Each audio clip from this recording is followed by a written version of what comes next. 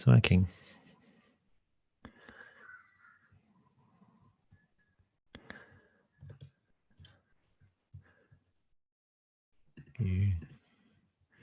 Slideshow.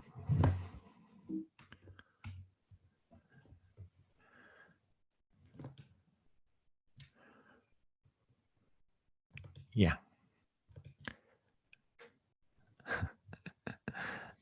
So complicated.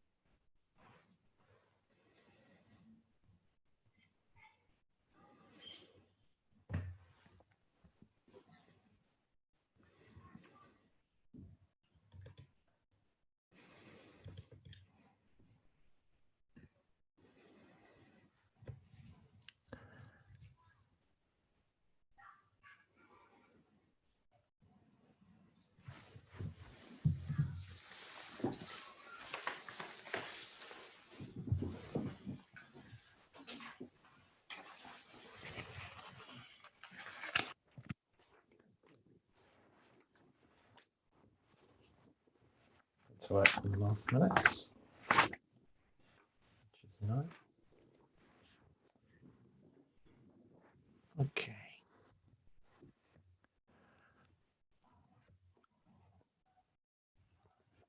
Awesome.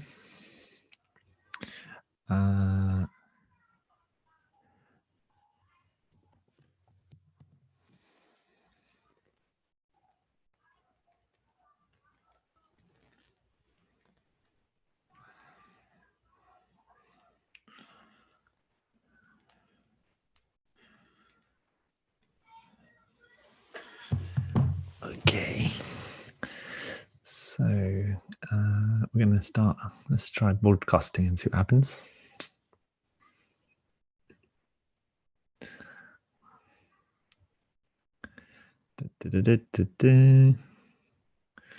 No idea what happened there.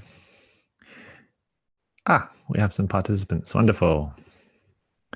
Who do we have? Ah, Dana. Long time no see. Janet, Margaret, Sarah, Vivienne, Yvonne. Who else do we have?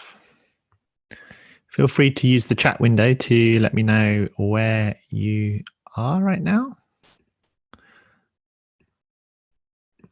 What the weather's like.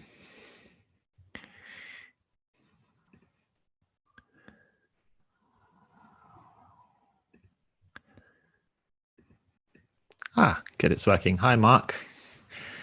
From Southport, lovely sunny day. Yeah, it's sunny here too. I'm in London, North London. I thought it was going to be quite a cloudy day. Sarah, cloudy in Hebden Bridge. Oh, Yorkshire, beautiful, beautiful. By the way, when you do use the chat, automatically it goes to all the panelists, which means the speakers. But I think you might have an option to just share with attendees too. So feel free if you wish to share with the attendees. I'm looking at the chat on Zoom, but obviously you're welcome to chat on Facebook too. And some of our panelists may be able to reply to you there. I'm not sure if I'll be able to multitask that much. Don't have that much skills. I can see. Oh, Elspeth is on Facebook, and Claire. Oh, and Lawrence. Hi, Lawrence. Good to see you there. Lawrence and Carlos are from the Happy Startup School, and they do wonderful Facebook Lives on Fridays at noon. Very mindful. It's good to see you there, Lawrence. Ciao from Italy, says Raffaella. And remember, you can change it so it doesn't just go to the panelists, it goes to everyone. Got one of my very good friends in Italy called Gioia. I can see another panelist has come on. If they muted themselves. Oh yeah, I'm just going to mute you, John.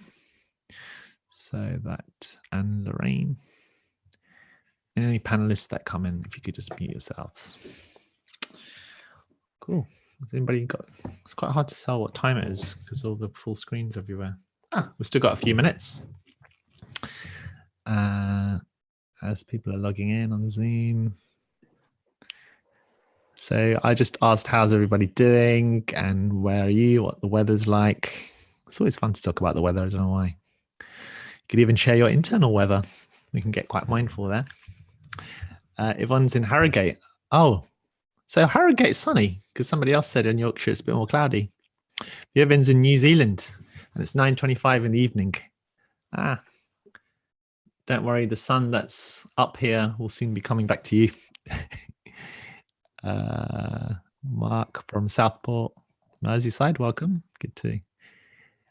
Christine from Aberdeen. It's cloudy at the moment. Remember, Christine, you can also change the settings so your message doesn't just go to the panelists, which basically means the speakers, but it goes to everyone. Elizabeth from Guildford. Oh, wow. Guildford's lovely. I've been there for ages. Are you recording? Yes, I am, Mark.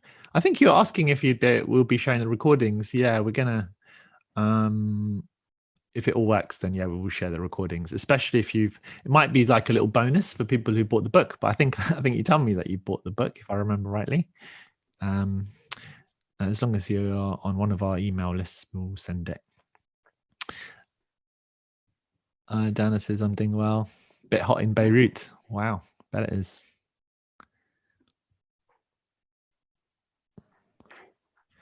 Lorraine Midda.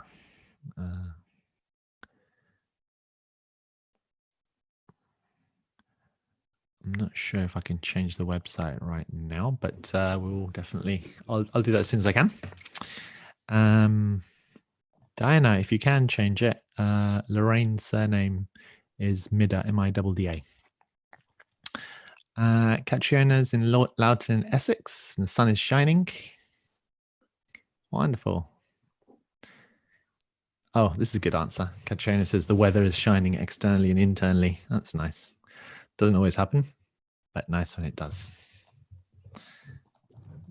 Good. So we're going to be starting in about 1 minute. Let me start.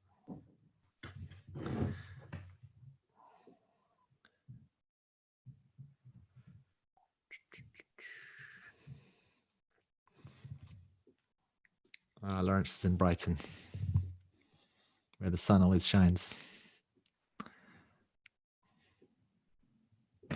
Diana's online there, I can see, and Cheryl.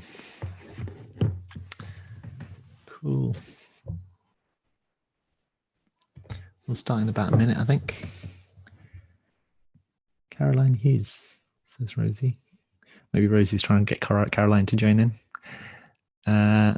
Lorraine's in Woodford. John is from Newbury. Thanks for hosting. Thank you. Mindful resilience, 10:30 to 4. Yeah. I just forgot. I actually realized I forgot to have a slot for lunch, but hopefully I'll find a little slot somewhere. Geraldine's from Yateley, work for NHS Frimley Park using mindfulness and yoga nidra meditation for the theatre teams. Good for you, Geraldine, spreading mindfulness and yoga with staff in the NHS. That's wonderful. Thank you for doing that. Sunny here and in my soul. Lovely, lovely.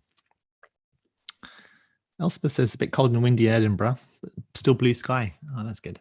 Not sure what the temperature is. Anyway, cool. Okay, we will make a start now.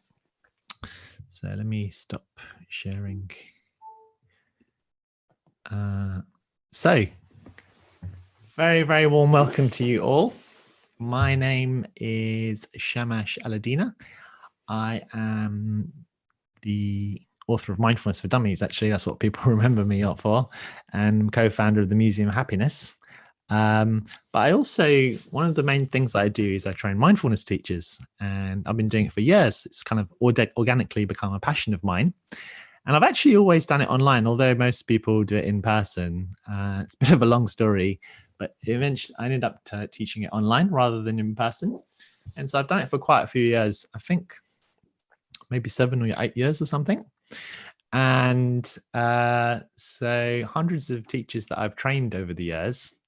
And when this kind of virus came along, I was really concerned for people generally. And also I was thinking about our mindfulness teachers, because a lot of them were teaching classes in person rather than online.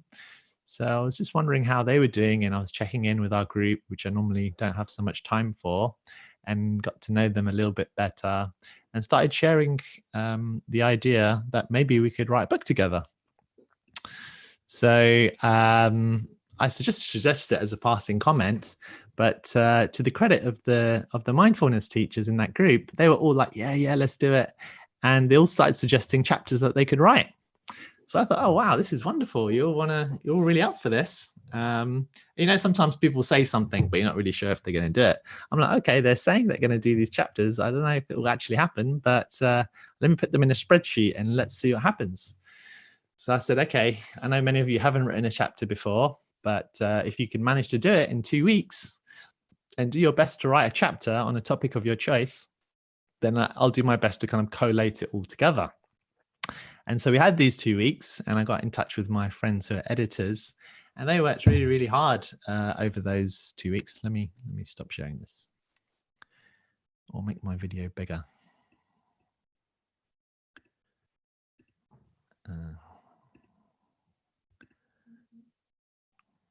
Let's stop sharing it for a while. Pin video. There we go. So yeah, there you go. You can see me a bit better now. So I thought, yeah, why don't we, let's see what happens in 2 weeks. So I prepared for all these chapters to come through. I wasn't sure if it was possible even to write a whole chapter in a couple of weeks, especially if you haven't written one before. And to the credit of these teachers, so 26 teachers that volunteered their time to write it, they managed it. And not only that, they also managed to actually write and record a guided meditation or 2 or 3. So we cut them in, and we didn't know what it would be like, but we looked at them and they were fantastic. And I worked with the editors, and these editors, one of them's based in New Zealand, one's based in the UK, and they had to work on, during the day and evenings and weekends to be able to publish it today, because of today is United Nations International Day for Living Together in Peace. So there's actually 2 peace days, one in September, and the other main one is today. So I thought, there's this day of peace coming up. Shall we try and publish it in that time? We really didn't know if we would do it. And to be honest, a few days ago, I was really struggling to get it all together and published. I thought, okay, we're not going to manage it. So I had to just accept that. And then suddenly it managed to get published. And so this book came out called Mindfulness for Challenging Times. And so then we were thinking of, maybe we should give 50% of the profits to the World Health Organization or some other charity. But eventually we decided, why don't we just give all the profits to the World Health Organization? Let's just do this as an act of generosity and just see what happens. So that's what we've done. We have released the book, and it came out yesterday, and we've reduced the price to pretty much the lowest you're allowed to sell it for, which is 99p on Amazon, and it's in 13 different countries around the world. Japan, Mexico, US, Canada, Italy, France, Germany, Spain, Australia, and a few other countries, probably India. And yeah, so it's out in all those countries, and it's only for 99p today. So really excited about that. So that's the story behind the book, and that's how we ended up writing this book together.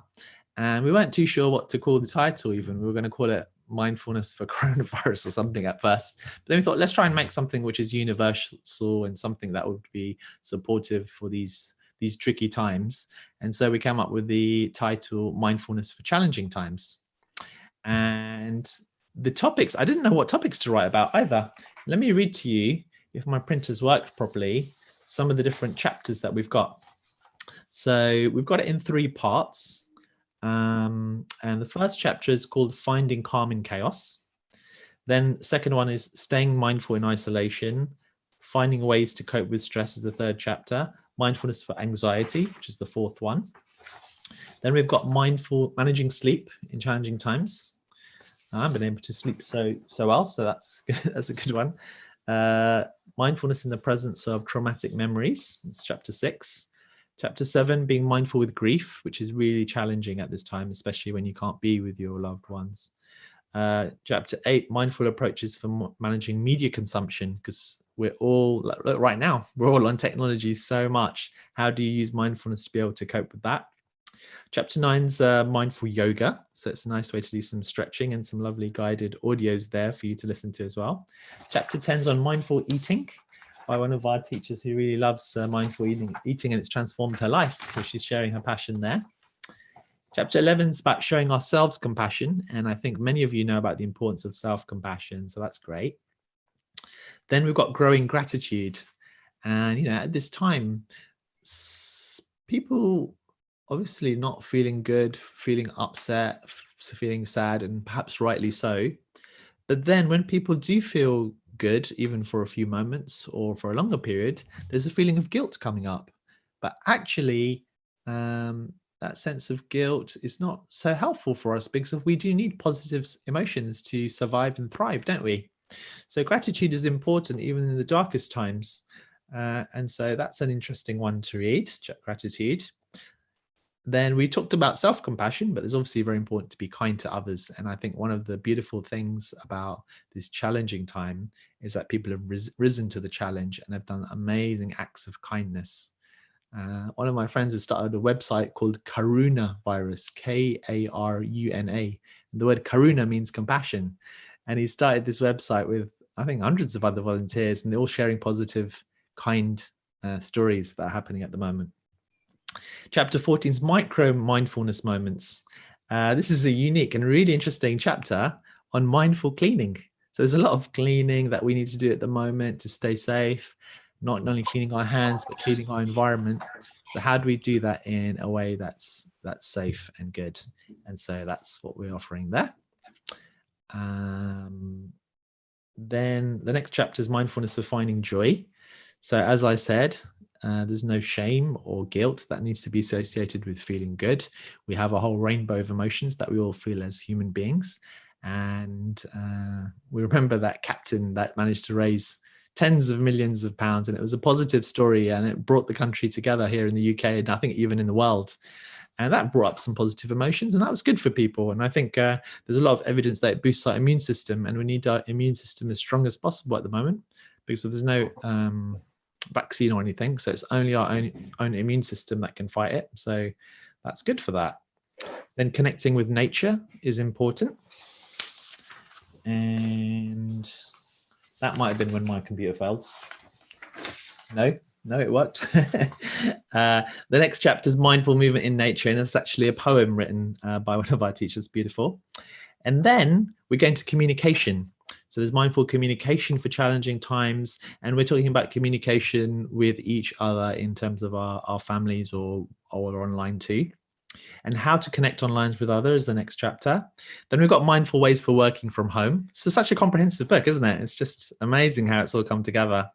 And I was just a very small part of this. It's so great to be part of it. So Mindful Ways to Work from Home is the next one. Saying, getting into routines and setting boundaries. So a lot of people who aren't used to working from home. I remember for the first couple of weeks, people were like, I just don't know what day it is, because they're not used to working from home. The next one, Staying Mindful with Difficult People. written by a couple of our teachers that have trained in India. And there's a lot of challenging things happening at the moment, including things like domestic violence going up, and they're very much aware and mindful of that. So they're sharing stuff about that. And then mindful ways through going through conflict is the next chapter. Still haven't finished. Long book, isn't it? Even just to read the chapters takes a while. Then we've got mindful parenting through the challenges. And then Elspeth has written a chapter on mindful co-parenting and single parenting. That's a really interesting chapter. And the last couple of ones, one is for mindfulness for the helping professions, because people who are having to support and help are really going through difficulties, of course, putting their lives on the line in many cases.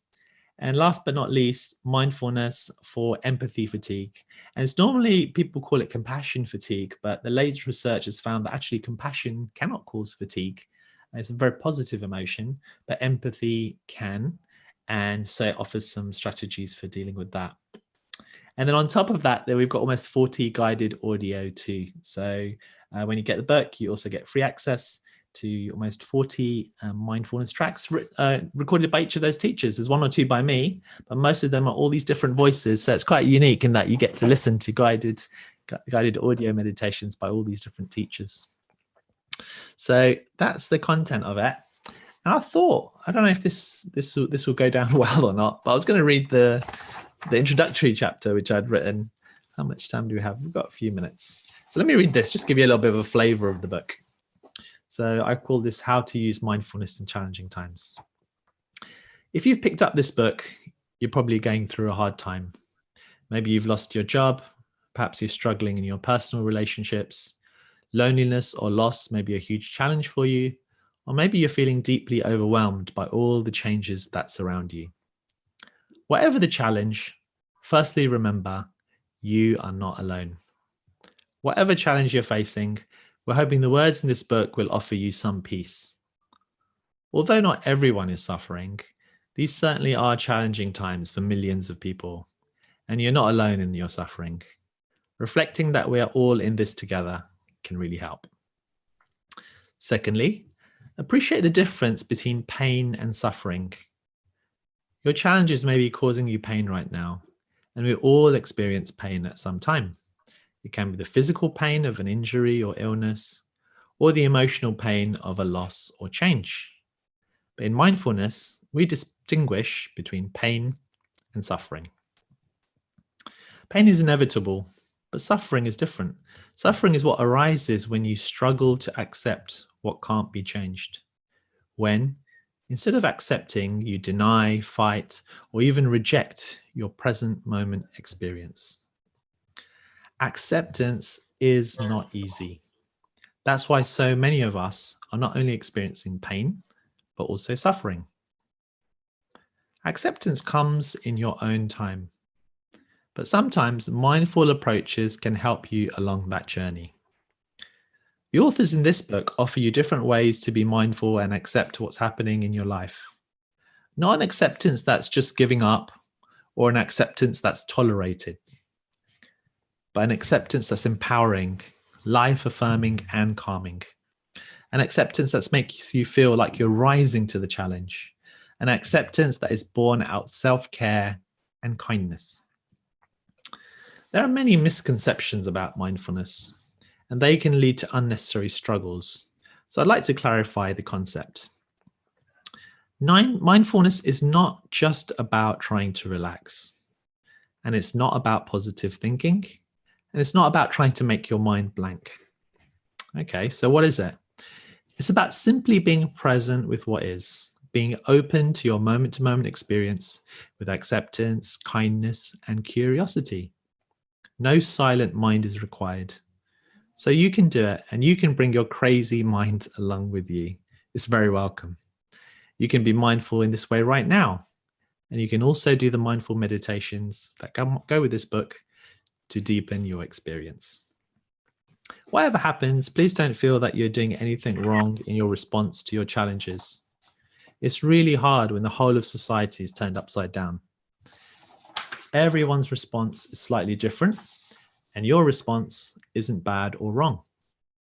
Maybe you don't feel like doing anything, or perhaps you're going into work overdrive. Maybe you feel overwhelmed by all the sorrows that the world faces. So begin by acknowledging that these are really hard times, the toughest that society has faced in half a century.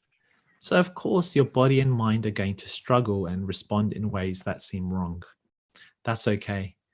Being kind to yourself and accepting yourself as you are is very much part of the spirit of being mindful. Imperfection isn't our enemy. I even can say that sentence. Imperfection isn't our enemy. It's what makes us human. Mindfulness doesn't offer quick fixes, but a moment of presence can help you to see your challenge in a totally different way. And that can sometimes change everything. The potential for radical transformation in a moment is very much possible.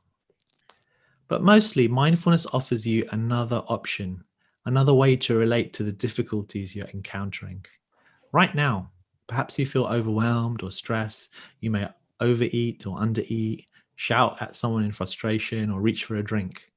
We're all susceptible to making choices that don't help in the long run. But you may not have the skills or the capacity to do anything differently. However, some short mindful exercises in this book may be an alternative you choose, both practiced in moments of calm or when facing really tough moments. Tiny changes matter. It's our hope that this book inspires you to take just one deep, mindful breath in and out, or one long, much needed stretch of your body, or to be a little bit nicer to yourself. There's no pressure to do anything more than that. And if you're inspired to try more, well, in this challenging time, we'll be very impressed. And then I go on to actually describe a guided meditation in that book. So there's an introduction. That's a short compared to some of the other chapters. They're a little bit lengthier. So I hope you enjoyed that. So now what we're going to do, before we go into our first panel, this is like an experiment actually. We haven't done this before, but many of our authors, and some of them are authors and some of them are not authors. We've invited everyone who is part of our Teach Mindfulness community to contribute today, because it's nice to include everybody. So we've got a whole range of authors, and they'll be in our panels and they'll be sharing some stuff. So let me guide you in a little meditation now. I'm just gonna mute Lorraine. Go to all the other panelists are muted. Okay, so let's do a little meditation together for about 10 minutes. Now, one of my favorites is putting down the bags of the past and the future and just resting in the present moment. So let's do that one. Okay. So whether you're joining us just for these 10 minutes or longer, see if you can turn off your other digital devices and other distractions. See if you can just spend 10 minutes together with us now. If not, then just as much as you can feel capable of. And you can begin by lying down on your bed. You could be sitting up in a chair, on a yoga mat, on a cushion, standing on one leg, whatever you prefer. Some of you may be indoors. Some of you may even be in a little courtyard or garden, maybe. Wherever you are, you're very welcome in this meditation. So you can have your eyes open or closed for this, whatever you prefer. One's not better than the other, you choose. And just begin by noticing the sensations of your body. Rather than trying to pay attention, just allow the sensations to come to you. This is a process of letting go, of not trying too hard or focusing very hard. So just letting the sensations of the body come to your consciousness very naturally, without effort. And as we do this process, we don't try to block the thoughts at all or be negative towards the thoughts at all, because that's just another thought. So we just let all thoughts just come and go. They can do that, and that's fine.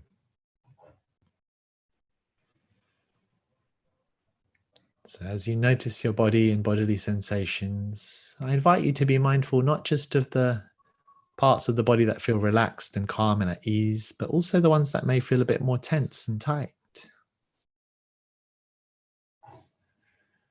Remember, mindfulness makes space for all sensations because they're part of the present moment.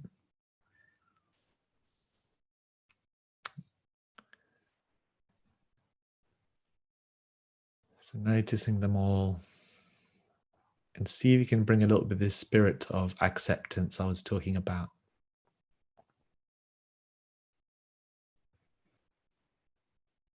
Noticing your breathing and the sensations of your breath.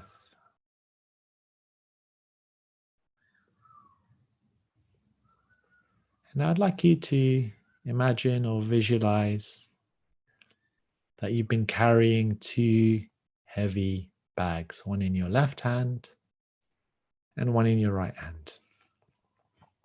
I know a lot of you are having to go walking to get your shopping and you're carrying these bags in your hands of shopping. You know what it feels like when you're carrying these heavy bags. They really pull down on your fingers, on your arms, on your shoulders. So imagine you're carrying these two heavy bags, but inside the bags, it's not your shopping. In the bag in your left hand is actually all your memories of your past, everything that's happened in your past, not just today, but ever since you're born. And we classify the memories as good or bad, relationships as good or bad, successes and failures. But just imagine them all together, that weight in the bag in your left hand. And in your right hand is the bag that represents, you guessed it, the future. And that's a heavy bag too. It could be the bag of the unknown future or the known future. Worries and concerns about what's going to happen, which is all held in thoughts. In fact, projections from your past. See if you can feel the weight of the future in your other hand.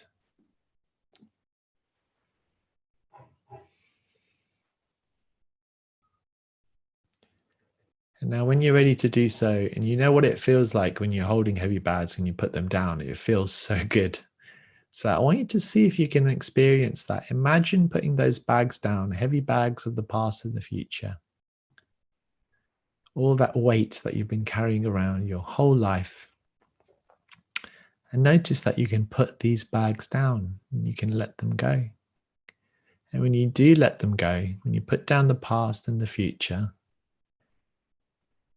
you may, for a second or a millisecond, or maybe even for a few minutes, experience a little taste of what letting go means, because you do it all the time. Each time you breathe out, you let go. Each time you put some bags on the floor, you let go. Every time you sigh, you let go. Every time you fall asleep, you let go of one day with the hope of another one the next. Life is a process of letting go. And that happens whether you want to let go or not. It happens by itself. And so noticing what happens when you let go of the past and the future.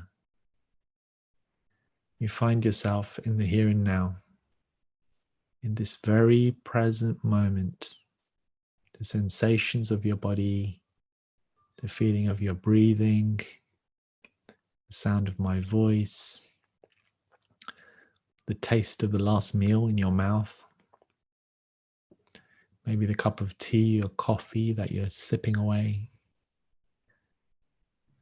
These sensations are what make up the present moment. And as you'll notice right now, as we're going through these challenging times, the animal kingdom, the plant kingdom, they don't even know what we're talking about. They are just very much in the present moment. It's pretty much the only moment they know. Also young babies, young children, they're just playing and laughing if they've been brought up in a good family. And on a good day, the same with animals and plants, just very present, noticing their sensation of hunger or fullness, noticing the other animals and plants around them, and with with those great teachers, the dogs and cats, doing absolutely nothing sometimes, just finding a nice warm or cool spot to just sit and be. And so you can tune into that inner aspect of yourself, which is part of nature. There's a part of you that is just like an animal or a plant, that is free of the world of thinking and planning and worrying. And we're allowed to step into that world to rest and recharge.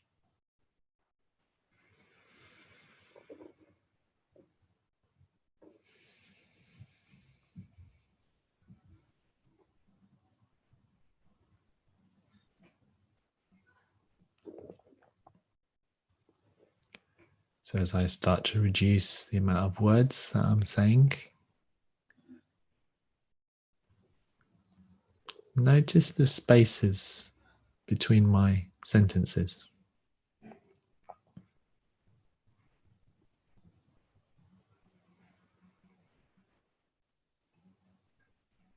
And in those spaces, you may notice a background silence,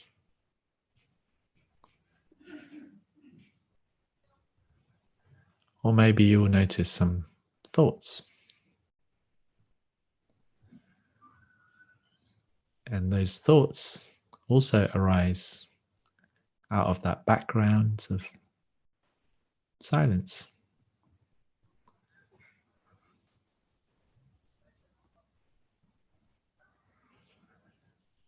And if you notice that, great. If you don't, that's also fine. That's also what's happening right now in the present moment.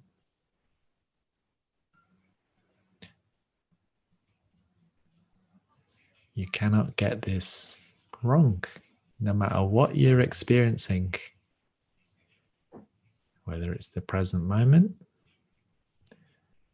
or if it's your worries and feelings. That's all what's happening right now.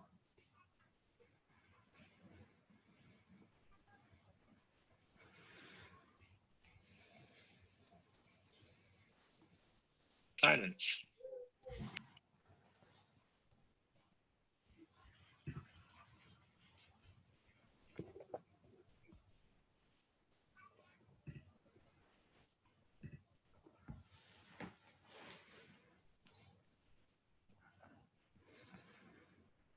So now turning to your body and your bodily sensations, and maybe just scanning your body, starting from the top of your head, noticing your facial expression. You're allowed to have a gentle smile if you wish, just to notice what it feels like. And then down your neck and throat, down into your shoulders, and feeling the sensations there, and the sense of the weight under your shoulders, maybe your arms and hands. Feeling the sensations right down your back and your front, your torso. Sensations in your legs, buttocks, thighs. Down your legs, all the way down to your toes, all the way, including your little toes, the tips of your little toes, including all the parts of your body. Noticing what the effect this little exercise has had. And if you do feel a little bit more present, a little bit more accepting, even if it's 0.1%, it's been beneficial, hopefully. Good. And so just gently coming out of this exercise, and I've got a little gong, so let's listen to that. I'll try not to do it too loudly, so don't worry.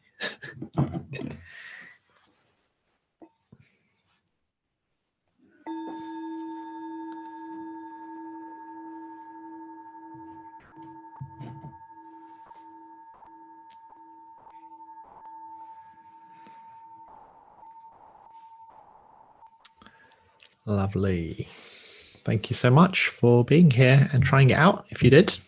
Or maybe just listen to it in the background. That's allowed too. Let's see if there's any comments or questions before we start our first panel.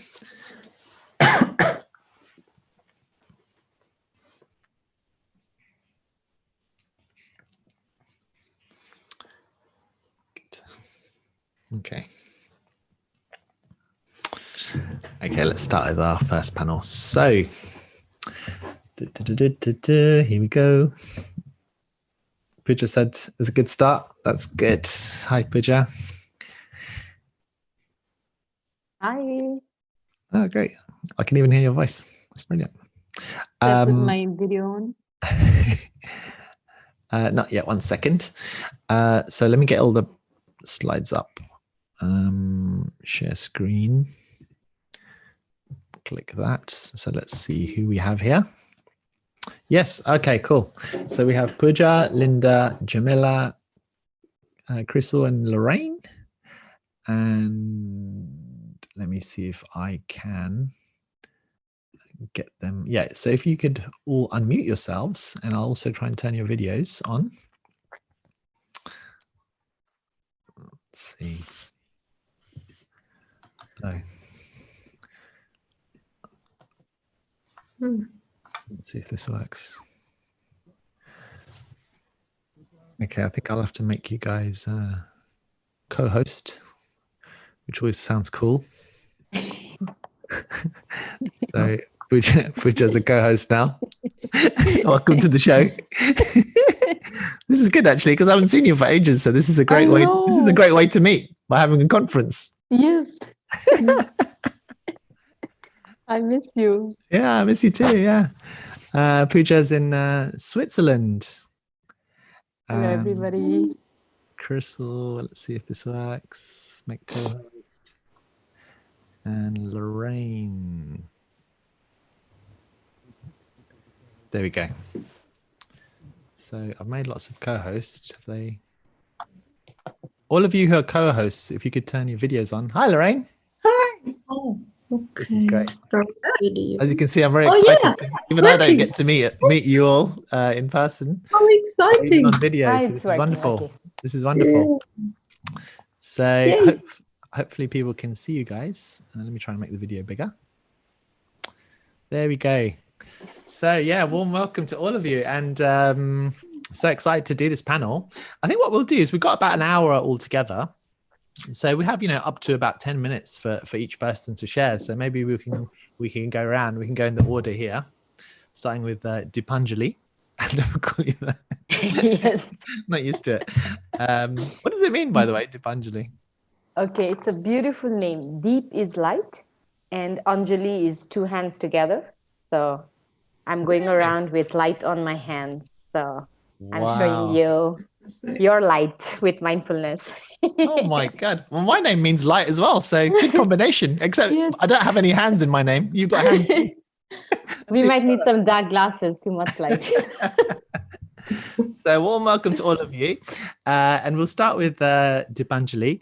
And we'll share a little bit of conversation about mindfulness at work. I'm really looking forward to hearing the story about how you've managed to bring mindfulness into the workplace. So yeah, I'll pass it over to you, Pooja. Okay, thank you so much. Shamash, before you pass over, sorry, sure. People are on the chat saying they can't see the panelists because you've got the screen share up. Ah, okay. Okay. So let's turn Sorry to off. Thank you. No, thank you for saying that. Stop share. Okay, and then if I click this, that's really good. It's like we're panelists on a game show or something. Now we're looking serious. This sounds. What's that? Do they like that? Can they see? Let me know if they like that, Lorraine. Yeah, now we can. Sorry. Cool. Yeah. So go for it, Pooja. Yeah, thank you so much, Shamash. Actually, it's Shamash who introduced me to mindfulness, and we met in A-Fest. I don't know if everybody knows. And he said, have you heard of mindfulness? And I was like, sounds like something like meditation, but no, I don't know much. So that's how he said, I'm doing this teacher training course. So I did the teacher training course because of Shamash. And then he told me what I could do at work. I was already starting very small because of a big restructure at our workplace. We had at that time around 700 staffs, and that was a very bad restructure. And I knew that there was another way instead of getting just anxious and worried and fear and all of that stress of the restructure. Obviously, it was an international organization, so there were a lot of people from abroad. They didn't know from one day to another, the restructure was super bad. And then with just a simple email that I sent to a few of the people I knew who might be interested, saying I'll be doing lunchtime sessions 1 hour. We'll just talk about what's going on. And that's how it started. And when Shamash, when I did the teacher training in 2016, I think that was 2016, right? Jamila, we were in the same class. So after that, I had a bit of an idea. So right after when the class started, I started introducing the course, the Mindfulness at Workplace course. So I said, why don't we try to do this? HR at that year as well, we created a wellness working group. So this quickly became part of HR, and then they started making official meaning like instead of me doing in a small setup, it was sent by the learning and development like any other companies and how you do other trainings, so people could sign up. And this has been we have been offering since 2016. So every year, 2 times per year, 8 weeks mindfulness sessions, and this is one of the trainings and sessions that has been on demand by staff. So that's why it keeps going, because even if people are taking it one term, they come back again, and it's ongoing every time. We have 20 to 35 people. Obviously, the people being able to come, sometimes with travel, it was not possible. But now, even in this COVID time, it's all online. So this is happening online. We've started meditations already 2 years ago. That's also ongoing. So we try to do 2 times per week, Tuesday and Thursdays, which I do. So if you have any meditation scripts, please share it with me so I can change a bit. Because, it's a lot of meditation every week, 2 times per day. And the best thing is with the COVID, because everybody is online, we were having challenges about which room to take, those kind of things. But really, I have 38, 40 people coming. Wow. Every time now. So that's really good. So I think we're going to continue online. Wow. So that people Is there any sharing, or do you just guide the meditation? They just listen and practice? So this one is just meditation. They just come for 10, 20 minutes. We start 9 o'clock in the morning until 9:15, 9:20. It really depends. We haven't done any sharings, but I could try. I mean, I have the flexibility to try. So I have asked them to reach out. Some people reach out by email saying this was so good, the meditation. I mean, then the comment section is also very useful.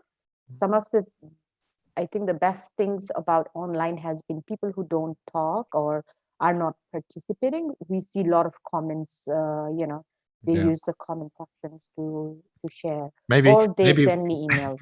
I've had a funny idea, but when you go back to doing it in person, maybe you can just give them little emojis. So in class, how was the meditation? And they can just hold the sign up, smiley face or something. No, but they put it on the chat saying this was really good. It's been very useful, and it's the regular people. The same people keep coming. And actually, last week HR thought the lockdown was going to be just in April, and maybe in May we would go back. But so she didn't send the link of the link for the meeting, and everybody was writing to me like, when is where we didn't get the Wow. There's a big interest, and they come. Some people are completely new to this. Some people have a usual practice, and it helps them to go. And we also have, apart from mindfulness, we have a lot of overall well-being for staff. So we have a health counselor who does that. We had panel discussions with the staffs around parenting, how difficult it's been. So, or single staffs who's been in Geneva or anywhere in the world, how they are coping. So it's been really, I don't know, our organization has stepped up quite a lot. I think we have never felt disconnected as part of the organization and how the organization is actually taking care of overall mental health and well-being. Wow. And really a strong message coming from the management where they are supporting staffs. They are verbalizing that they don't expect people to be 100%. The productivity will definitely go down, and that's a given, and they should not, people should not be worried about that, and to make mental health priority and overall well-being priority. And voilà. Wow. Yeah, it's been incredible. It's really incredible. Because I remember in the early days, you were just kind of starting out, and it's gone from that to being. Would you say it's kind of almost become part of the culture, or it still takes some time? Really? In our organization, starting from our top level management. So last year we had a employee, because in our well-being group we have chief of staffs. So we have not only just staffs. In the beginning, it was just HR, me, and a few other people who were interested in this field. But since this has become more, visible, and the organization wants to give a message that we take care of you, employees are priority. So we have chief of staff as well, who is a woman, and she's quite open and very, very supportive. So we have her, and we have regional managers. So top level management members are in the wellness working group, and our new director is very much open to these as well. So it shows you how something can start very small, can change, because there's hundreds and hundreds of staff, right, that you have. Yes, we have impact so many people. With consultants, just staff members 650, but with consultants around 1,000 staffs in Geneva. Yeah. Wow. And then the impact you're having around the world is even more big as well. So it can ripple out to such a big thing, right? Yes. So our organization, the objective, is really to end HIV, AIDS, TB, and malaria in the world. So we have until 2030, which is a big challenging, we have a big objective. But even in these times, I think they have understood that we can't achieve that if we don't have a healthy workforce. Okay. So since the new director, there's been a cultural difference, change. So this 2020, they have really stepped up. Everybody's been providing that positive feedback to the management because the new director has really brought this up on the front line of saying, like, we need you guys, So we need you to be healthy, and we are here to take care of you. And I think that's a really strong message to the staff. Amazing. Thank you. And I know you're talking mainly about mindfulness at work, but maybe just for 30 seconds or 1 minute, could you also say the work you've been doing in Nepal? Yes. So here in Geneva, I have another friend who is supporting quite a lot of entrepreneurs, women organizations at national level and different levels, official levels, UN agencies and all of that. So she knows I've been doing mindfulness. So she said, "Why? What can we do to the women in Nepal? They've been so stressed. They were all entrepreneurs. There was a big event coming up for them, to promote their businesses." So we said, why don't we just start with mindfulness? We give 3 free sessions and see how it goes. So we did that. We finished all of that. So we started with one. It's a national federation of women entrepreneurs. So there were more than 35 women age. So what we did is we did a very officially one because we went through her company. So we did an assessment before. So we asked them to fill a form before and then after the 3 sessions so that we have data as well. It's important to keep data. Yeah. So it was really good because the feedback was overwhelming. They all said, people in Nepal, they are kind of used to hearing Sadhguru, used to hearing different kinds of yogis, and this is part of the culture. You're probably the guru with the smallest beard that they've ever had. No, but what the feedback they gave is we've never done anything like this, which was very practical, right? So the mindfulness that I do is everyday mindfulness. It's practical stuff. So even those, because this first group was between 40 to 60 above, so and they are all experienced. They've been meditating for years. They've been doing yoga, and it wasn't new for them. But what they said was, oh my God, we never looked at meditation or meditation in this way. It was more sitting down and traditional, So when we did quick meditations, like just breathing, in and out, sitting down, and I made them do it by opening their eyes as well. Just open your eyes, look around. 3 minutes exercises, very simple, 3-minute box breathing or open awareness, very practical ones, body scan. So they were all very, very impacted because for them, it was go to a quiet room, sit cross-legged and, do that. If you don't do that, then there was no other way. And then at the end of these 3 sessions, the feedback was very positive, saying that, they were all stressed. Their stress level was super high. And this was really helped them. just a great reminder and how it helped them. So that was really good. And then after there were other sessions. So it was another group who reached out, because Nepal, Kathmandu is a small place. So the word spread out. People will put pictures on the Facebook. So people started reaching out to my friend. And the other one we did was Nepal Lead, which is young girls, college, like 12 plus A levels above leaders. So they are training to become young women leaders. And then we had another group as well who helps victims of trafficking, child trafficking, woman trafficking, those ones as well. And they had lots of psychologists, counselors, working in the mental health sector. So it was great because I really got contact with the mental health sector in Nepal. So they again, the same benefits. Amazing benefits, and keep in touch with us, because I'm sure other mindfulness teachers could from our community could also help support, because there might be just so many of them. Yes, that's what I was thinking. Yeah. We're gonna have to move on to the next person. But thank you so much for sharing. And you're welcome to stay, or if you need to leave, that's fine too. Cool, that's fascinating. Is anyone who would like to go next in particular, or should I pick someone? Okay, I could just pick the next person in the box here. I can see Linda. So Linda, would you like to start by introducing yourself a little bit? Okay. Thank you. My name is, hello to everybody there this morning, and hello to our viewers. My name is Linda Shallow, and I'm based in the Republic of Ireland. I trained with Shamash in the mindfulness program in 2015. My journey to that was that I have been practicing mindfulness techniques in other ways. I'm a cognitive behavioral hypnotherapist. I'm also a Reiki master, bioenergy healer, and a healing touch practitioner.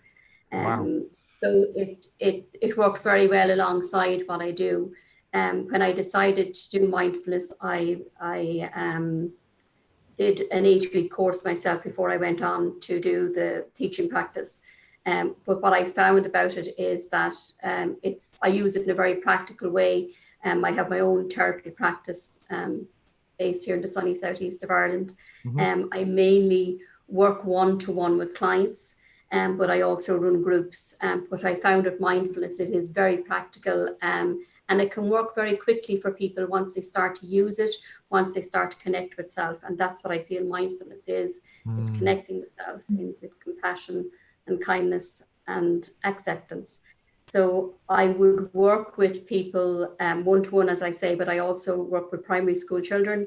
I have set up programs for creches and Montessori schools, and for them to use with very young children, and also going right across the board and to working with the elderly with groups and also one-to-one.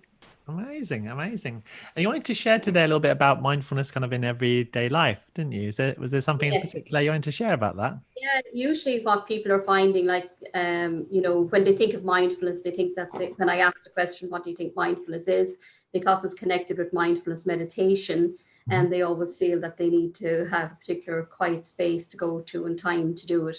So I try to encourage them to bring it into their everyday lives, mainly by starting their day where we always start in the morning, and maybe at that time to encourage them to set the intention then for today. Set their intention by maybe asking themselves, what do I need to do today to help myself feel better? So that might be just one thing, just one journey of connecting with setting the intention, and then to get them to check back in with themselves, maybe every couple of hours, to see how is that intention going. So morning time, then when you rise in the morning, and then checking back in around 11 o'clock, around 1 o'clock, around 4 o'clock, just checking how is the intention going and how did they care for self. And it's very simple. It could be really taking that moment to sit and really enjoy a cup of tea or coffee, and maybe going for that mindful walk, or just checking in and asking, what am I feeling right now, with people. And people use language like, I always say people could use, I had a good day or a bad day, or this was just, oh, I had a terrible day today. So when you start to set your intention in the morning and you check in on yourself, I tried to tweak and enhance their language as well, by changing maybe good to easy and bad to difficult. So we have a few easy moments then, or we might have an easy day when we look back with difficult moments, or we had a difficult day with easy moments. So that's really what I encourage them to do, to see what their mindfulness is, because everybody's mindfulness is different. Everybody will use their mindfulness differently. So to check in with themselves and see what do they like to do. It might be just reading a book, and you'll have people say, I haven't got time to read. So I'd say, well, if you read 3 lines of a book, you've read a book today. So it's connecting back that way. I love these little small tips that you're offering, because it makes it more kind of accessible, doesn't it? I'm wondering, what about, you said that you kind of go into schools as well, you share it with children. What sort of exercises do you do with children when you're bringing mindfulness there? Well, usually the first thing is always the little bell. So we start with the bell and the breath, no matter how small they are, they will notice that. And then really short meditations, like a minute meditation for the breath, and then usually either taking an object for them to draw or to color, depending on the age group, you know what I mean? So they will take that, and it's very, very, it's lovely the way children accept things like that, and how they do it so differently, and how they view things differently. And just giving an example of, I could bring a simple thing like an apple for them to color, and the color of the apple could be green, but one child may color it bright red, and you'll hear all the comments, like the other children will say, oh, you did it the wrong color, or that's not the same as this apple. And I remember the one little girl that did it the red color, she said, but my mommy always buys red apples. So things like that. So I do very simple exercise like that. It can be music, lying down on the floor with a little soft tie on their tummy, to notice the soft tie moving up and down with their breath. And that they know there's a start and a stop. You know what I mean? That everything is not, because everything has gone so continuous now. So they know that there's a start and a stop. So it's them practical things that children love. They absolutely love. It could be even playing with the ties that are available there, you know what I mean? To sit for 5 minutes and play with that tie, one tie. Yeah. And then, to work around that. So that's usually the way I work with children. That's great. Yeah, I can tell from your style, you got to make it very accessible and very simple, whether it's children or adults, so then they can feel like they've achieved something. Yeah, I feel people really have to connect with self first, and then once they connect and know what they like to do and figure that out, whether it could be music, singing, walking, writing, sleeping, whatever makes them, whatever they connect with, to make it accessible to them and use it in their daily lives. Okay, so you start with the person, and you start with their passion and what they like doing, and then you bring mindfulness into that. Mindfulness into what they're doing, and it doesn't matter what that is. We can do everything mindfully. If we take our time, slow it down. Brilliant. And how can people get in touch with you if they want to work with you? What's the best way? Okay, well, I have a website up and running. My website is just simpleindeshallow.com. I'm on Facebook. Usually my business, because I'm from a very rural area, and my business is very word of mouth. But Okay. yeah, I'm accessible there through Facebook, through social media.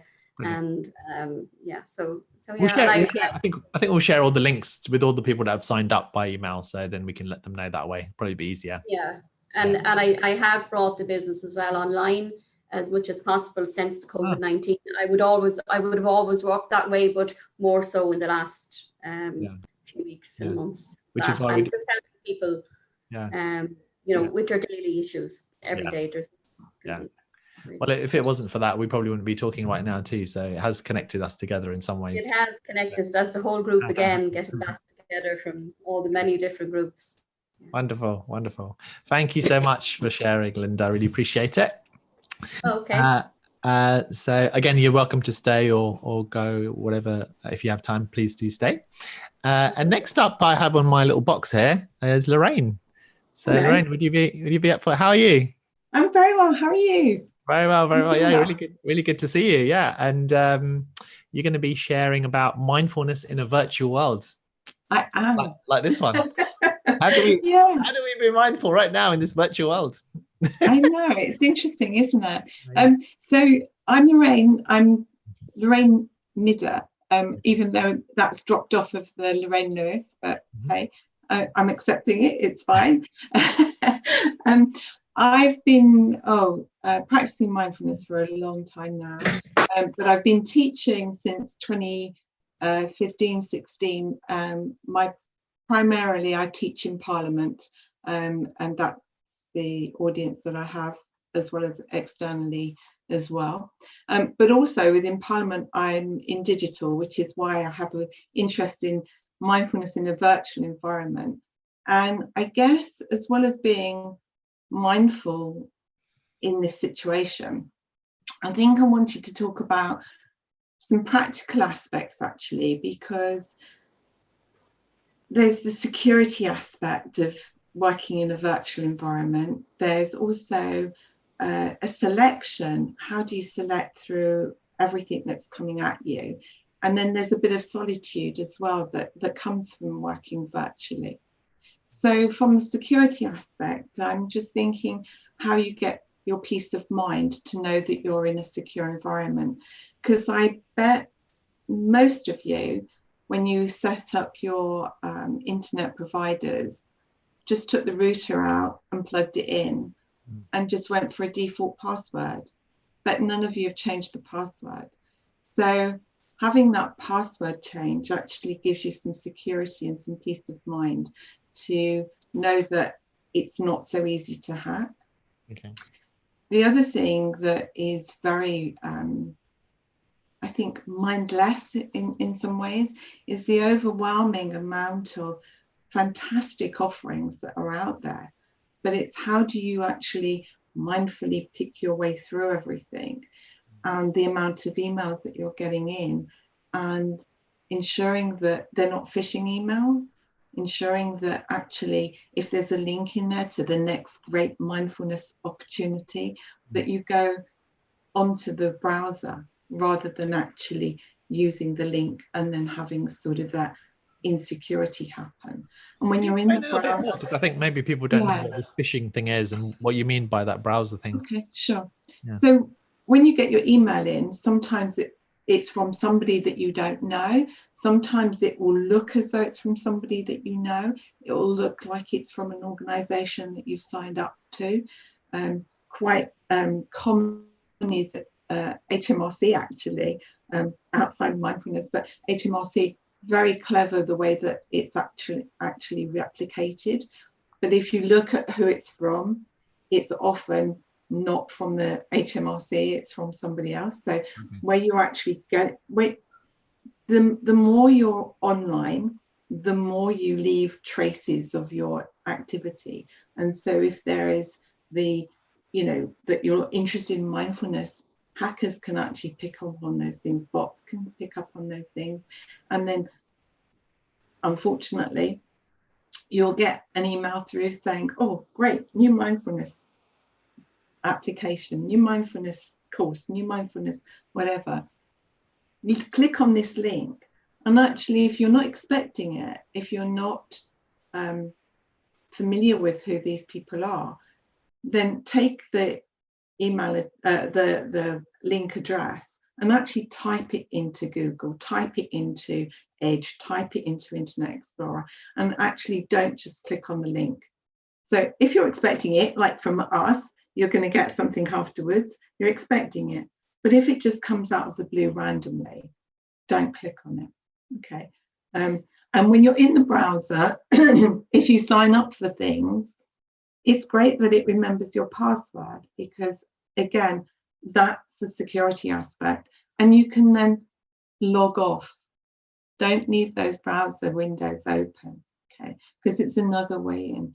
So bringing a bit of peace to yourself and actually knowing that you're secure can allow you to just relax into whatever site, whatever app that you might have taken and chosen to use. And just being really aware. So one of the things as well is actually that selection and the choice. Do you go online for this particular product, or do you download this app? And I don't know about anybody else, but in this particular time, with so much going on and so many screen meetings or screen opportunities, often they're back to back, and you don't get that moment to breathe. You don't stop, you don't think, and you get notification pings from everywhere, from Facebook, from Twitter, from the app that you may have chosen to have a guided meditation from, that little red dot that pops up and says, well done, you've meditated for X consecutive days. Well, I don't know about you, but actually that puts a bit of stress on me, that says, oh my gosh, I didn't do it yesterday. Oh my gosh, I did it some other way. And you know what? We're building up that stress. So I am now giving you permission, right? I'm allowing you to turn those notifications off. Just turn them off, right? And just use the product that works for you on that day, right? There is so much out there, you know. And for me also, that sort of that back-to-back meetings, there is a great, I mean, in a virtual world, the idea is not using paper, right? But I'm missing my post-it notes. But there's a lovely app called that's Sticky Notes, and I've got them all over that says breathe, joy, gratitude, it's okay, right? And they just pop up and they just give me that moment of, yeah, it's okay. So they're my notifications, not those horrible red dots that say you haven't done something. Okay. And the other thing I wanted to say in a virtual world is quite often it can be quite solitary, because you've got an app, you stick your headphones on, you take yourself off, and you're solitary, right? And yeah, that can be really good. But like this, the coming together in a group that offers you the support and the love and the acceptance and allowance can be so nourishing. And sometimes it's really good to just drop in and just be with others, as well as that solitude that the guided headphones on, sitting cross-legged, whatever, actually allows you. Yeah, so just in that virtual environment, don't forget we're human too. So whilst there's lots of research actually going on how online communities can help, it is still about community. And it reduces that solitude too. That's a really good point, actually. Yeah, because with virtual, both are. In fact, you're saying that I should have a look at the chat and see if there's anyone shared anything or asked any questions. Dipanjali says, this is very, very useful. Thank you for these great tips. They're very useful at this time, that she's saying. Yeah, so feel free, others that are watching and listening, especially on Zoom, I can see them most easily. So if you happen to be on there, then you can feel free to share your chat with us. But thank you so much. Was there anything else that you wanted to add before we yeah, there's just one other thing. Sure. There's encryption. Sure. Encryption. Okay? Yeah. Encryption. So if you see that there's encryption available, use it. Okay. Okay. Just scramble it up. So whatever app, whatever product, whatever you're on, using encryption. And actually, the other one is also two-factor authentication, which means that it's really only you. So I don't know if you're on Google or Outlook or whatever, it just sends a message to your phone. It's a bit of a pain, but at least you know that it's you, it's secure. So wherever you've got those opportunities, just use them, just to give you that peace. Wonderful. Okay, cool. Thanks. And thanks for sharing mindfulness with Parliament as well, because if our leaders can be more mindful, that can have an impact on their decisions and it's good for everyone. So thank you very much for doing that too. Yeah. Awesome. Cool. So next I have Crystal. So let me see if I can unmute you. I think maybe you need to unmute yourself. Oh, there we go. Hello. Hi, how are you? Yeah, good, thank you. Yeah, so I'm Chriselle. I live in I live in New Zealand. So it's nice and late here at the moment. But yeah, I came across mindfulness probably 3 years ago through your teaching. But then I didn't realize that I'd been doing it for a wee while. So I've got a bit of history in holistic bodywork training and psychology degree. And actually mindfulness and the holistic stuff tied together the whole psychology thing for me. After doing my degree, I kind of found that there was still stuff missing. There was still holes, and I was kind of like, okay, where does everything else fit? So it was great to delve into those other holistic sides and to get onto the mindfulness teaching. Yeah. So currently I am offering workshops part-time, doing intro workshops and workshops with parents. Yeah. And the rest of the time I have my 2 little girls at home. So wow. Cool. So sorry, I was slightly distracted there. Was it parents that you said that you work with? Yeah. Oh wow. And how do you do that? Is it like a one-to-one thing, or is it in groups? How does that work? So I do it in groups. Yeah. So they're generally, quite small groups. 10's probably the max I'd have. And it's a lot of experiential mindfulness, I find that it's certainly for me anyway, it's the way that I learn. And I think for people to get a good grasp of it, they need to really try and experience it for themselves and put it into their own context, because it means something different to every single person. So that's true. Yeah. Wonderful. And in particular, I think you wanted to talk about acceptance today, didn't you? I was talking a bit about that in the introduction as well. Is that something that you wanted to touch on? Yeah.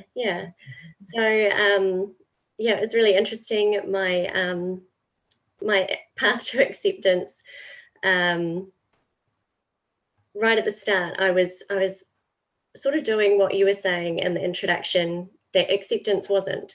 So it wasn't accepting because you had to, or begrudgingly accepting.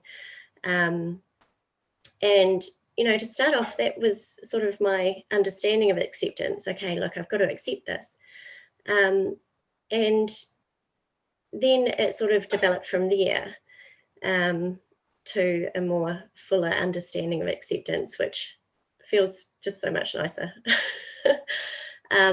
But I found that particularly in working with parents and in my own journey as a parent, that acceptance is a big role to play in being the parent that I want to be, and it seems to be the same with the clients that I work with as well. So what I've found is that a lot of people accept responsibility for their children, their behavior, and all of these, different aspects of their children. And then when they do things that may trigger us, or may feel that, you know, okay, that's not quite right, then there's a clash, and that acceptance can be hard to come to. Yeah, so I sort of wrote about that a little bit in the chapter, because often, you know, in challenging times where there is a clash, it can either be hard to accept ourselves and our own feelings and experience of the thing, of the situation, and also what others are doing around us. So, yeah.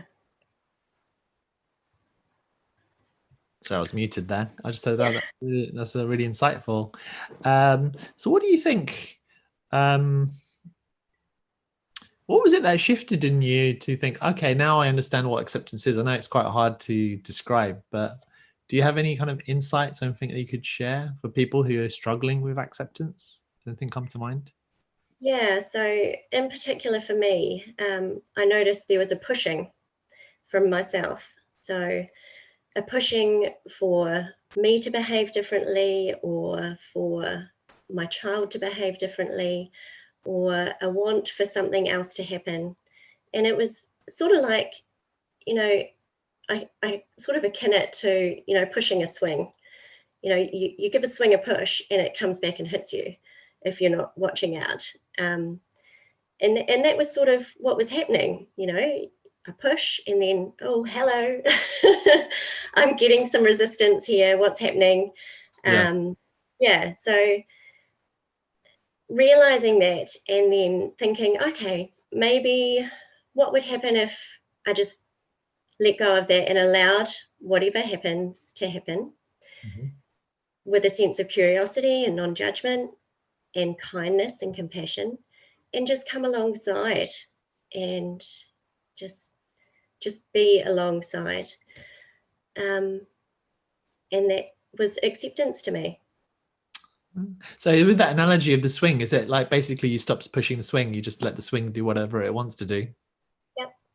And then you found out it swings by itself or something? That's right. Yeah. it keeps swinging. It's going to keep swinging and hit us in the face every now and then anyway. So it doesn't make a difference. Yeah, that's right.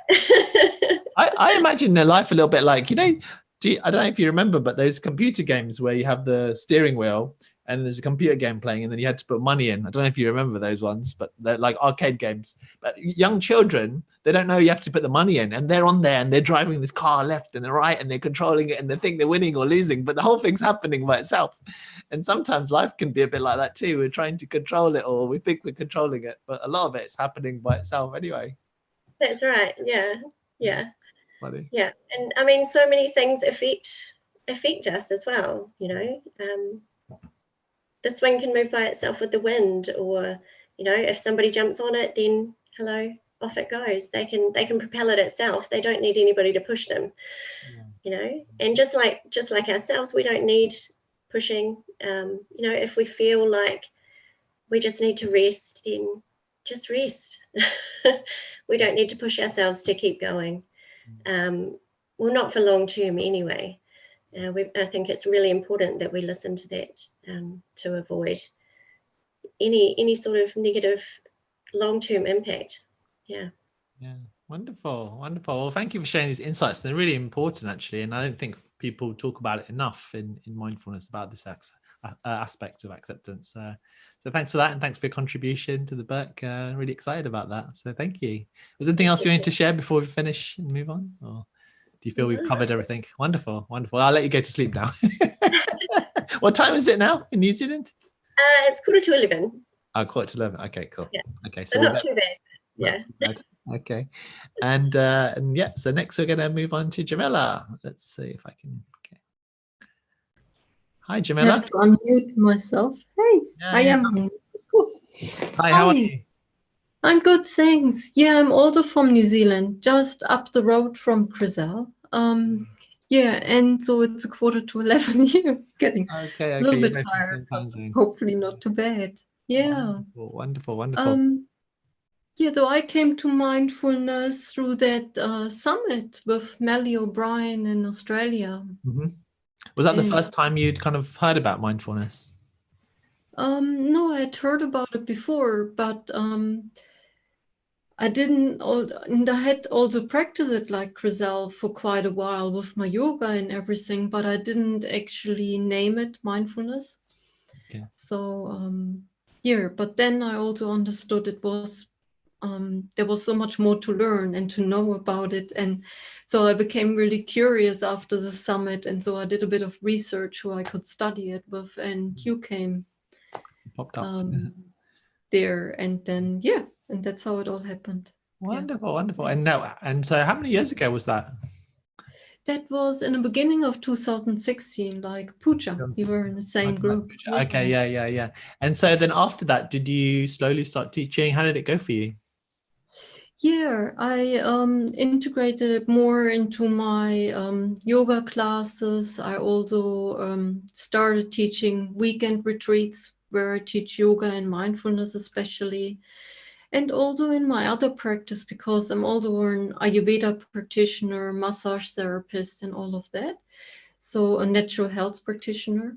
So Ayurveda is like, you would know, Indian naturopathy, but not a lot of other people know what Ayurveda is, right? So it's it's like naturopathy. It comes from India, and so there too, I started to use it more and more, and I really noticed that, you know, the people who do the best, who get the best outcome, or really who get well and take the advice on board and can make it happen, actually, are able to put all of that into practice, are the ones who also embrace mindfulness, you know, who really also are open to mindfulness and start practicing that.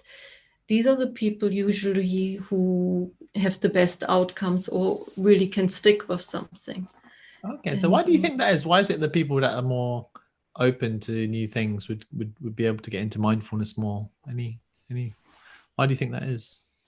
Any ideas? Well, I think the biggest part is because, you know, when we talk about well-being, everyone, most of the people, not everyone, of course, us not, but a lot of other people think always about physical well-being. And they think, okay, if I eat well and if I exercise a lot, I'm going to be all right. And that's enough.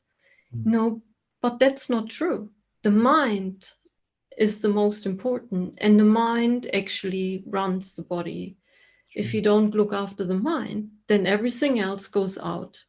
You know, it's not long lasting. So if, for example, you some people have better willpower and are able to put into practice eating well and exercising, but if they're not looking after their mind, then the old habits slowly start to come back, and it's so much harder to stick to something when you don't actually look after your mind as well. Yeah, I think I saw an advert yesterday or today, and it was saying you may be looking after your body, but are you looking after your mind? Or are you may be exercising your body, but are you exercising your mind? And that's quite an interesting concept. That's right. What would you suggest as a way for kind of practicing mindfulness for our well-being? What would be your advice or approach? I mean, that can be it. That's so you can bring it into your exercise, for example, like with mindful movement, mindful yoga, mindful walking. Mindful walking doesn't always have to be so slow. However, it is much easier to start it slower. Or you do your formal practice, like you're sitting down or lying down and doing your breathing practice or your body scan. Or it can be as simple as just stopping a few times a day and taking a few deeper breaths. Just something as simple as that, or really making it a habit first thing in the morning when people have their cup of tea often, or hot water with lemon or a drink, that they then, I have a cup of tea here too. If they then just take that time and really be there with that cup and drink that mindfully, if they can't do any other formal practice, then maybe they can just do that. Yeah. That's and the breathing, so important. The breathing.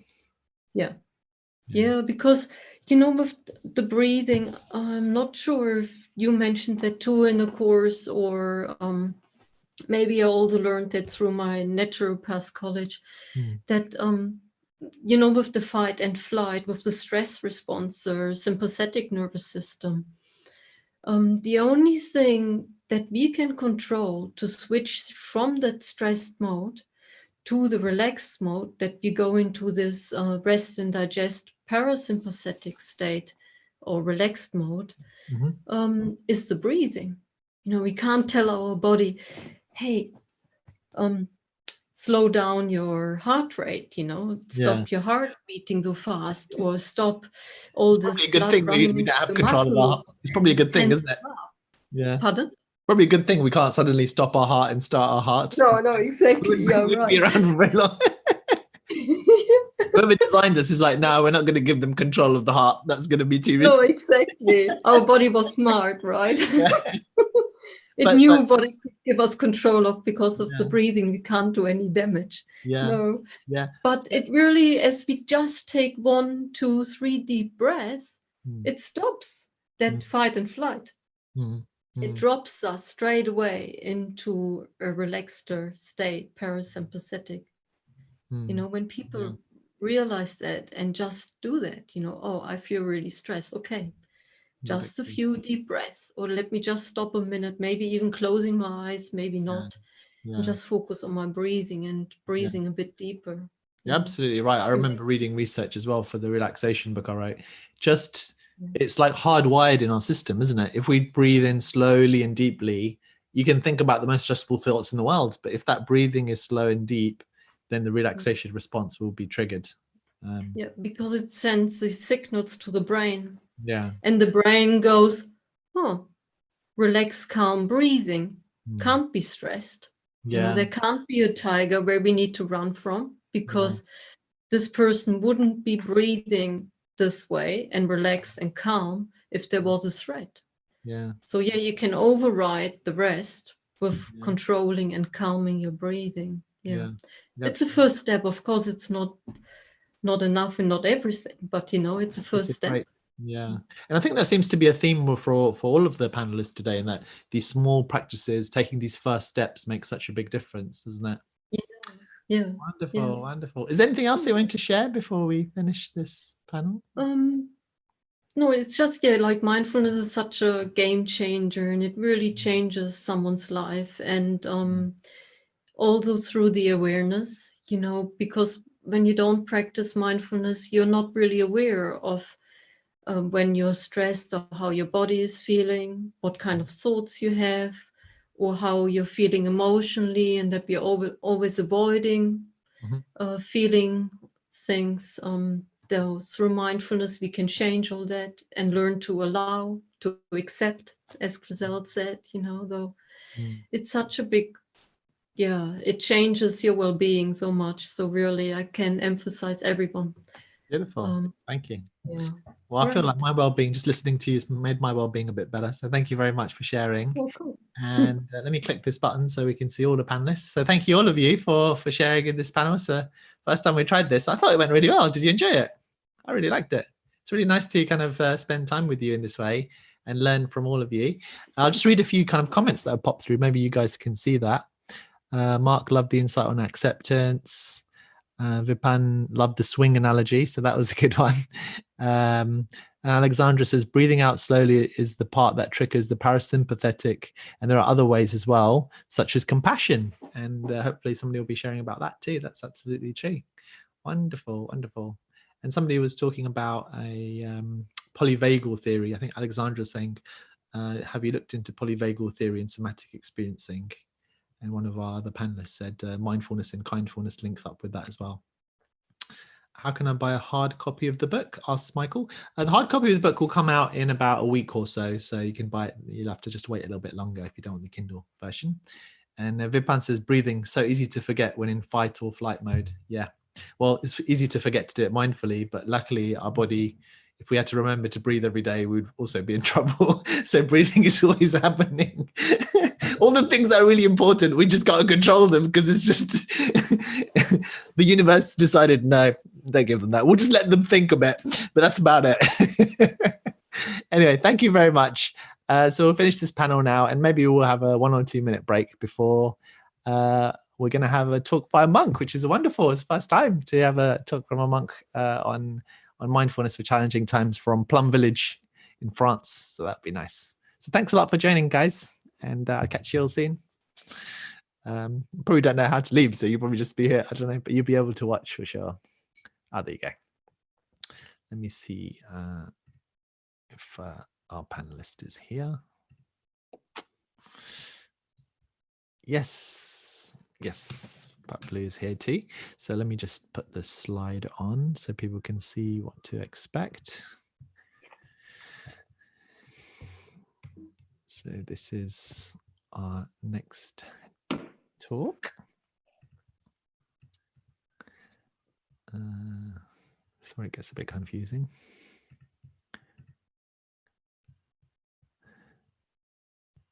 Panelists.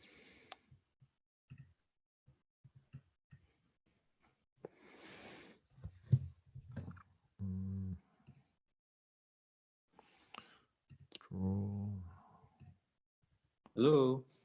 Hi, yes, I'm just hi Pat Blue. I'm just organized this. How are you? I'm great. Wonderful, wonderful. I'm just sorting out all the other videos and stuff. Okay. And then I'll make you I'll turn your video on.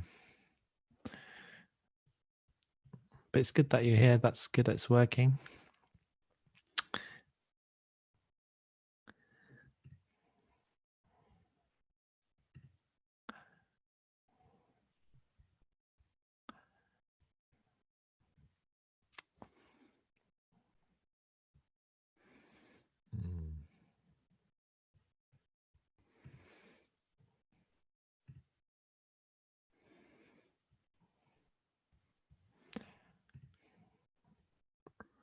Jamila.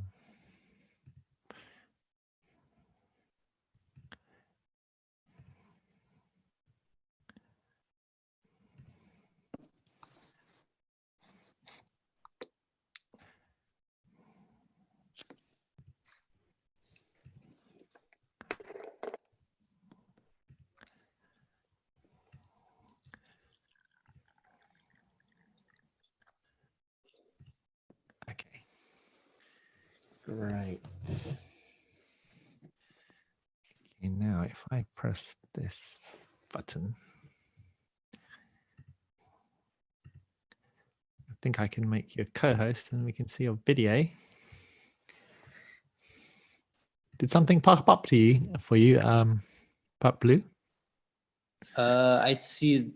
Become a co-host or something like that? Oh, no, not yet. Oh, maybe in the chat? No. No, not yet. Not yet? It says you are viewing Shamash Al-Adina's screen. Okay. I haven't updated my Zoom in a while. I don't know if I... Okay, let's try again. So I'll withdraw. Make co-host. Okay, I'm going to click this button. Oh, yeah, that worked. That works, yeah. Oh, great. Just had to press the button a bit harder. So can you turn on are you able to turn on your video now? Oh, yes. Oh, that's wonderful. Wonderful to see you. How are you? I'm really, really well. How are you? Great. Yeah, just quiet. Enjoying some lazy days. So just lazy week. So just to would love you to introduce yourself as well.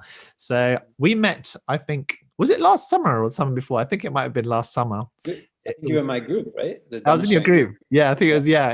And I was with my friends Yvonne and Kush. Right. And we had a wonderful time. And it was, I think it was a neuroscience retreat. Yeah. So we learned about neuroscience. It was fascinating. Everybody wanted to go for a brain scan after that. Yeah, right. and do the brain training stuff. So that was wonderful. And I just happened to be on Twitter the other day, and I was so pleased to see that you were on there, and also very kind and willing to be able to support people while they're more online at the moment to try and share some mindful practices. Sure. Yeah. So thank you. So could you say a little bit, because many people I don't think have even heard of the ones that are here. They may not have heard of Plum Village, or maybe even not Thich Nhat Hanh. So maybe you could share a little bit about that and your journey to connect with that. Yeah. So we're here in Plum Village in France. It's a monastery, and it's also an international practice center. So people come from all over the world to immerse themselves in mindfulness with the community. And of course, now during the pandemic, we are closed, so we're having a lot of free time to practice on cultivate our own practice, which is lovely. I mean, it's so lucky. I've been a monk for 16 years, and I don't think I've had so much free time. There's such quiet around. Finally, I get to meditate. I know. I keep running into. I mean, of course, very, very in touch with doing a lot of online stuff, with health professionals and people who are really on the front lines. Here in the monastery, we're making good use of our quiet time to really slow down and do things mindfully. So our teacher, we call him Thai, but he's known to the world as Thich Nhat Hanh. Thai just means monk in Vietnamese, so it also means teacher, because a monk is a teacher. So he spoke out against the war in Vietnam back in the 60s, and for that reason they revoked his passport, so he could not return in 1966, I think, or 67. And so to the benefit of many of us here in the West, he after that began teaching mindfulness in the 70s and sharing the practice of engaged Buddhism. So he famously said that when the bombs are falling around the temple, we cannot just sit inside and keep chanting. We need to engage and try to transform society. So he's really been the father of the engaged Buddhist movement, and also of bringing mindfulness to the West. So many people don't know. I think because in the West we have a certain allergy to anything that looks religious. So it's been easier, like early on in the early days of mindfulness, for us to kind of digest the more kind of, I don't know, secularized version of mindfulness. But mindfulness is part of a larger practice of waking up to the present moment and looking deeply into ourselves. And so he teaches the whole the path of awakening, and which the West is called Buddhism, but it's we like to make isms of things. Yeah, it makes it, you can put it in a category in the library. Probably there'll be even an ism one day where people who are into isms. Yeah. Yeah, exactly. So I think it's a kind of colonialist approach to religion, and to say so, but it's more a way of life, right? So Buddhism is not about belief; it's about our experience of the present moment, and it's always been about that from the beginning, from the time of the Buddha. And it could be various times people try to bring elements of religion into it, and that's just to create a support. It's very supportive, extremely supportive to have a community. It's very important for us. We know that, I know I can't walk on this path unless I have a Sangha. We call Sangha. It's a community of practice. So I live with my brothers and sisters, and they allow me to, to have the time to not have to, have what maybe the world calls a normal kind of career, but rather to dedicate myself to looking deeply into my mind, into my body, my emotions, and understand the root of suffering and ill-being, and how to transform it. And that's our path, basically. So it's just simple. So we come together as a community. So as a community, we can pay the electrical bills and buy the food and stuff like that. And then we take a vow of poverty. So we don't have our own bank account, or we just have a little bit of pocket money to buy underwear and things like that. Maybe it's a bit awkward for the community to provide for us. And and we welcome thousands of people every year here to practice with us. So mainly we lead retreats, so immersive experiences of mindfulness. So only recently with the pandemic, we started getting into doing online things more often. We post the talks that we give here in the retreats, which is just part, a talk is just part of the retreat. It's not, it's a small part of the experience of, as coming here, Shamash. And that's just to give people a taste of what goes on here. And only with the pandemic recently, since we cannot welcome guests at the moment, we've really looked into, well, how can we share what we do here more comprehensively online? And so that's just been a process of the past 2 months of looking deeply as a community. And yeah, we'll see some things coming in the future, I think. Some experiments with that in that project. And what are you finding in the stuff that you have done online? You said you're working with some health professionals and things like that. What are you finding are the main challenges that people are going through? I don't know if you've had that kind of feedback, or have you been just kind of broadcasting stuff out? No, we've been doing question and answer sessions. So people write in. Yeah, I mean, every time we do one, there's a few hundred people, and then people. What we do is, this is just the past 2 months. We've migrated our Q&A sessions, which we usually have in the retreat, online, and so people will write in questions, and that's been, I think, really helpful for us to.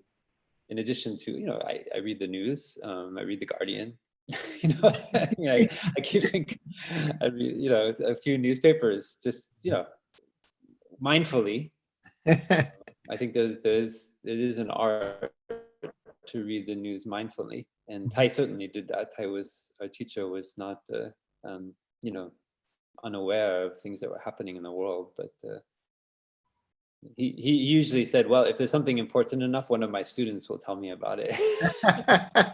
And it's kind of true, but I do read up on what's been going on just about every day with the pandemic, and that helps us to tailor, and to really respond to what people are experiencing. Because here we are in the middle of France. Actually, they call it green zone in France, so there have been very few cases of the. Oh, really? Okay. In this region, we're in the south of France. It's very little populated. I think in our department there were 9 deaths from the virus. So I think more people died of a heart attack or flu. Yeah. So we've just this Monday we opened up. They allow us to go 100 kilometers radius. Until now we can't even walk 1 kilometer, because that was all of France. Because in Paris, of course, it's a different story. But yeah, now we're a little bit more open up, but we've been, pretty much, we just closed off as a community. We haven't had guests. Even we have a lot of neighbors who've moved here to be near the monastery, and we practice to follow the regulation of the government, which is, because the French were concerned about religious communities. And so we've been very careful to, to adopt all the guidelines of, not gathering closely and keeping some physical distance and so forth. And so, but we've been in a pretty good situation. And so it's more like reaching out to those people, especially in urban centers, because it's, I think, much more challenging. I can only imagine. I grew up outside New York City, and to hear, what they've been going through, we want to find a way to reach out and help people as much as we can. So we've done things for health professionals, but also for just people who are mostly for people who are stuck in their apartment and looking for a way to deal with their anxiety and fear. So what advice do you have for people, let's say if they're going through a lot of anxiety, so just overwhelmed by strong feelings at the moment of anxiety or sadness or frustration and anger at the situation. What sort of things come to mind? Well, I have a bell, so I was gonna offer yeah, a short meditation. Yeah, let's do it. Yeah, because I think it's better to experience that, and I'm sure you've been doing wonderful things this morning. So it's just to contribute to that whole Thank you. Experience. So we talk a lot about the practice of stopping, and this pandemic has been a wonderful opportunity. The virus is inviting us to stop, our hectic everyday lives and to come back to the present moment to see what is going on. Usually we are acting based on our ideas, based on our even things like our need to feel appreciated from our parents. And we could be driven into our adult lives only on that, just to get the kind of positive affirmation that we crave from our parents. So we just continue that through our careers, and then a lot of our conflicts and difficulties actually arrive from that. So that root of needing to feel loved, appreciated, and then requiring that need, that affirmation from outside of us. So the core of mindfulness is to see that we are capable of generating feelings of joy and happiness in ourselves. That is Tai always said, a real practitioner knows how to generate a feeling of joy, a feeling of happiness, wherever they are, whenever. And that is especially important now in the time of the pandemic. So we have a number of guided meditations and that we do. And and so most of them are around a bell. So we have this is a Japanese bell, but you can use anything that you have in your house that makes a pleasant sound that can, we say that the sound of the bell, we not only listen to it, but we let it penetrate every cell in our body. And the bell invites us to wake up to what is going on right here and right now, to stop our projects, our worries, our anxiety. So it means we put all of our attention on our breathing. So it's not like we have to repress our thinking. That's a wrong understanding of meditation. Thinking is part of who we are, but the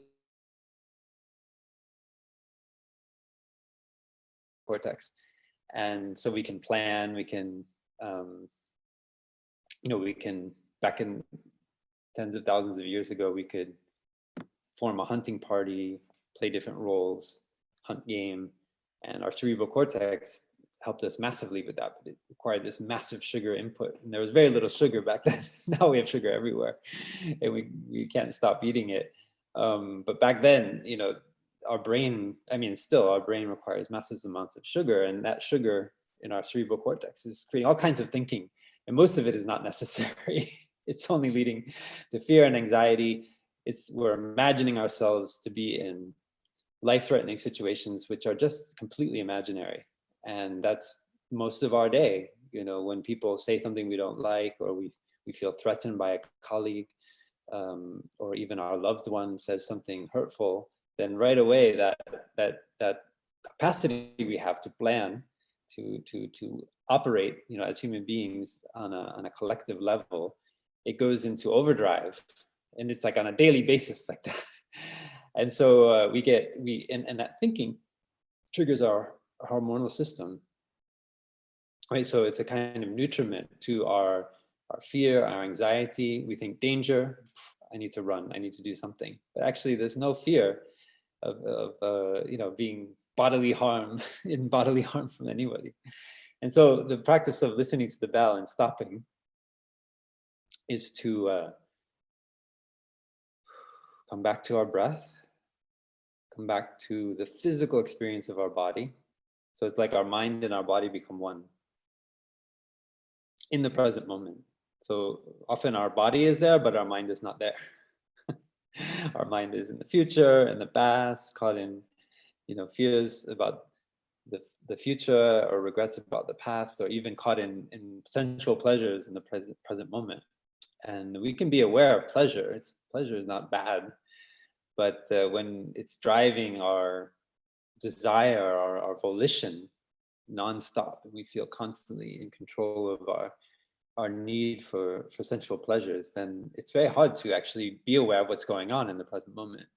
So we learn to enjoy our breath. Normally we think the breath is just a neutral sensation, but if we go deeply into it, it can be very pleasant. It's very enjoyable to be aware of our breathing.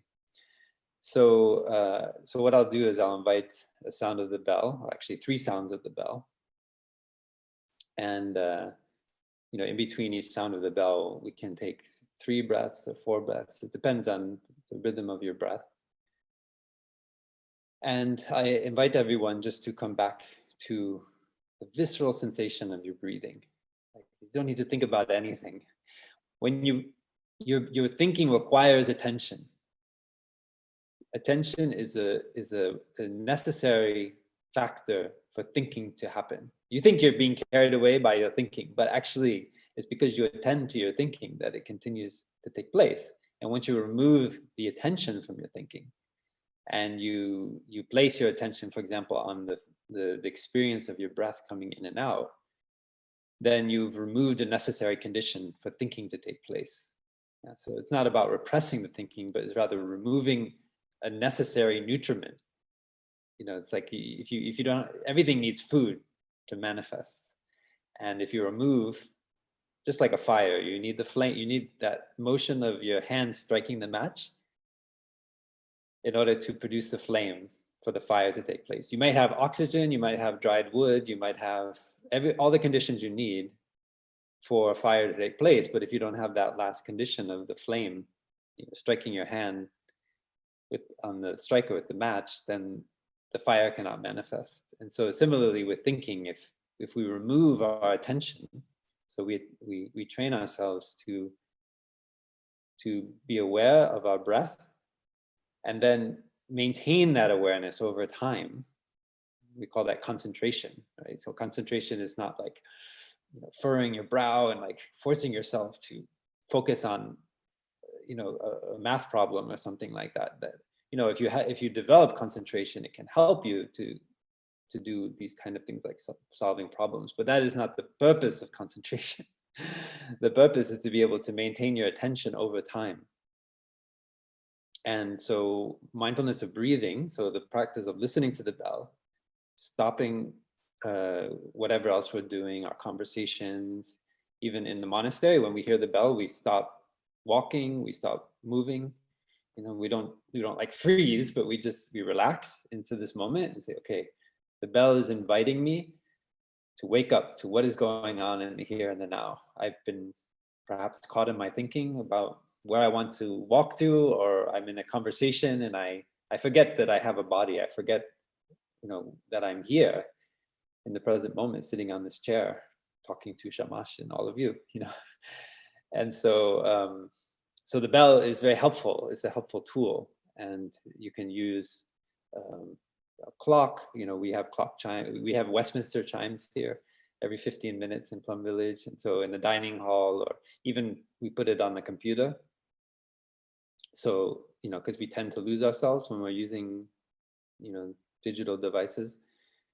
So those chimes help us, just like the bell, to stop for a moment, come back to our breathing, come back to our body, remove the nutriment that is cultivating this non-stop thinking, and just see if we can maintain our awareness. It's just like if this we call this an inviter for the bell, because it's the last condition, to produce the sound of the bell. The sound of the bell is already there, because those who made the bell and the years of experience of artisans, forging the metal, and they know that just the shape to give it, and then we have the air that can propagate the sound of the bell. So all the conditions are there except for the last one, which is my hand, which comes in contact with the bell.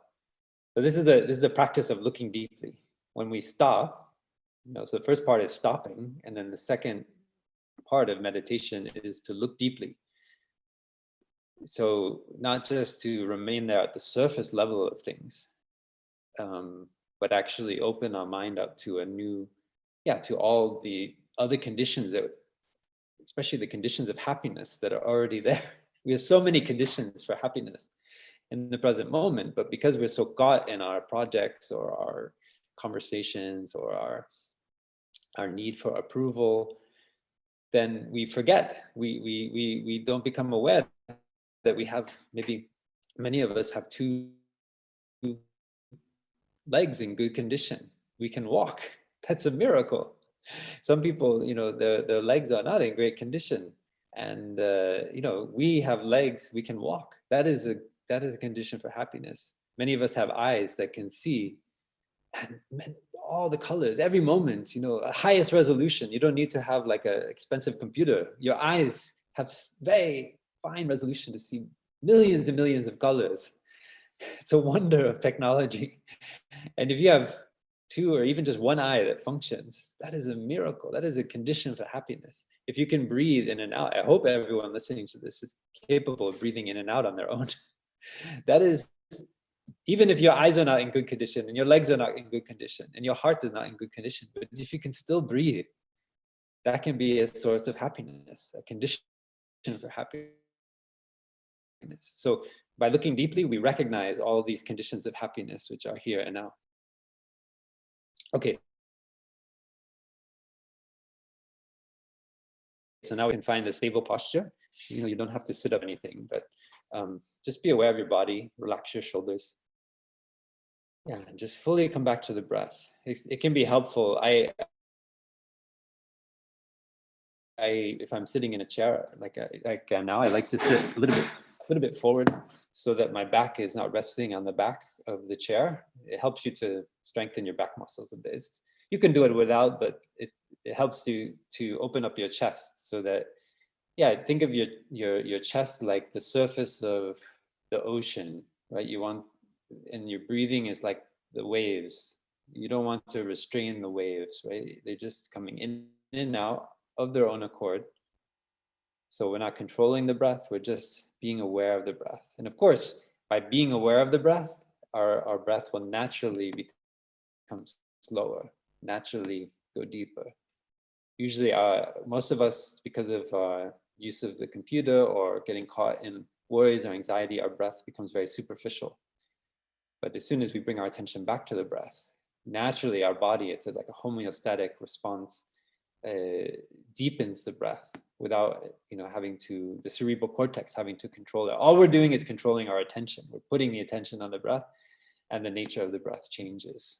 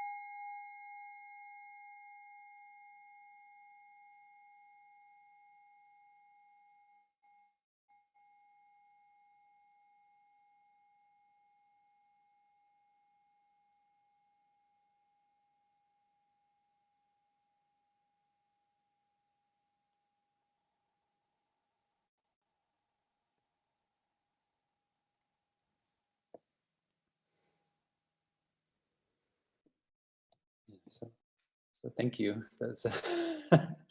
See, just 3 sounds of the bell like that. We call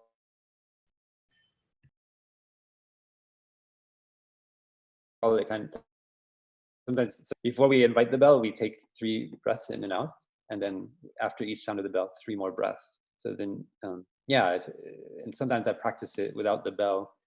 If I see, like last night, there was a beautiful sunset here, and in those moments, we can say, oh, we just look up and we say, oh, it's a beautiful sunset, and then we pull out our phone and we want to take a picture, and then we go, and then we walk away. But what I'd like to invite you to do is that your eyes, and your brain are also a wonderful camera. And when you put it together with your breathing, and you have to take a little bit more time than our smartphone. So I invite you to take 12 breaths and just stand there, find a stable standing position, because meditation is not only done sitting down, it can be done standing, it can be done. We do a lot of walking meditation here. You can do it lying down before you go to sleep, relaxing every part of your body. So you might like to stand and watch the sunset and just imagine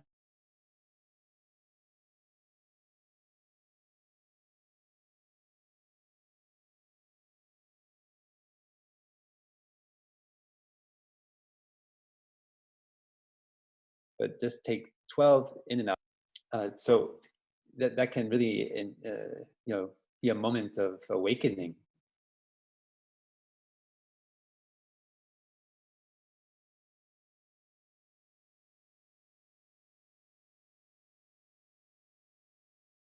Or with the sunrise, with some ants on them. I mean, it's a miracle. How did the ants know? Yesterday, I was looking at a whole ant colony that grew on. I mean, we don't have to just watch David Attenborough on the BBC. It's an invitation for us to come and those ants are right outside of our door. We can look down and see, what are they doing? What are their lives like? And that is, you can take 12 breaths and really allow that to come in. And that can be for our nourishment and healing. So it's not just for our knowledge. We tend to be like craving knowledge, and then we see a plant, we want to know its name, we want to know what it's used for. But look at the flower, just enjoy the flower.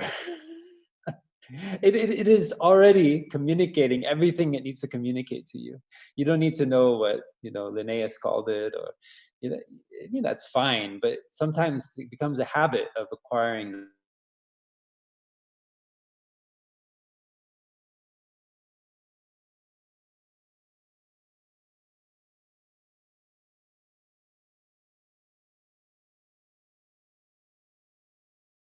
to serve the flower. Can I be fresh like this flower? The flower will disappear in a few days with the rain or with the sun. But while it's there, it gives all of itself. It doesn't hold anything back. And we can be the same. So that's learning to be in the present moment. The Buddha practiced that, and we have every condition to be able to practice that too. But somehow we go through life giving 60% or 50%. And then when we put 100% into something, then we want to put our name all over it and say it's me, it's mine. And okay, there's some reasons why we do that, but we have to be careful, because labeling and naming things is just for conventional reasons. But actually, the earth doesn't need us to call her Mother Earth. She's happy just as she is. And she will also continue to be happy if human beings are not there. For most of her time as a planet, human beings were not there. And she's seen many amazing, wondrous species come and go. And so, part of our meditation practice is looking deeply into Mother Earth within ourselves. And so when we remove that tendency to label things, but instead look deeper below the surface, we see that this body is made of the sun, of the rain, of our parents, our ancestors, going back for millions of years, to something like a chimpanzee, something like a lizard, something like a fish, that is still present. Those ancestors are still present in every cell of our body. And life continues to manifest. If we seem to be making a bunch of things, as human beings, because of our desire, our overwhelming desire. And that's part of the reason I became a monk, and why many of my brothers and sisters are here, because we just don't see another way to live simply on the planet. It's so, because of, that's the decision we make. We decide not to have a family, but rather to live in a community as brothers and sisters, and take a vow to live as simply as possible. And these online teachings are part of that. Like, a lot of our discussions now are about whether we will continue to fly, for example, places to lead retreats. It's a little bit balancing the benefit that comes from physically being there. And then now we're learning, like, how can we do this online so that we can not be part of what humanity that's contributing to the climate crisis. So these are all kinds of things that we look deeply into every day in our lives as monastics. So I'm not saying everyone has to become a monk or not. People always, but what if everybody became a monk? And I said, well, let's try it out and see. No, I mean, it's not for everyone, right? So I think there's certain, and it's also, it's difficult, it's challenging to be a monk, because you have to really let go of everything. A lot of us can let go of some things, but as a monk, you have to go even deeper, even like who you think you are. Yeah, I mean, to really go deeply into your practice, you have to let go of it all. And all of the preconceived ideas of who we are, and what your story, and even the way you think things should be, and your ideas about the world, and even about the climate crisis. You have to let go of it, because ultimately you can become dogmatic about the climate if we're not careful. So we have to see that that's why we talk about seeing that Mother Earth is present in every cell of our body. And if we learn to look deeply, and we can listen to her in our very body, and actually she's telling us what to do. But we're not, the question is, are you listening? Like, are you able to stop, come back to your breath, and enjoy the sunset for 12 breaths? So that's a way to start, right? If you want to listen to what Mother Earth has to say, then that's a start. She's, okay, can you do this? Because you're thinking so much, I can't even communicate with you. That's what I in my meditation practice, when I look at myself, I see that I know the earth is in me. I'm not separate from the earth. But if I constantly have this kind of, Tai calls it radio NST, nonstop thinking. We constantly have this radio, which is going through our cerebral cortex, this electrical circuit, which is going in, overdrive all day and all night. Like, we wake up, we want to look at our phone, and actually we're feeding that kind of interference, which is making it difficult for us to actually just be with our breath, be with our body, be also with the anxiety and fear.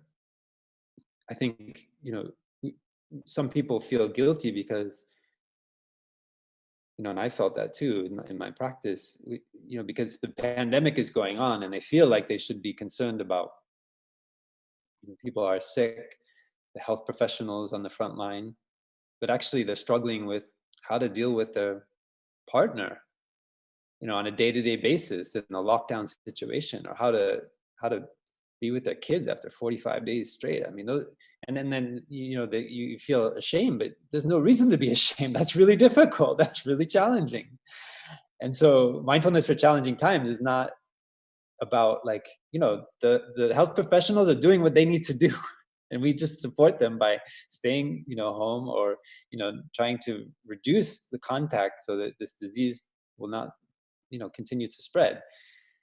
But what our part is we need to deal with, like, can we live together with our partner?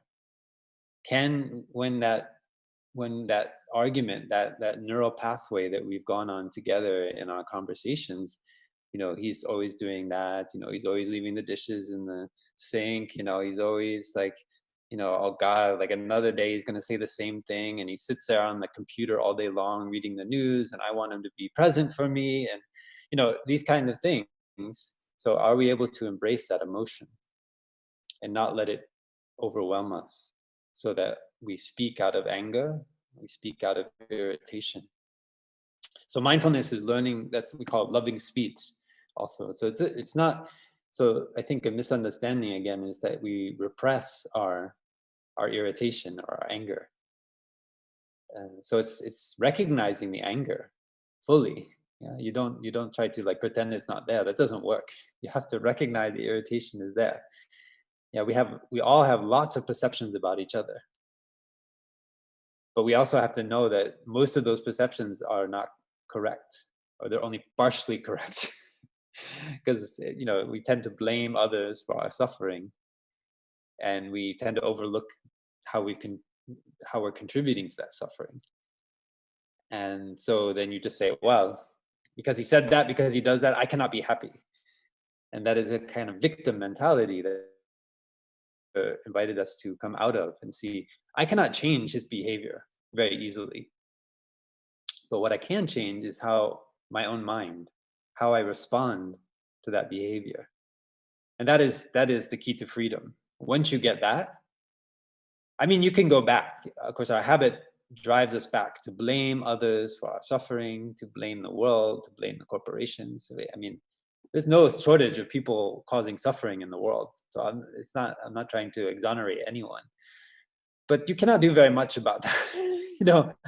If you're overwhelmed by your anger with your partner, if you're overwhelmed with frustration about, your teenage daughter and, how she spends her days, you got to be able to learn to embrace the emotion that comes up within yourself. And so that exercise we did with the breath is the place to start.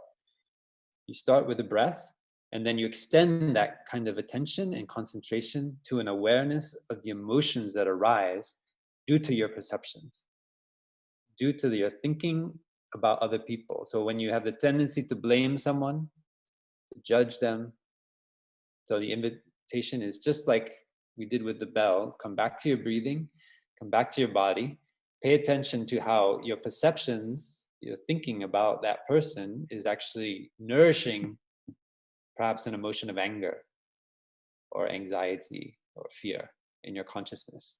That is going on in you, and you can do something about that right away. You can come back to your breathing and stop nourishing that emotion. So the anger, you recognize the anger, you really see it's there, but you don't continue to feed it. It's just like a fire, right? So we don't like smother the fire with a blanket, because we know that underneath there it will continue to smolder. But rather we learn how to remove the fuel from the fire. So that is a difference. It's a very important distinction.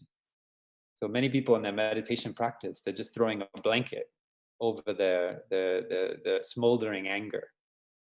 And that is normal. Sometimes as a beginning practitioner, we tend to do that, but that is absolutely not the way to do it. And many people rightly criticize people who teach meditation who take that approach. And so Tai taught us about the way about how meditation is actually cultivation, bhavana in Sanskrit. So it's just like a farmer knowing that the right conditions of sun, of rain, of soil, of seeds planted at certain depth in the soil are necessary for the plant to manifest. And the same is true of our emotions. So rather than trying to just eradicate our emotions, we know that if we remove the condition of the sun, we remove the condition of the rain or the water, we remove the condition of the seed being, that deep in that soil, that kind of soil, then the conditions for the plant to manifest are no longer sufficient. And the same is true of our anger, of our fear, and our anxiety. We can learn by looking deeply to see the roots of our anger in our perceptions, and then put our attention somewhere else. Yeah. So at any moment, you can do this exercise right now. Just see how you can move your attention around your body. You can attend to the soles of your feet, maybe on the floor. You can be aware of your back. You can be aware of your chest. You can be aware of your nose. And you can be aware of your breath coming in and out through your mouth and nostrils. So it's something, everyone can do that. You can be healthy, sick, you can be blind, you can be on your deathbed, and you can still have the capacity to move your attention around your body very quickly. So that's the first part, is learning not to continue to give your attention to the kind of perceptions that are conditions for your anger and your anxiety. So you're removing the fuel, as it were. And then then when you're able to do that, which we all should be able to do, then the cultivation part is learning to develop concentration. So which is just the capacity to maintain our awareness over time on a particular object. So, again, with the inviter, if this is my breath, then in my finger is my attention. So then I become aware of my in-breath and I follow it, you see, all the way through. And then sometimes I go off and I'm thinking again.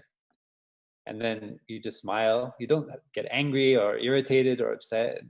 Especially you don't think, oh, I'm a mindfulness practitioner and I'm still getting distracted even after 10 years. Because it's the nature of the mind. It's not a bad thing. But in order for us to be more happy and more free, we know, like, okay, I just bring my attention back to my breath because I want to cultivate the kind of concentration that when it comes to a stressful or a stressful moment or a time when we're overwhelmed with anger, then our mindfulness will be strong enough to be able to move from continuing to attend to our perceptions and our thinking and come back to the breath and maintain that awareness over time, because our mind is experiencing like a possible threat to our life. We're imagining this. I mean, usually not, very rarely are we really threatened, our life threatened, but that's what's triggered in our in our emotional nervous system. It's like we're this person, because of what they said, is threatening our very life and our whole being and our whole purpose in our company and our family, and so we continue to just feed those perceptions, and we don't come back to the breath, come back to the body. But as practitioners, over time, our concentration becomes stronger, and so we just smile. And I do it all the time. Every day I'm always getting distracted, but I don't get upset about it, because I know that I can shift my attention easily back to my breath, and again and again. Then on the out breath, the same. You maintain the awareness during the whole in breath or the whole out breath, and then whoop, and then back. So it's a non-violent approach to training our mind. We do it with a smile. We call the smile is a kind of mouth yoga. When you smile, you relax so many muscles on your face, and we tend to think so much of our mind, and that the mind leads the body, and that's true. But our body can also lead the mind. So if we cultivate a kind of good habit of smiling when we breathe in and out, then it actually releases positive feelings in us. It elicits positive feelings, and it's okay to smile. You do it as a practice. Many people say, I don't want to smile. I don't, it's not genuine. It's not a genuine smile. And it's like, well, to genuinely smile takes training. That's what I always respond. Many of us just haven't learned how to smile. And so it's true that sometimes, just like with walking meditation or mindful breathing, at the beginning, it needs to be, you kind of, it's like riding a bike. It doesn't, you don't look like a biker for Tour de France the moment you get on the bike for the first time. It looks really awkward the first time you ride a bike, and it takes many, many months of training to get that kind of natural fluidity. And the same is true of smiling. The same is true of mindful breathing. At the beginning, you need to have a little bit of, it's helpful. Maybe there's some people would just get it like that. But it's my experience is that most people need a formal practice of meditation, a kind of framework. And then, you can abandon that when you really master the capacity not to nourish these kind of negative emotions. Beautiful. And anyway, I say negative and positive, those are just words. Don't get too caught in that. Our anger is also there to help us. Our anxiety is there to help us. It's just like, if somebody doesn't have the sensation of pain, if you see them, they have scars all over their body. They burn themselves, they hurt them. I mean, some people are born with that condition. So pain is there to tell us something, which is also beneficial. So is it like a teacher almost, difficult emotion? Exactly. It's a kind of teacher. Yeah. Right. So when anger is manifesting, don't try to push it away. I think I need to be happy and free because I'm a meditation practitioner. No, completely open yourself up to the moment of that anger. But that anger is enough. You don't have to, feed it with more of your perceptions, right? You can learn how to not continue to provide the fuel to the fire of your anger. Yeah. So it's recognizing the fire, but not getting burnt, feeding it so that it burns down the house. Yeah. I really loved your talk. Thank you so much. One of the questions that came up for me is you talked about how perceptions are the cause of these difficult emotions, or we don't want to call them negative because we can learn from them, but these challenging emotions. What can you give an example of how a perception could be a cause of a tricky emotion, especially like right now, with the virus and you're looking at the news, or there's something difficult happening in the family? Yeah. So when we live together, I live together with my brothers, and so I watch my mind when we have breakfast together in the morning, right? Because I if I'm not careful, then I look at how much food he puts in his bowl, and then there's a brother who smacks his lips a lot when he's eating his breakfast, and another one like when he's always hitting his utensils against the bowl, and I can interpret that and say, oh, he's not practicing mindfulness, and start to judge my brother and say, what is he doing here? What kind of monk does he think he is? That's not very mindful, For example, this happens all the time in the monastery, right? Yeah. I think in our house, I remember as a kid, my family growing up, we all have habits, and we see each other, and then somehow, if we're not careful, then those perceptions about each other, we feel like people are communicating their displeasure with us, or their want to control us through their habits, and then we accumulate those perceptions and we don't share about it. So it becomes like a bunch of dry logs that are just waiting for the spark to flame up and to burn, right? So that's what I mean when I talk about our perceptions being the fuel. You accumulate kind of judgments of other people, and so that's why we cultivate this kind of non-duality in our way of experiencing things, not to compare. Like, look at the mind when you're comparing. He does it like that. Oh, why doesn't he do it the way I do it? For example, that's comparing, right? And so your mind has a tendency to create two things all the time, and you can put whatever two things there you want. Sometimes it's like like I'm on the left, and then I hate everyone on the right. And if I wish everybody could just understand, and we can all be like progressive left politically, and everyone could be reading The Guardian. Yeah, exactly. And then we all be happy and peaceful, and but history also has something to say about that. So it's letting go of these concepts and categories. Yeah. And so it's like getting to that root of the dual mind, right? Of comparing two different things. And notice it's like, you like, for example, it's not about not being discerning. Like, if I see some mold on the bread that I'm going to eat in the morning, it doesn't mean that I just say, oh, I'm practicing non-discrimination, I'm just going to eat the moldy bread. So that's a wrong understanding.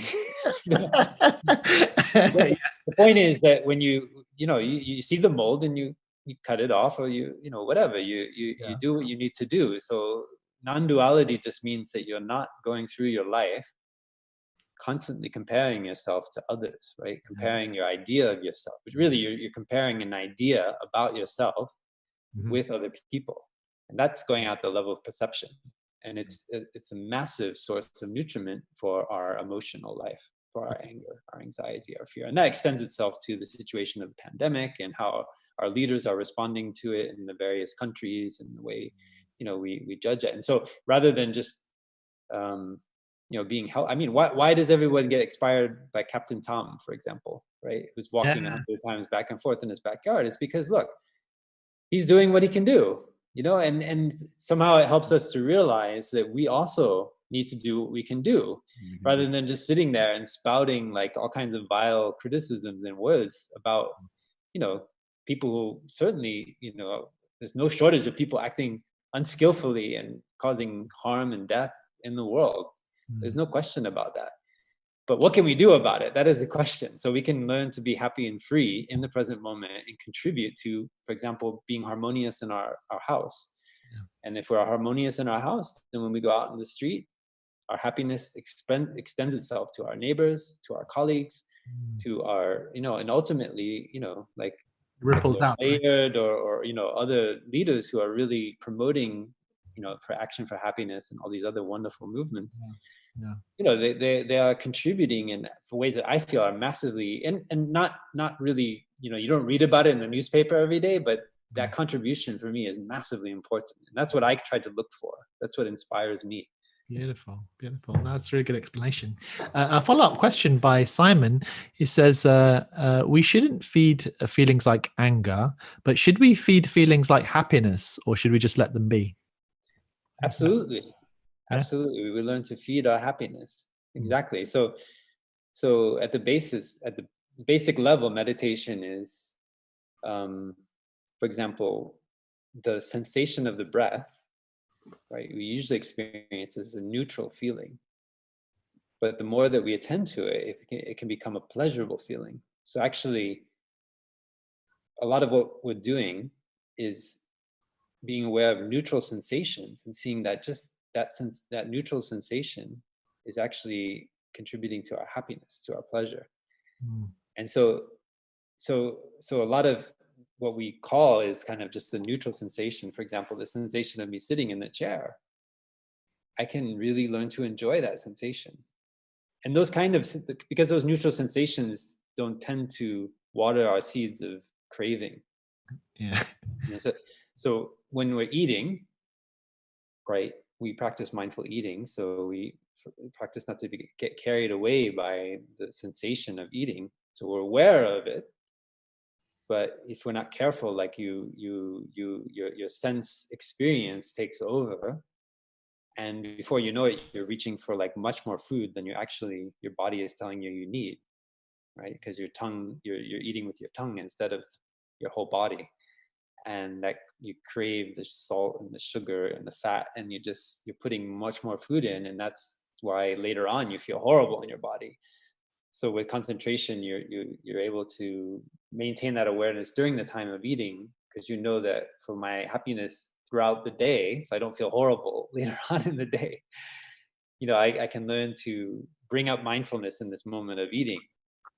And that can be a source of happiness. So that's a way of feeding our happiness. So certainly, these are all ways we can learn to feed our happiness, and then not continue to feed those emotions, which can lead to, more suffering, like anger and fear, if we continue to nourish them.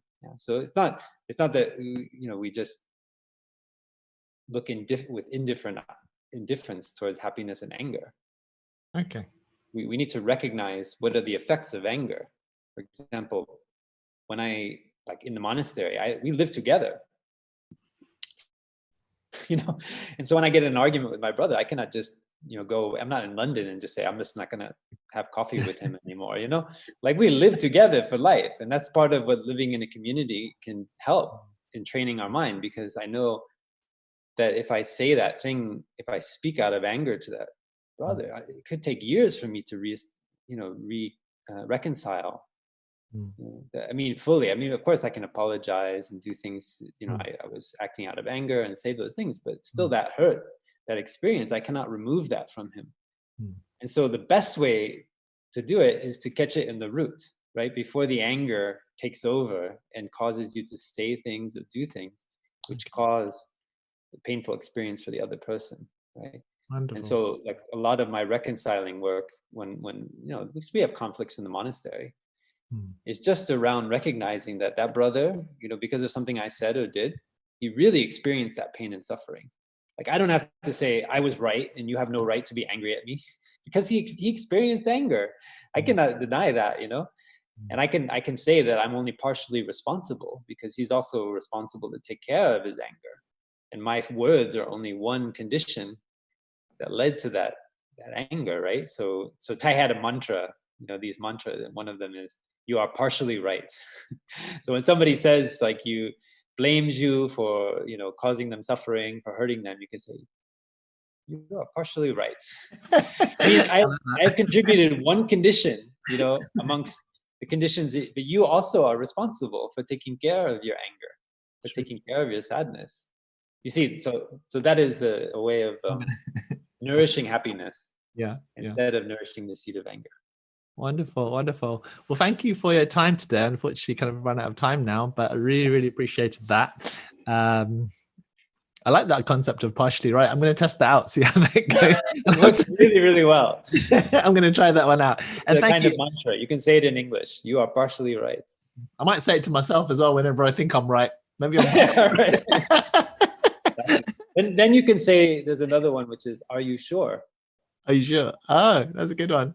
When you think you're right, when you're absolutely certain you're right, you can ask yourself, are you sure? Are you sure? Great. Well, I'm pretty sure that we need to finish up soon, but how can people kind of connect with Plum Village a bit more? Are there any kind of open meditations they could? Yeah, well, I think to start, the easiest thing, because so many of us have smartphones or devices now, is to go on whatever app store you use and download the Plum Village app. Okay. So it's full of all kinds of free, totally free, no advertising. We're not making money off of this. It's volunteer work. It's all supported by donations. If you're happy to receive your donation, but there's all kinds of mindfulness meditations on there. Mm-hmm. And then that also on there, you should find the website, plumvillage.org. And on there, there's plumvillage.org/live. We have a new page, which is all the upcoming live meditation sessions that we're offering in the monastery. Wonderful.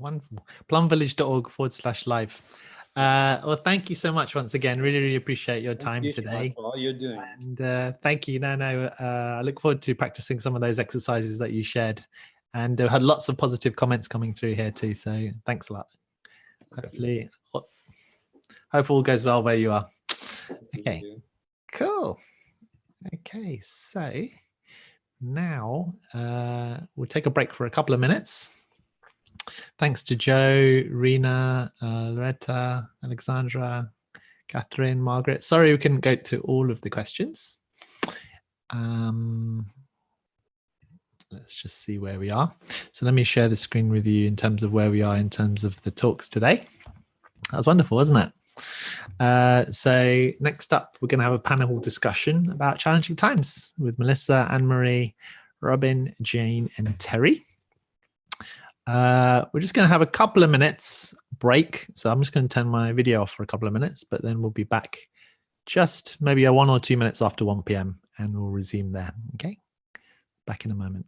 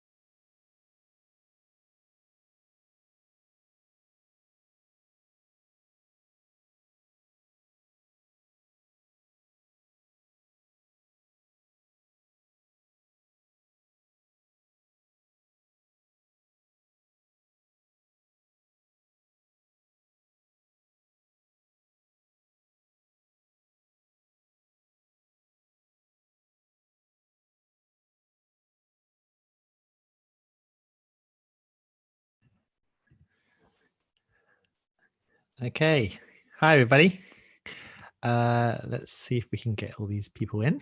So this is, if you've just joined us, we're doing a book launch today, Mindfulness for Challenging Times, written by 27 different mindfulness teachers. And it's just 99p today. And it's over 200 pages long. It's got about 40 guided meditations too, and all the profits going to the World Health Organization. So let's see.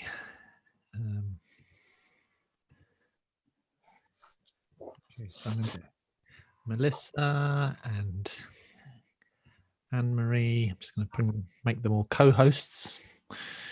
And Robin. And Jane. And Terry. Is Terry here? Can't see Terry at the moment.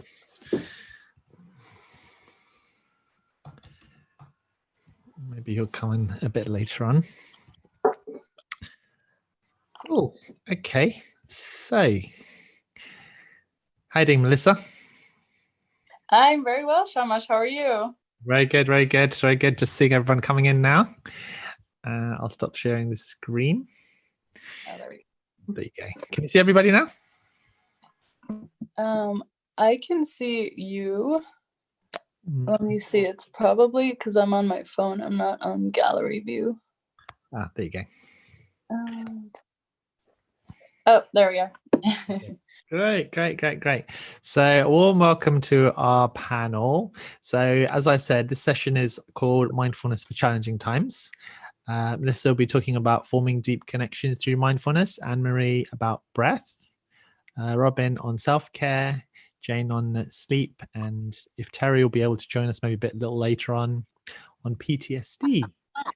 Let me see if I could find Terry. No, we'll check. For some reason, maybe he's having some problems there. Cool. Okay. So we were just chatting a little bit earlier, Melissa. I don't know if you'd be open to starting. Should we start with a little bit of a meditation? Would be up for guiding a little meditation for a minute or two? Sure. Great. Yeah. Just, if you don't All mind, right. I was just bring that on you, Of but course. Yeah, no worries. I was not expecting it, but I'm gonna roll with it. yeah. I'm sure you can handle it. All Sweet, in right, your spare okay. time, isn't it? Guiding people in meditation. It is. I do it a lot. So, all right. So let's just find a comfortable position. Just become really present, and if you're sitting down, see if you can just place your feet flat on the floor, and just slowly close your eyes if you like. If not, maybe just find a spot to focus on. Just soften your gaze a little bit and become really present. Immerse yourself in this moment with all of your senses. So just noticing your natural breath as it is, noticing the quality of your breath, noticing any sounds in your environment, maybe the temperature in the room, and then slowly tuning in to your body. Maybe bringing your awareness and a gentle, loving attention to your mind. Just noticing what's going on in there right now. Any thoughts, any feelings that might be coming up. And slowly focusing your attention on parts of your body that might need some extra love, some extra compassion right now. So just notice if there's any tension in your body. And if there is, I invite you to just guide your breath to those areas. You deepening the breath, breathing in through your nose. Feel your belly expand as you breathe in. Feel that air coming into your chest, into your heart space, filling your whole body with warmth. Maybe just let a gentle smile come over your face. Just honoring yourself for being here today, for bringing your presence, for starting your day or your afternoon, wherever you are in the world. And remembering that today is the day for living together in peace. Maybe just setting an intention for today, what it is that you want to cultivate, what it is you want to focus on, and how you can contribute to this idea of peaceful living.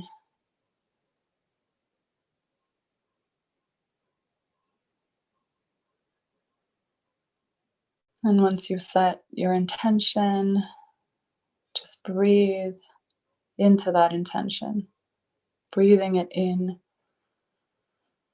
really feeling it, filling it with life, with joy,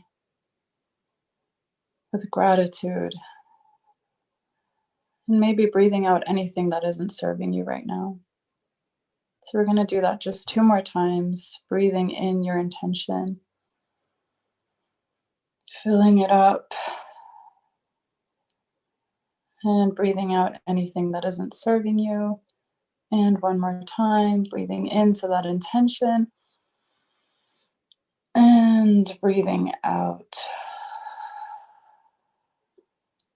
And whenever you're ready, come back into the room, open your eyes, and get ready.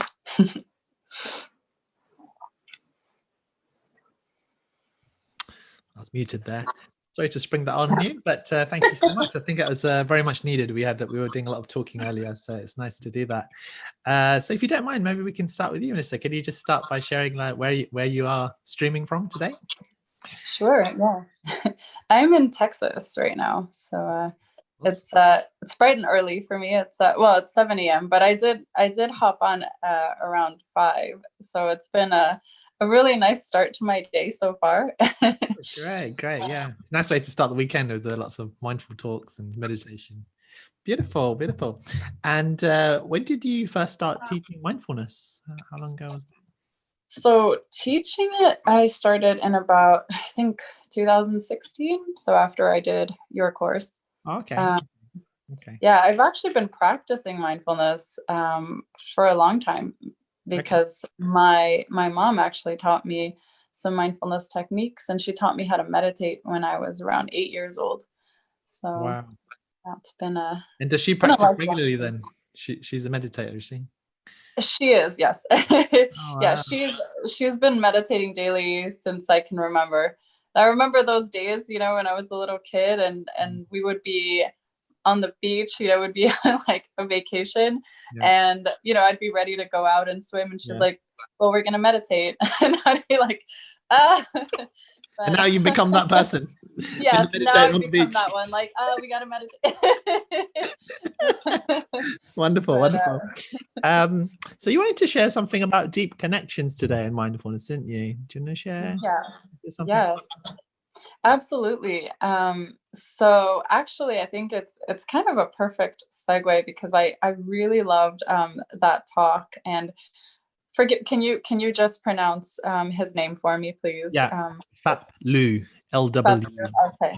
Yes. So I really loved everything that he said, and I think I just kind of want to dovetail off of what he was saying about well, first of all, what you feed, right? Because I think that when you want to form connection, it really starts with yourself, right? So really creating that deep connection and that deep awareness within yourself so that you can then show up to every interaction in the best way possible. So with as much love and as much compassion as possible.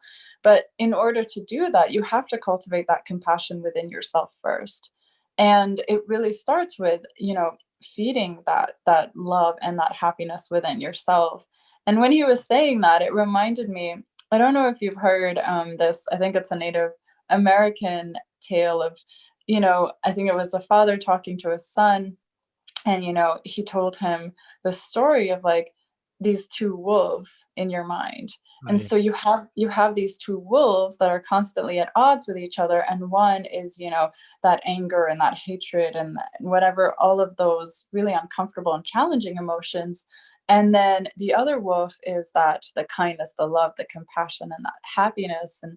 And he said, well, Dad, which one wins? And he said, well, the wolf you feed the most. And that's really what I was thinking about when he was saying it. And I thought, it really starts with that, with those seeds. So it's when you are really intentional and you create that self-awareness and you start to really notice, what's going on inside of you. So what are the emotions? What is it that you're feeling? What is it that you're feeding? And what's coming up in your interactions with other people. So starting to notice, your own triggers, the things that cause you to react versus respond, right? And then making that conscious shift and saying, okay, I'm going to feed these parts, and then I'm going to just lovingly acknowledge and honor these other emotions. Because I think, you mentioned that I personally don't believe that there is such a thing as negative and positive emotions. I really think, they're all just emotions, they're all information, and they actually allow us to learn a lot about ourselves. But of course, there are emotions that are a lot more uncomfortable. However, when we welcome all of them in at the same time and we just let them come in, we can actually get curious and say, well, what is it that I'm meant to learn here? And so rather than fighting it and, feeling that frustration when you feel anger or, when you kind of get triggered by something, you actually just get really lovingly curious and say, I wonder why this is triggering me right now. And of course, some people watching might say, well, that sounds easy, but in the moment when you're feeling triggered, it's really hard to do that. And I won't talk about this too much, Anne-Marie, because I believe you're going to talk about breath, but I think that it really starts with that. So, you just make that conscious decision to just take a step back, take a breath, focus on your breath. And then through that, you can actually give yourself the space to just notice what's going on inside of you. And then you can, through that self-awareness, right, and really noticing how you're showing up, you can then actually decide to show up with even more love and more compassion and curiosity.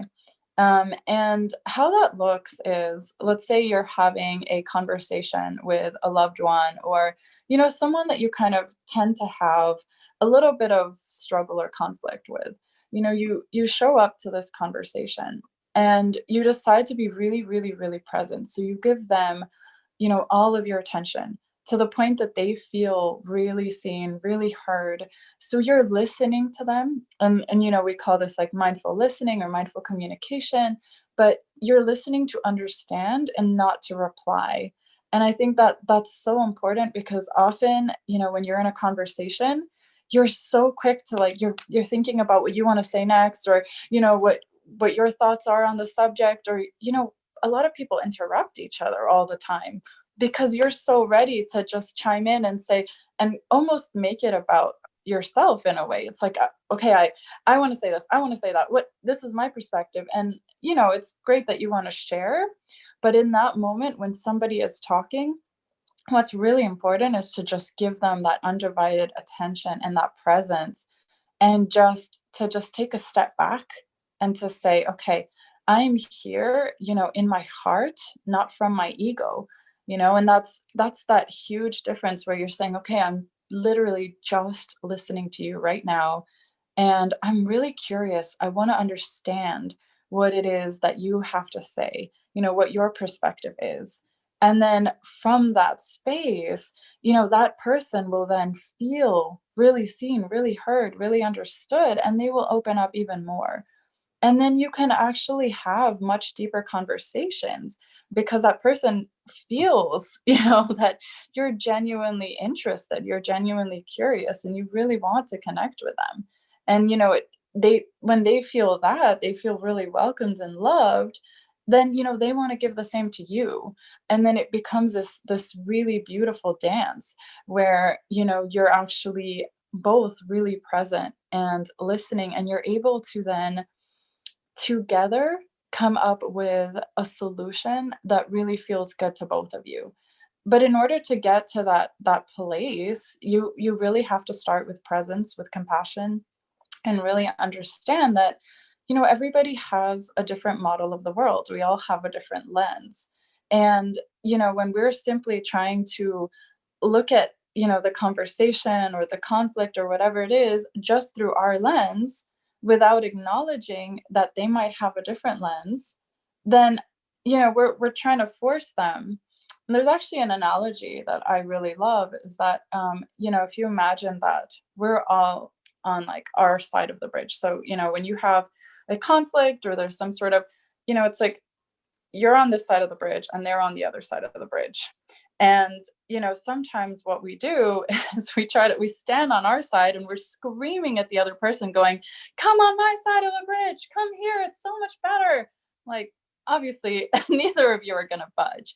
But if you walk over to their side of the bridge and meet them where they are and really have a look around, see the beauty on their side of the bridge and really come to understand their perspective, then, you can actually grab their hand and maybe together you can walk to the other side, or maybe you can find a space in the middle that's really beautiful and that really works for both of you. So yeah, those are some of my initial thoughts. I love that. Wow, that metaphor of the bridge. I've never heard that one, but that's a really good one. It could work on real bridges too. But yeah, we really need to have the humility, isn't it? The humility to say, actually, like the monk was also sharing, I may be partially right and I may be partially wrong. So let me go to this side of the bridge and really see what it's like on your side, and maybe I can learn something. And so this is actually, I suppose it's in the realm of mindfulness, but almost beyond it in a sense. It's that real sense of stepping into another person's shoes and going to the other side. And is this something that you've, because I know you're a teacher, you work with children as well. Is it something that this kind of analogy or approach is something that you've used with kids or with adults? I've used it with both. So I've done mindful communication with kids, and I've also run connection workshops. So I've been really fascinated with connection in general since I was like a kid, because I actually was one of those really sometimes obnoxious people who sit on the plane and talk to the person next to them every time. And but I found that, I had these really amazing, deep conversations and that a lot of people like to open up to me. And so I started kind of wondering, well, what that was about. And, I think it started really with the fact that I'm a really curious person and I really love to learn. And I really love hearing people's stories. So I just naturally would ask a lot of questions and I would sit and listen with fascination just because I really love hearing and learning about people's different perspectives. And then that kind of made me realize that when you are that curious and you're really listening with that joy and that fascination, people really open up more. So I actually have done a lot of these exercises in my workshops with both kids and adults, and it's really interesting. So I've done one where I have them pair up, and usually with someone that they don't know very well. So I'll actually say, if you can find someone you don't know at all, that's great. Preferably, someone you don't know well at all.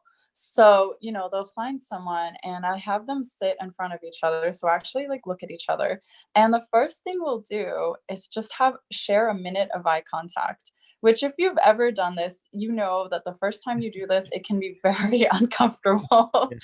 And you're definitely pushing out of your comfort zone. It's definitely, but what happens is so beautiful. Like, you really have this deep moment of connection because you're both present. You're really with each other. You're really seeing each other and you're allowing yourself to be seen. And then all of a sudden you both start to let go of those boundaries, those walls, and you're just there together. And it's really, really beautiful and really profound what happens. And then I tell them that they're going to have 10 minutes each to share their story, share what's on their heart. And the other person's job is simply to listen. And that at first sounds crazy and difficult. Like people are like, I can't talk for 10 minutes. And, and then the other person thinks, really, I'm not allowed to say anything. I can't, I can't chime in. I'm like, and, I have them, each of them has a different task. So, the person talking really has to, like show up and be vulnerable and really share and just let go of, any preconceived notions or any sort of inhibitions and just share. And the other person has to really hold the space for them. So they really have to listen from their heart space and just be really curious. And, if the other person needs it, they're allowed to ask a question, but it really has to be a loving question, really coming from that space of, I'm listening to you. I'm hearing what you're saying, and I really just want to know more. And then it's funny because when I first tell people that we're going to do this, like, I can't do that. And then we end up having these amazing moments of just deep connection, and people end up usually talking for longer, and they think like 10 minutes, it's impossible, but they actually end up really getting into it. And I've seen people cry. I've seen people like end up giving each other huge hugs. Is this with children or with adults only usually? So that depth is mostly with adults, but I have done it with children in that, I'll let them each share for about a minute or two. And they actually do it. So I did this in public schools in New Jersey. I was doing a mindfulness course, but I actually did take it a little bit deeper as well. And then I said, we're going to do this just like mindful communication. And we talked about what that means. And then I had the kids actually listen to each other and really do their best to focus. And then with the kids, what I really had them do was when they noticed that they wanted to speak or that they had a thought come in, to just notice it, label it. So say thought, and they could do something creative with it, like put a little bubble around it or, cloud or whatever it was, and just watch it float away. And then bring their attention back on their friend who was talking and see if they could, come back and notice what the person is saying. And they actually did a really great job with it. And I actually had them then share something new that they learned about the person. And they were really surprised because, these were their classmates that they'd been in school with for a while. And they actually found that they learned things about each other that they didn't know.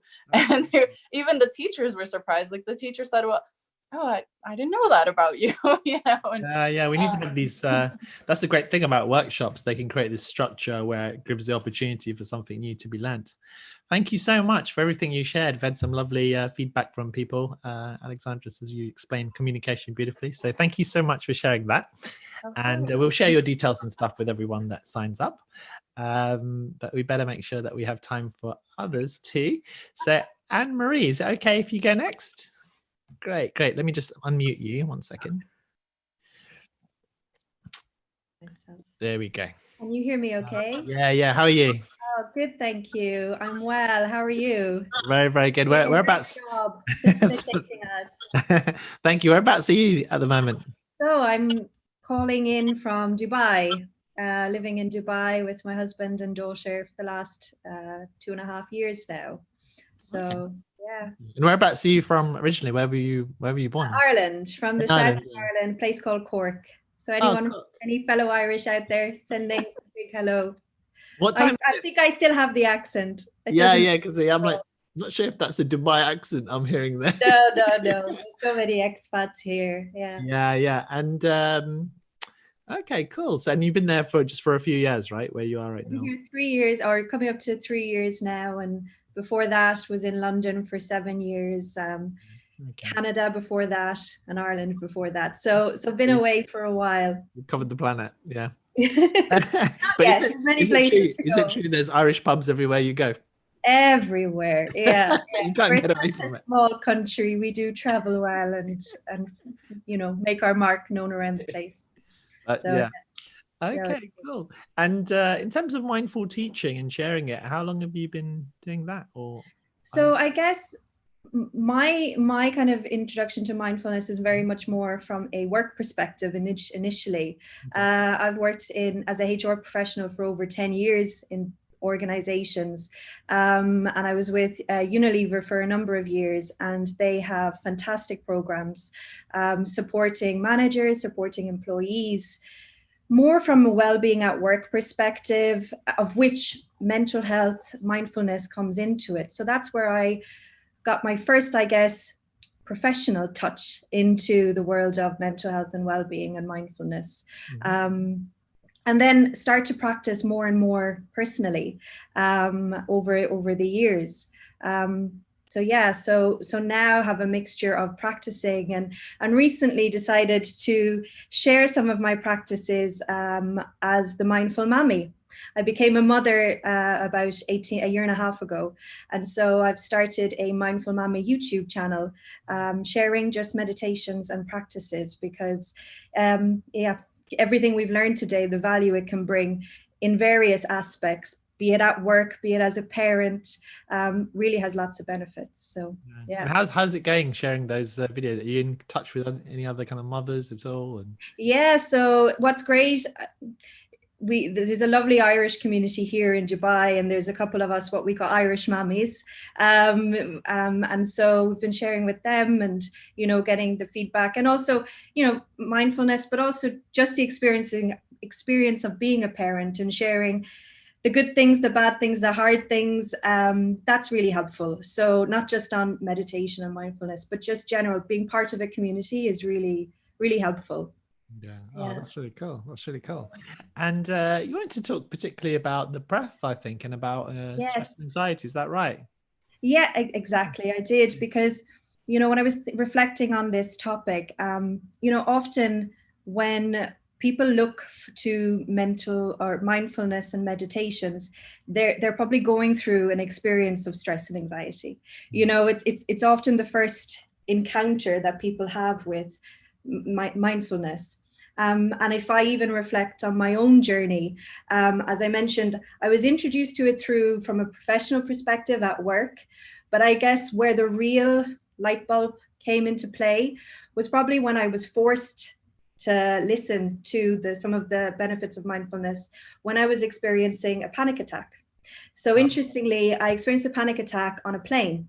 Out of the blue, no idea how or why, but it happened. And what that taught me was we've spoken today actually in the sessions about that flight or fright response, and the importance of our breath. And in those moments of panic, that's what was kicking in the most, was that natural instinct to focus on the breath. When anyone who's maybe experienced stress or anxiety or those panic attack moments, that there's no sense of rational or control, the rational mind is not there. But what happened in my experience, and I'm sure for other people as well, was that this natural instinct to focus on your breath and just to breathe does kick in. It did for me, and I'm sure it does for others as well. And it's why I didn't know this at the time, but when you learn about meditations and mindfulness, a lot of the foundation is in the breath. That's where it starts, because it's our anchor. It's something we do all day, every day, but we don't often think about it. We don't kind of bring an awareness to it.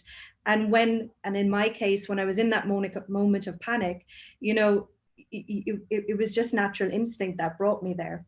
And so it's why I wanted to speak about it, because it can feel very fearful sometimes for people who are suffering with stress or anxiety. And you look to meditations and mindfulness to help fix it and to help, for it to go away. And it can help it. It can help reduce. But really just focusing on the breath for even a minute or two is the best, I would suggest, and in the research as well, foundation of what mindfulness and meditation can be. So I wanted to talk a little bit about that. I think also to share, for anyone who's maybe listening on the call today, if you are going through those experiences of stress and anxiety, mindfulness can sound very simple and say, okay, let me go do that and then I'll feel better. And it's not. Sometimes, you feel like it's a a mountain you're about to climb, and you're trying to meditate or you're trying to do mindfulness, and you think, oh, it's not working. Or I don't feel better anymore, it's not working. And what I would just say to you for that is, and again, this is the learning journey that I've been on, that mindfulness teaches you so much more, because although it can take away sometimes those stresses, with practice, it can help you to just be a bit more accepting, be a little bit more aware, and say, okay. And I think some of the people today, and our monks said it so eloquently, much better than I can, but, being a bit more conscious about, how it is you're feeling, the good, the bad, the ugly. And over time, and this is my experience, so I speak very much from a personal perspective, is doing it regularly, you just learn to be more accepting of what it is you're feeling, the good and the bad. And it's important to practice mindfulness, I've learned, in the good times as well. It's not just in those times of stress and anxiety. So why do you say that? Why would you say it's important in the good times? Because mindfulness is so much more than just helping us to go through negative, and we talked about emotions earlier, whether there is a label. It's really about just building up that strength. It's a tool for you to, I think, kind of open your eyes to, and the monk said it so nice. What was he saying about, a beautiful sunset, or you appreciate those moments that before you just, passes you by. And especially I find, when I was working in a very corporate environment, everything is so busy, and even in today's world in general, we're so always on, we're always rushing, we're always doing something. And so what mindfulness can help you do is in stressful times, but also when it's you're feeling positive, just appreciating those moments. So that's for me why I would why it's really an experience. And as I've learned more, this idea of mindful living, and our book has some amazing, mindful eating, mindful gardening, things that, are just day-to-day things, but doing it a little bit more with consciousness is really beneficial. No, that's beautifully said. Thank you. And so if someone's kind of going through anxiety kind of right now, let's say they're feeling anxiety right now, what would you, I mean, you're not necessarily guiding a meditation, but what would be the steps they go through, would you say? I think what I use, and you'll find it in the book as well, I've referenced this in my chapter, is, and the monk talked about it, was mindfulness helps to stop. And so if you're feeling with that moment of stress, anxiety, thinking of the word stop, and it stands for different things, so I'll just run through it, is the S is just stop. If it's for, just stop, whatever it is you're doing, and taking a moment. This T is for time. And so give yourself that time, a minute, and you'd be surprised how important or how powerful, even just for a minute, stopping, no phones, no distractions, just so take that time, or if you have 5 minutes, 10 minutes, whatever it might be. And then the third, the O, is just observe. And again, it sounds simple, but when you are feeling stressed and anxious, stopping and observing can be very scary. But you are in a safe place, and make sure that you feel safe. There's nothing that can harm you if you're just in your room or in your house, just taking that moment and observing how you're feeling. And then P is about proceeding. And, once you've had that time to just proceed and how you wish to do. I should have said, and the most important thing is in that observe, is focus on your breath.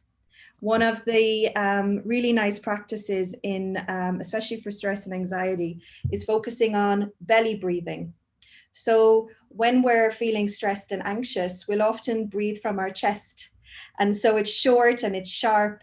And if you can just take that moment in that observe period to breathe through your belly and just watch the rise and fall, that can really, there's science, it lowers the different nervous systems and brings more oxygen into the body. And that can just, again, if you have a minute or 2 minutes, that will really start to just calm your emotions. What you might be dealing with is maybe still there, it mightn't be gone, but you'll have just given yourself that time to to stop. And so that's what I would recommend for anyone just feeling like that now. That's a great one. That's a nice thing to remember in that situation, isn't it? Just the word stop. Exactly. S is for stop. T is for time. Like take your time. So and then observe, and then move forward with whatever that might be, you know. Yeah. And it's not about solutioning, you know. I think, again, when you learn more about mindfulness, you learn and you become more accepting to, there is no right way, there's no wrong way in be it in mindfulness or what you're trying to overcome. So don't focus too much on solutioning the problem, but just purely give yourself that gift of time and stopping. So that's what I would suggest. I like that. Take a break from solutioning. That's a good one. Yes, we do it far too much. I'm the queen of it. I'm always scenario planning and solutioning something. Solutioning. Yeah, but you know, and that's, again, my journey has been 4 or 5 years now of really being tuned into mindfulness, and it doesn't happen overnight. Kind of looking at it a bit more in that way, it certainly didn't for me. It takes time, but that's where I become very passionate about this topic, and slowly growing in confidence to talk about it and share it with others more, because, you know, we all need the support these days in whatever that might be. And it's a really nice thing that you can do for yourself. Wonderful. Well, I think you shared that very clearly and beautifully. So thank you very much. Thank you. Mindful Mummy. I love that.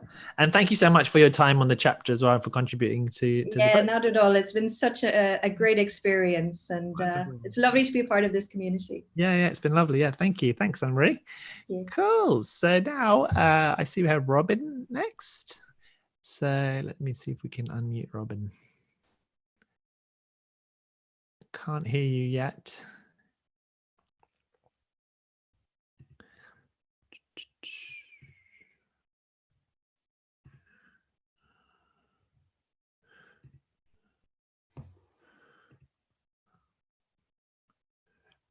Let's try and get Robin's audio working. Unmute.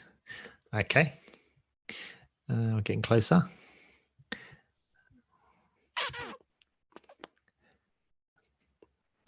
No, the audio is not coming through for some reason. What you could do is, you know, on Zoom, where it's got the mute button in the bottom left-hand corner, there's a little arrow next to it. Try clicking on that arrow and try choosing a different microphone. I don't know if you've got a few microphones there. That can sometimes help. Otherwise, you can guide us in a silent meditation.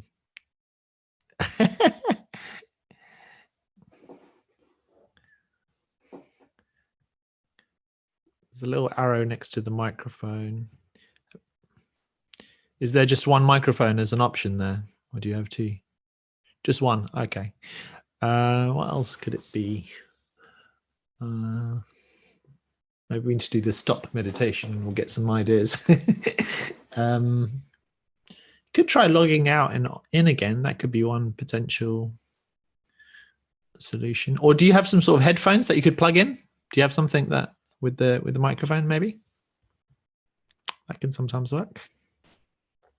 This is quite a good while Robin's kind of working on that, I could just share a little bit about, actually it'd be nice to read some of the comments because we haven't had a chance to do that. Emily says she loved the analogy of the bridge that was shared earlier. Jacqueline's online.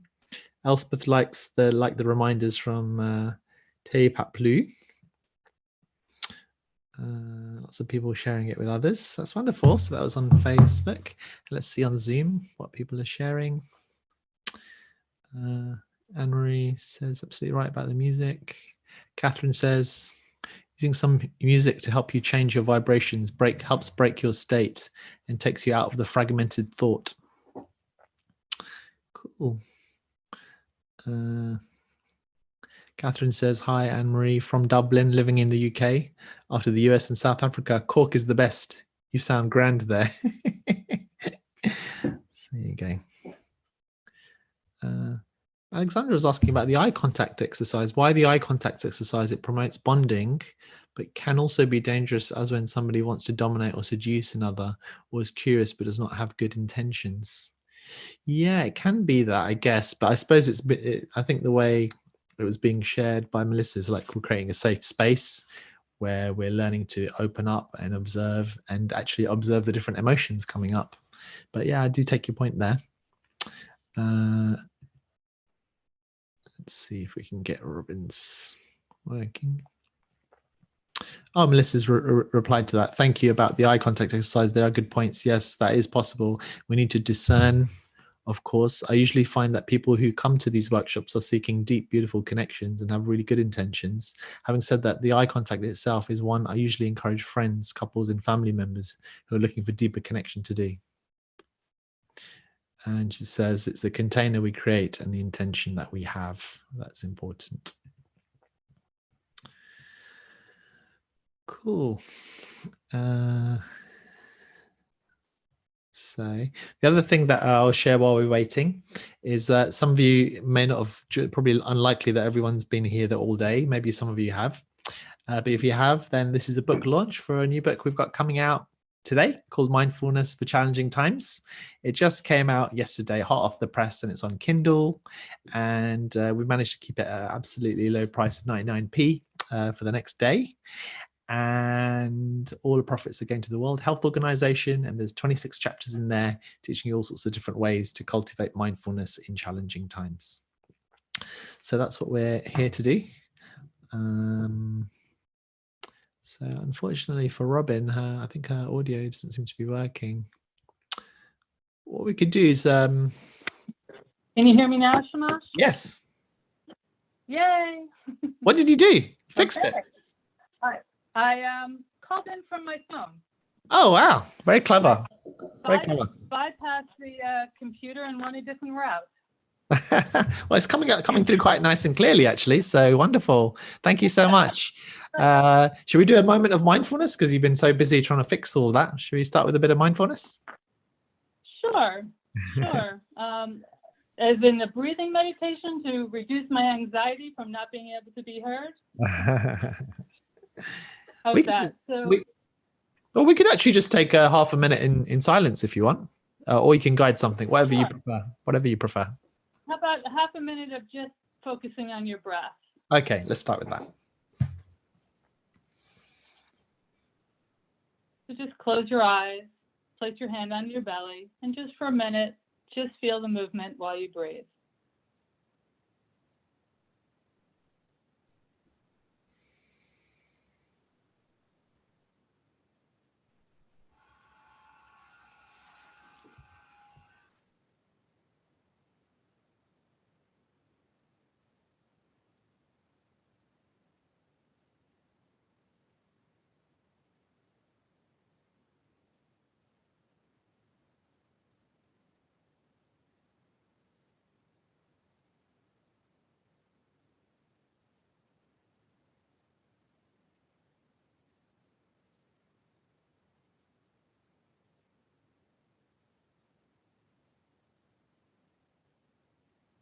And now joining back to the webinar.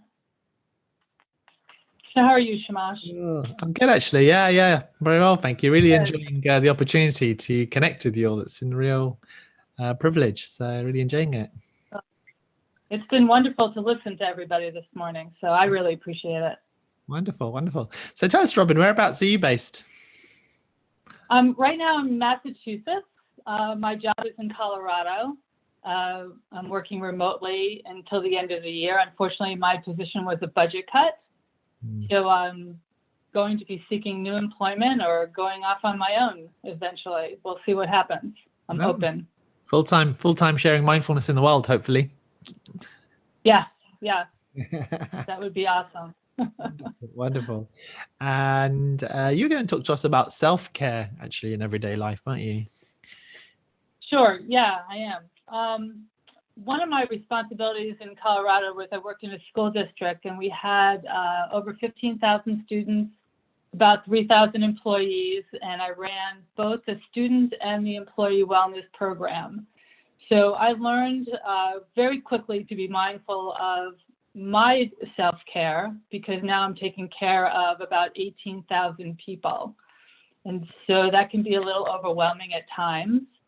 And a lot of pressure, right? So no matter where you are or who you are or what you do, especially in education, you end up taking care of everybody else and not yourself. And all of a sudden you'll go, oh my God, I'm so stressed, I need a massage. But then you come right back to your stressful life. Or people say mani-pedi is great for self-care, but then you come back to your stressful life, or you go for a run. So how do you organically implement self-care into your daily life? So it's not a life you need to take a vacation or a break from, but it's a life that creates that resiliency, that self-care, that compassion, so that you are able to take care of other people, right?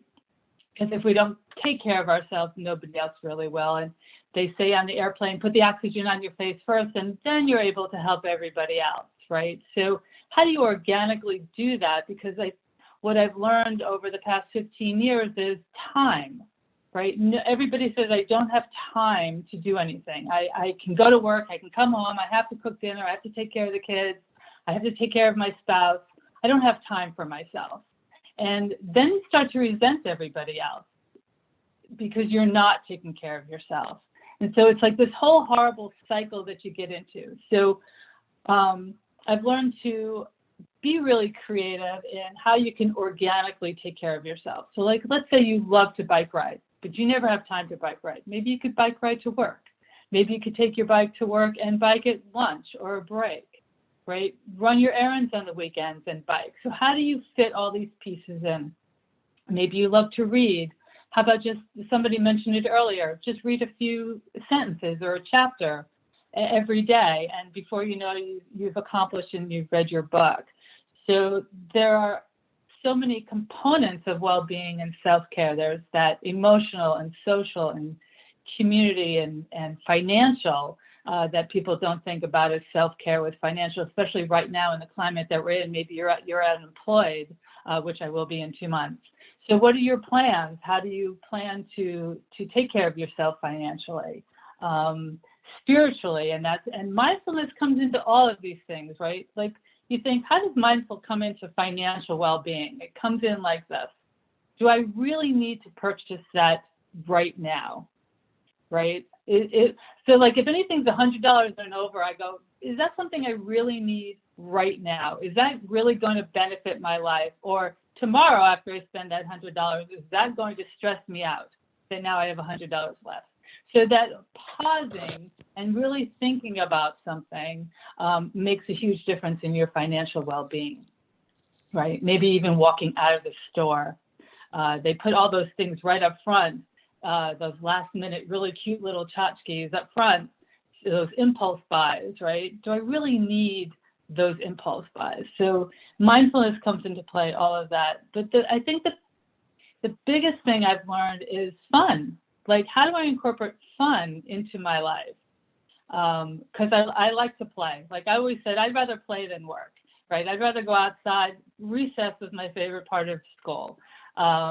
Even now with my kids, I'd rather play a game or play a sport or do anything than work. And sometimes I can get in the way, but how do you incorporate fun into your life? And so you had asked other people how long they've been practicing mindfulness for. And I started teaching, I'm much older. I started teaching back in 1981 at a college in New York. And I'd be lecturing for 3 hours to my students, and I would look out at them and I would just see these blank faces. They were not absorbing anything I was saying anymore. And so it was really just a total waste of time for them and for me. And I would have to come back and repeat or meet with them one-on-one. So I would notice that this would happen right around midterms or right around finals. So I started incorporating something, I think it's kind of mindful, called mandatory fun day. And I would look at my students and we would have 3 hours and I would say, today, we're just going to have fun. What does that mean to you?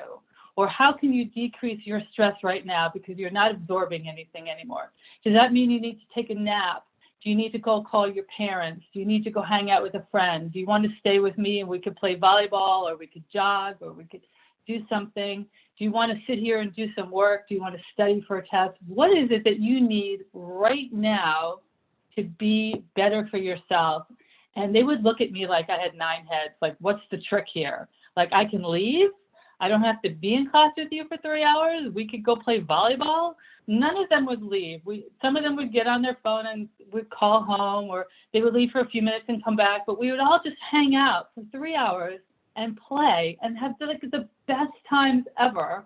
And then the next class, I would start teaching again, and they would absorb it. They just needed that break. And I do it with my family too. Don't tell anybody. I'll grab my daughter, tell her, you're not going to school today. It's a mandatory fun day. We're all maxed out. We're just going to have a great day. And we just go play and just have a good time. So how do you incorporate self-care into your life organically? I think is key, rather than as an add-on or another stress. That's how I like to. I love that. And I'm so glad you talked about fun and linking that with self-care. Did you say it was on a Sunday? I missed that bit. What day did you say it was? Mandatory. Mandatory. We must have fun today. Yeah, you must have fun. And it was one of the classes that you had, right? Yeah, it was just, that wasn't a class. I taught sports medicine and I taught ship's medicine. So it was pretty intense classes. Yeah. And my mandatory fun was just that break. It was just a total break to get them to realize they need to take care of themselves. Like, what's important to you right now? I think we can learn so much from animals, especially younger animals and young children, and just watching their behavior and how they interact. Because if they haven't been impacted by the effects of language and conditioning and thinking, and they just play naturally, don't they? They just are curious, like Melissa was saying, they're connected, they're playing, they're having fun, there's joyfulness, and there's great presence there. And it sounds like that's what you did, and you created in that. And I think I'm going to try and adopt that. I'm going to call it Sunday Fun Day. And every Sunday, there you just go. ask myself, what would I like to do? It's literally not trying to even be mindful. It's just trying to do whatever we're attracted to, I guess. Exactly. Like, what is it that you did? What was the last thing that you did that you lost all track of time? Good question.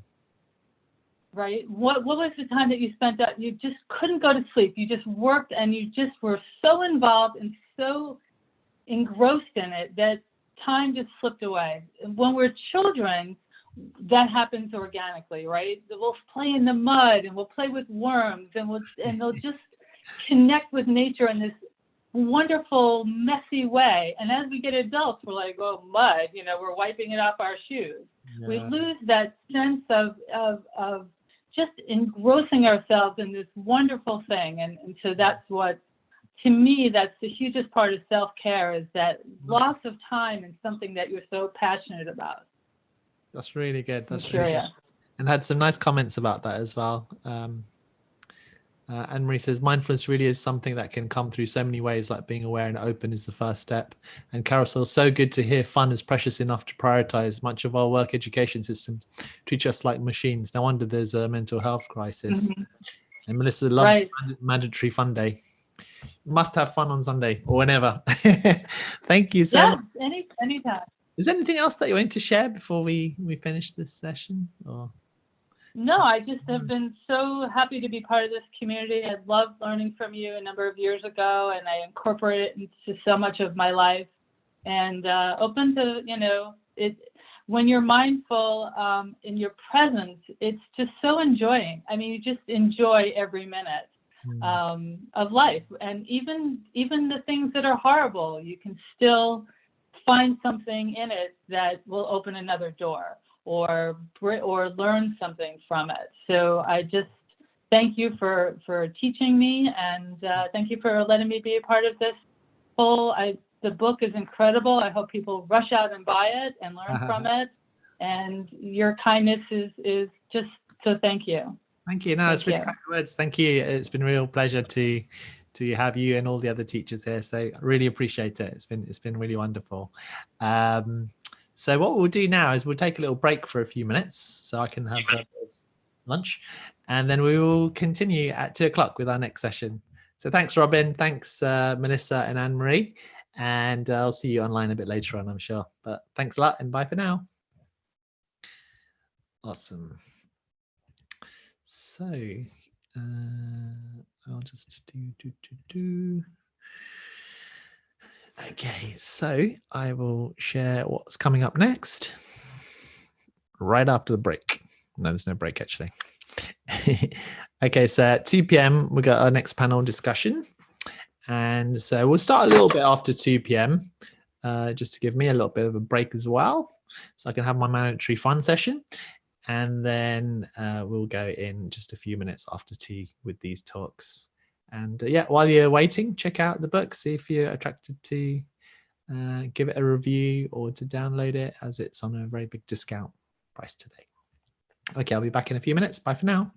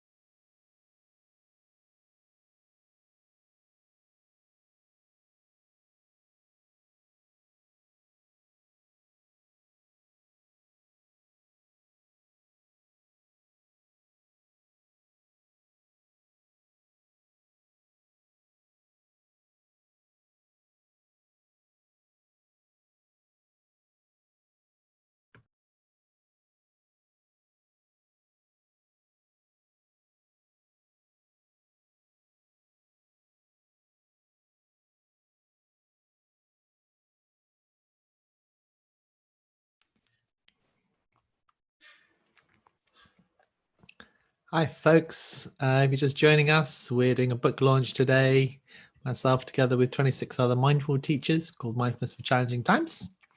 Thanks so much for joining us. And our next panel discussion is going to be called Relationships, Resilience, and Mindful Living. Let me see if I can get the teachers in. There we go. So we have John. I'm just going to make them co-hosts. We have Tosh, Catriona,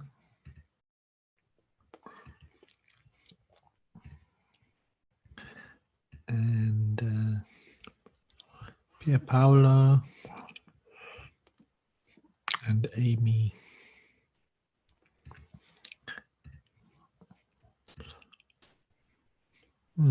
Can't see Pier Paolo at the moment, but we have Amy, Catriona, John, and Tosh.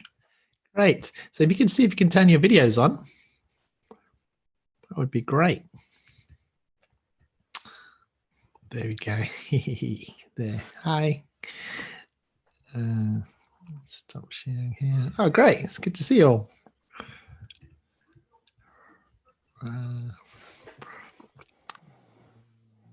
One second. That's where I faff about. I look really intensely at the screen because I'm doing something. Okay, that should work. There we go. Okay, so I hope you're all really well. Let's just do a little gallery view so we can see us all. There we are. How you doing, Catriona?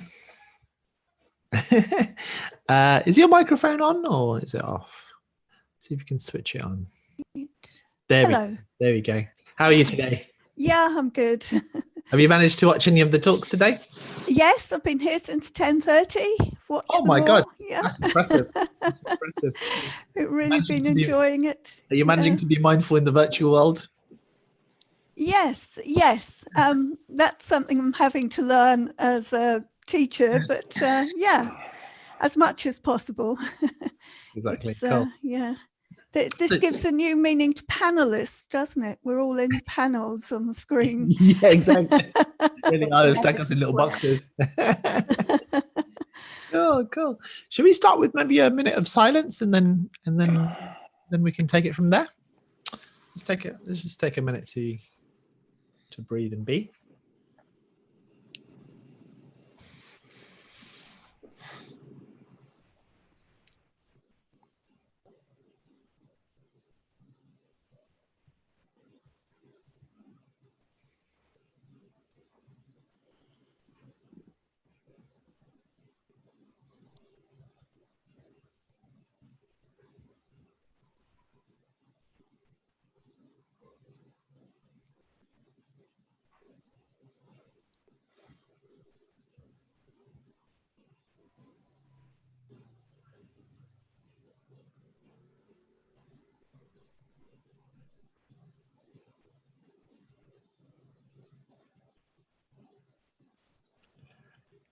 Got a little bell here. Let me ring the bell.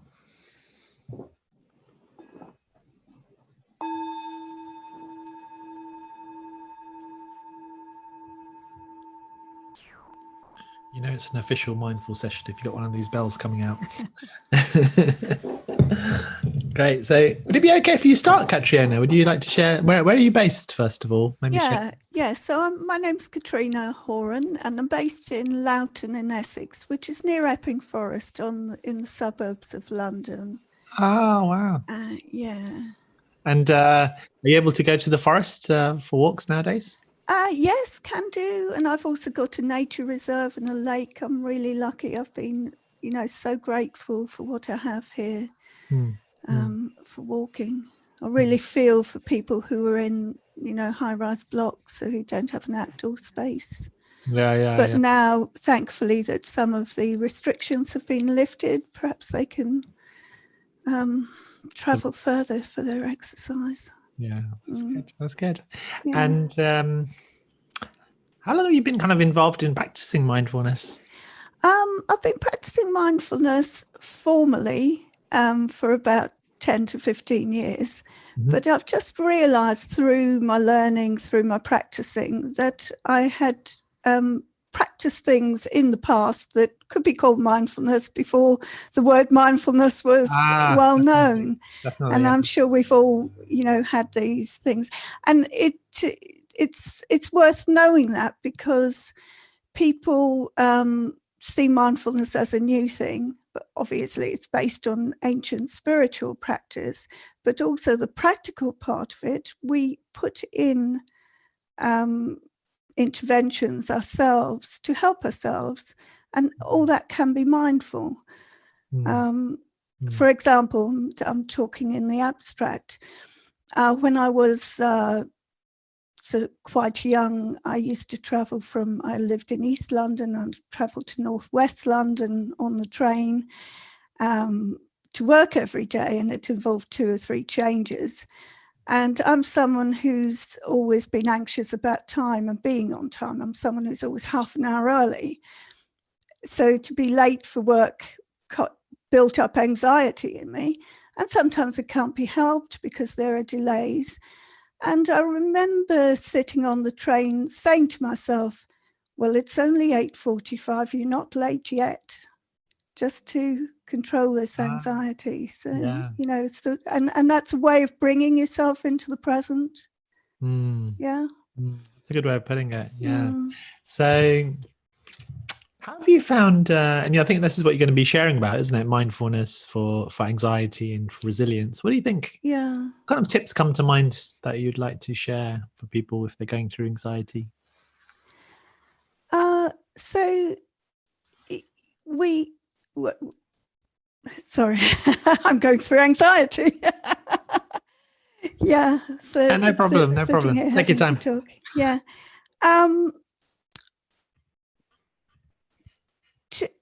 Yes, so there's the managing the actual anxious times, and a few people have talked about it earlier, breathing, the stop mechanism. Sometimes you can't actually stop what you're doing. So slowing down can be something you can do. So slowing down what you're doing physically or what you're doing, slowing down your breathing. So if you slow down your breathing, that can slow you down physically as well, because of the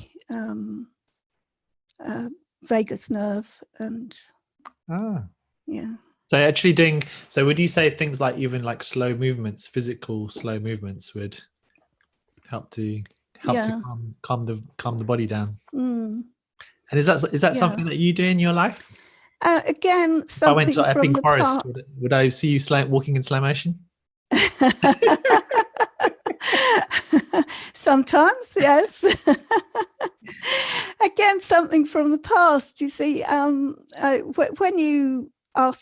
we were discussing book chapters, that I thought, what can I talk about of all the things I teach about anxiety, mindfulness, and anxiety popped into my head because it's something I have discovered that mindfulness has helped me cope with. And another example from the past is when I was a new mother, and I'd also been working full time, and I worked in a very stressful job as a computer network manager. So I constantly had people wanting things from me, and I coped very well with that. But one silly little thing was that when I went food shopping, I would often get a bit overwhelmed and, stressed about what I'm going to buy, and, remembering what I wanted. And I didn't actually like the food shopping experience. So I again said to myself, slow down. So I'd slow down and purposely try to make it an enjoyable experience. So walk slowly down the aisles, look at all the shelves, pick the packages up, read the food labels. I can't say I really enjoy food shopping now, but it is one of the things we've been able to do in this lockdown, which is different from the other things we're allowed to do, and something that we've had to restrict as well for health reasons. Yeah. So just slowing down on the things that you're doing, I think that's a really good tip. Yeah, because Yeah. I think a lot of us are like, we live in a society that's busy and rushing all the time, and we kind of assume that's just normal and we just have to accept it. But do you think that kind of that sense of rushing and moving around fast, that actually whips up the emotions as well and makes them more anxious as well, do you think? Yes, I think it can do. It's like a two-way process. Yeah, and it having to rush around, having to run for trains. Also, our life in London and around London is very fast normally. Yeah. And I'm sure a lot of people who have not been rushing around, who've been able to work from home, have noticed this. And hopefully if we ever get back to that rat race, they will maybe remember to slow down. Yeah. Although I have noticed also in the past, if I go away on holiday, spend a week on the beach, when I was commuting to work, it doesn't take very long to get back into that speeded up way of life when you return. I love that. Yeah. Thank you. And thank you for sharing. Thank you for reminding us about the importance of physically slowing down, slowing the breathing down. And you mentioned something about the vagus nerve as well. Is that something that's connected with this? Yes. The vagus nerve is the 10th cranial nerve, and it's a very large nerve in the body that connects the brain to the heart and to the abdominal area and the digestive system. So all of these systems are connected with the fight or flight mechanism. If other people have explained it, when you go into fear mode, the digestive system shuts down to allow the blood to go to your muscles so that you can run or fight the tiger that's stalking you. But of course, we have brought this mechanism from when we were, the monk spoke about our ancestors, the reptiles, this reptilian brain. And it does serve us. It serves us when we're in danger. But anxiety is where we find danger in people being aggressive towards us, the competition of the workplace, all kinds of things that happen in the daytime, and we react in that reptilian way. So the parasympathetic nervous system is slowed down by breathing more slowly. So if we breathe slowly and breathe out more slowly than we breathe in, then that slows down the breathing, but it also has a direct effect on this parasympathetic nerve. It slows down the heart. And yeah, I love the way you explained that. I feel very calm now. Yeah. Just trying it while you were speaking, so it really works. Well, thank you so much for sharing today and sharing those little insights and tips. We've got quite a lot of people in our panel, so I'll have to move on to the next person. I can talk to each person for ages, but thanks a lot for sharing and thanks for contributing to the book. Okay, and thank you. Thanks to everyone. I feel, it's Good joint wonderful, effort. this community to have put this book together. Thank you. Thank you. Cool. Is it okay if we go to you next, John? Yeah, perfect. Hi. How are you, John? Oh, great. Nice day, Yeah, wonderful. Thank you for organizing this. You're welcome. Have you managed to watch any of the other stuff or not yet? Yeah. I was saw the first 2 hours. Okay, cool. Yeah. And whereabouts are you based? In Newbury, which is near Reading in the UK. I used to live in London, actually, up until recently, and work in London, so I relate to what Kaitrona was just saying. About the London life. Wonderful. And do you kind of teach mindfulness or share mindfulness at all? I would say I teach it as a hobby, actually. Nice. So I got into mindfulness, let's say similar again to Kaitrona, let's say I recognized that what I was going, certain elements of my approach to life had to do with mindfulness about 10 years ago. And then I started, after that, actually, I saw that there are a lot of sources out there, a lot of information, a lot of, in a big way, I could develop it more and learn to develop certain qualities that I attribute to mindfulness. Like, for example, being more present, being more in tune with my body, physical sensation of emotions. And just really, really enjoying the present moment more than beforehand. And that kind of, I feel like as if I'm like a kid in a candy store now. There's just so much to experience, to explore, and when I live my life, more in the present moment, then it feels longer and far more exciting. And I've realized that this nourishes me, like being more mindful nourishes me. So as a consequence, I try to do that more in my life. And one way of being more mindful is to, for me, certainly, is to do things that I enjoy, that I'm drawn to, such as also including mindfulness practice. And so the way that I approach, say, mindfulness is I practically try and integrate that in my life in a way that I get nourishment. So whether it be attending this panel, or whether it be facilitating sessions for friends and family, or maybe even doing like little videos as a little hobby. Right now, I love just doing little videos of people just like sharing their own experiences. Yeah, so doing things, because one of the things you said that you wanted to share about is about the joy of mindfulness through doing things that we love. And so I like the fact that you said mindfulness is a hobby for you, and sharing it as a hobby, and like you've been interviewing the different mindful teachers and sharing their little YouTube videos, which has been wonderful. So so I want to qualify, for me, when I think of mindfulness, I don't think of it as I'm either mindful or I'm not mindful. I don't think of it as black and white. I just, in fact, it's a gray scale. So being mindful means for me being a little bit more mindful. So and as a result, having a little bit more of what I call mindful qualities. So for example, if I intentionally just decide to be a little bit more present, so rather than being 80% caught up in my mind, to be 79% caught up in my mind, I consider that being a little bit more mindful. And it's in this spirit that I feel that I can do that.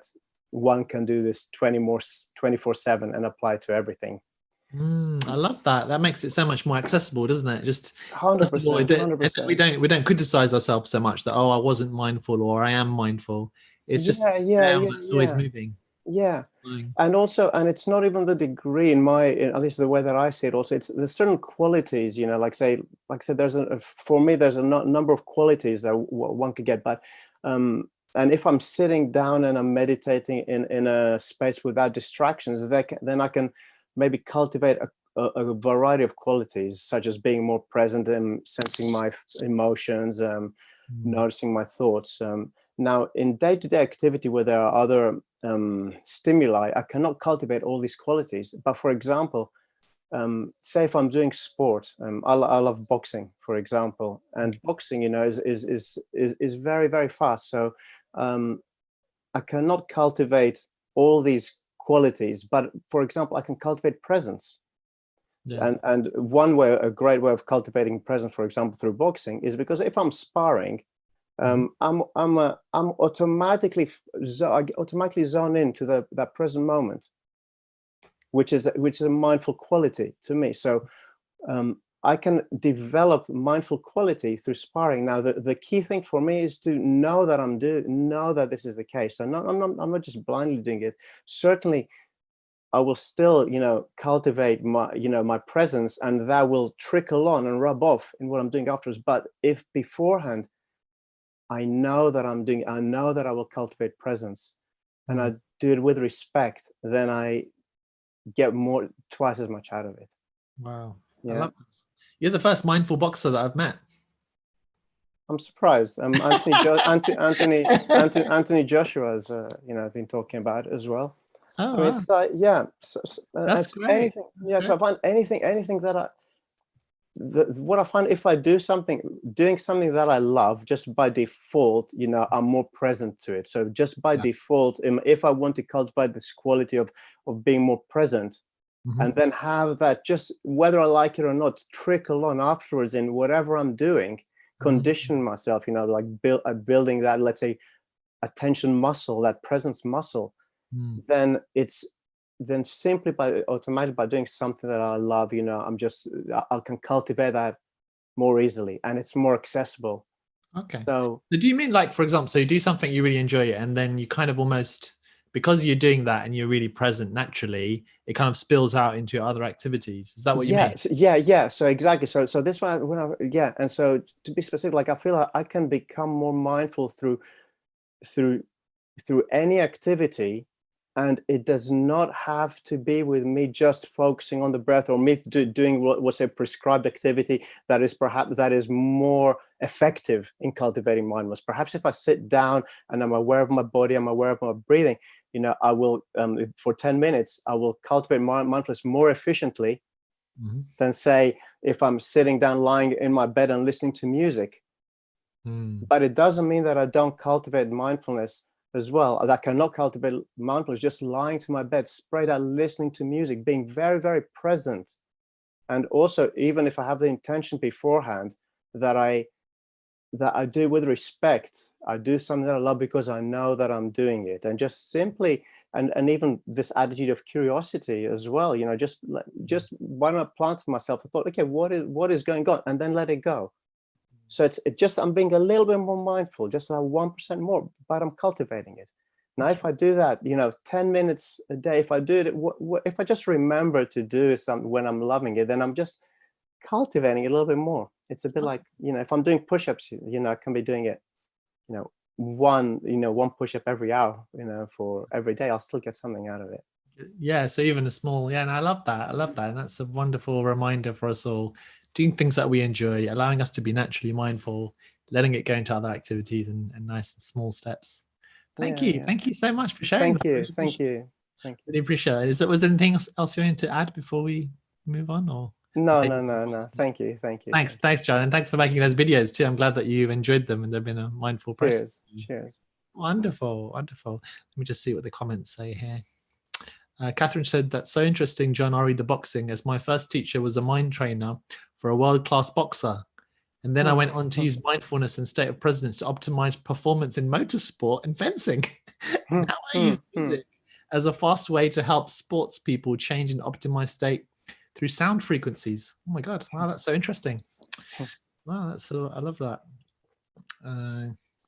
And Catherine also says, perhaps in talking about the previous talk, perhaps in a stressful work situation when anxiety hits, consider VAK, visual, auditory, kinesthetic. Look here, feel in the moment. Do the shake and vac and bring the freshness back. That's from an old advert that we used to have in the UK. That's a good one, Catherine. Great. Okay, cool. So is it okay if, Amy, are you happy to go next? That would be wonderful. Let's see, let's try and get your audio working. I was saying yes and you can't hear me.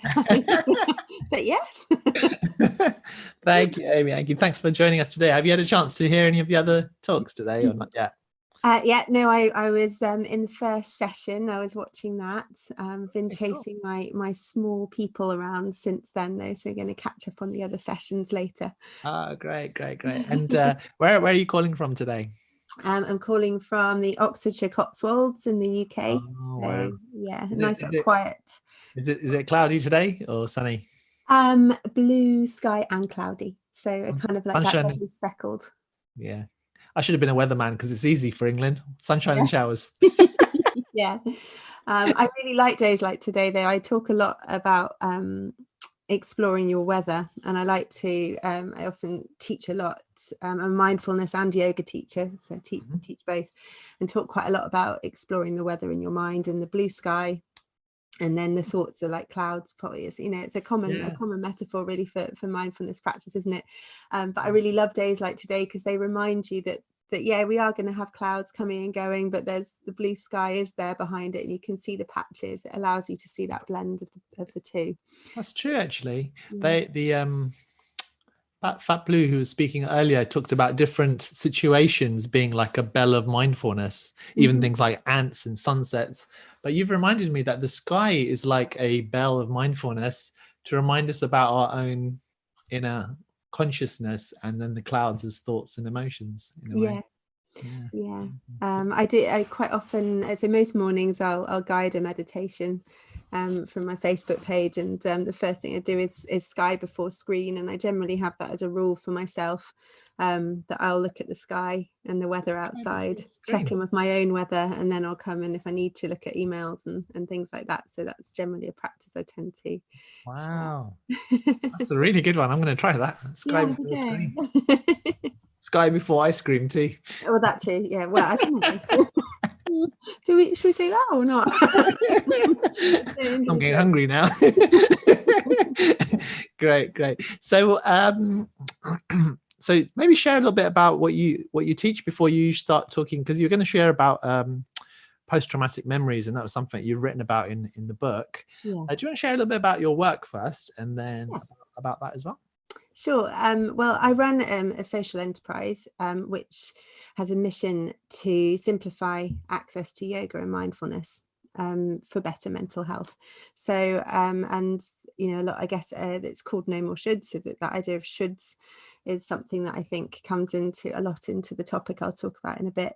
But really trying to break down any sense of prescription around the practice, so helping people find their practice, their language around that, to be able to benefit from the everyday.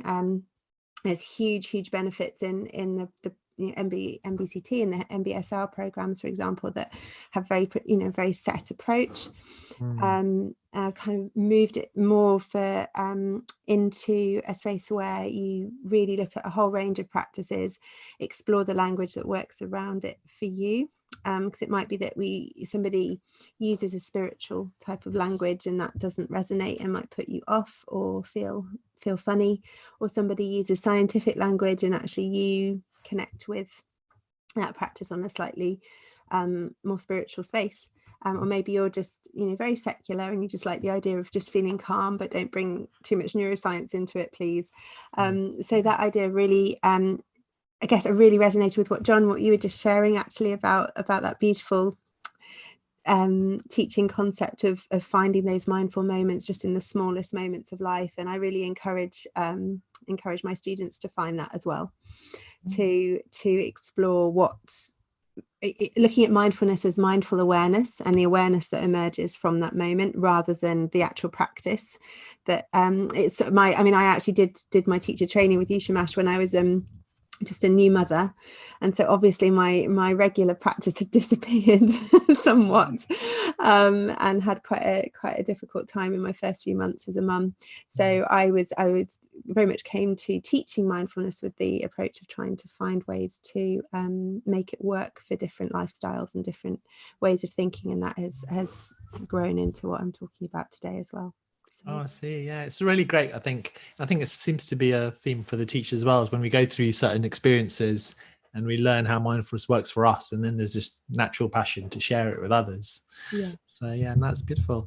Okay, so tell us a little bit more about why you chose to write about traumatic memories and how to use mindfulness to help us navigate them.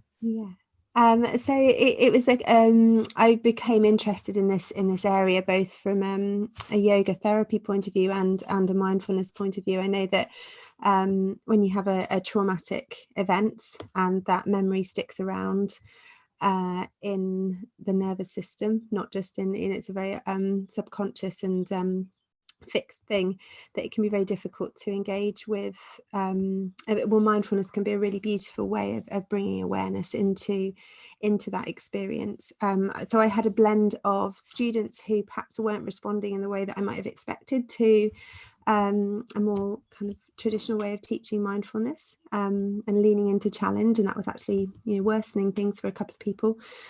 So that made me look a lot more into it, and also from my own personal experience as well, that I'd noticed some changes just from my own mental health experience. So it really just increased my interest in supporting people in this space, and really came from this idea of with traumatic memories. That's the reason that it's of interest, is because when you're dealing with that, you aren't necessarily using the brain in the way that you might when you're just sitting with normal challenge. And I think it does touch on what Katrina, what you were saying about mindfulness for anxiety and being in that fight or flight space. And there can be different situations that will take you into that state. What's particularly interesting about having a post-traumatic response to, it's different to just a bad event happening, and this is an event that makes the nervous system think, actually no, this cannot happen again, so just in case you're thinking of going back into that situation, I'm going to keep reliving it for you so you remember. Let's not integrate this experience into our memory. So that because when we integrate, that's essentially what happens when we experience anything in life, our memory will start to start to integrate it into our living memory, or rework it, and it, the emotions around it. That's why when we talk about something will become less raw, don't we use that word about being less raw, whereas if it's a post-traumatic response, and it's not going to do that because the memory has not kicked in. So the amygdala and that alarm system in our brain has not allowed us to remember it in a different way, to get that distance from it. So we're still very much in the present. So when we talk about moving back into the present moment in mindfulness, for some people, if you're in that situation, it can be really difficult, because the present moment is something that your nervous system is actively trying to keep you away from. And it can send you into dissociation, where you just completely shut off. Like, if you've seen like a rabbit when you put it on its back and it goes, I didn't think I'd do that impression right now, actually. Rabbit impression. So, there you go, brought that one out. But when you do, a rabbit will go into that freeze space, that play dead space, and that's what can happen. And I had it happen to a couple of students as well. And so really it's about finding a bit of flexibility around that in mindfulness practice. You can feel very much, people who are living with that kind of response, mindfulness can be an incredibly supportive practice in finding that distance, and in growing the bits of the brain that, as you know, that help with emotional regulation and with viewing things with more compassion for the self, and ultimately helping the body feel safe. But it's about keeping within a window of tolerance for that experience, so that you're not doing any more harm. So particularly in challenging times like we're in now, rather than leaning into that challenge, it's about actually not leaning into that challenge, being aware that it's there, but actually allowing you to feel safe in that challenge, which is just a slightly less active approach. And it's about rebalancing the nervous system, taking it out of fight or flight on a very primitive level, so that those parts of the brain that do allow us to have that more observational relationship with events in the present can start to kick in, and then can start to heal, integrate the memory, and help you feel safe in your body. So it's a slightly different approach. Yeah, that's it. Wonderful. Thank you for sharing that, because not many people talk about these challenges, but obviously you've had experience, and also your students have had that experience, so it's something that does come up, and so many people have experienced all sorts of different traumas, almost everyone, I would say, on different levels.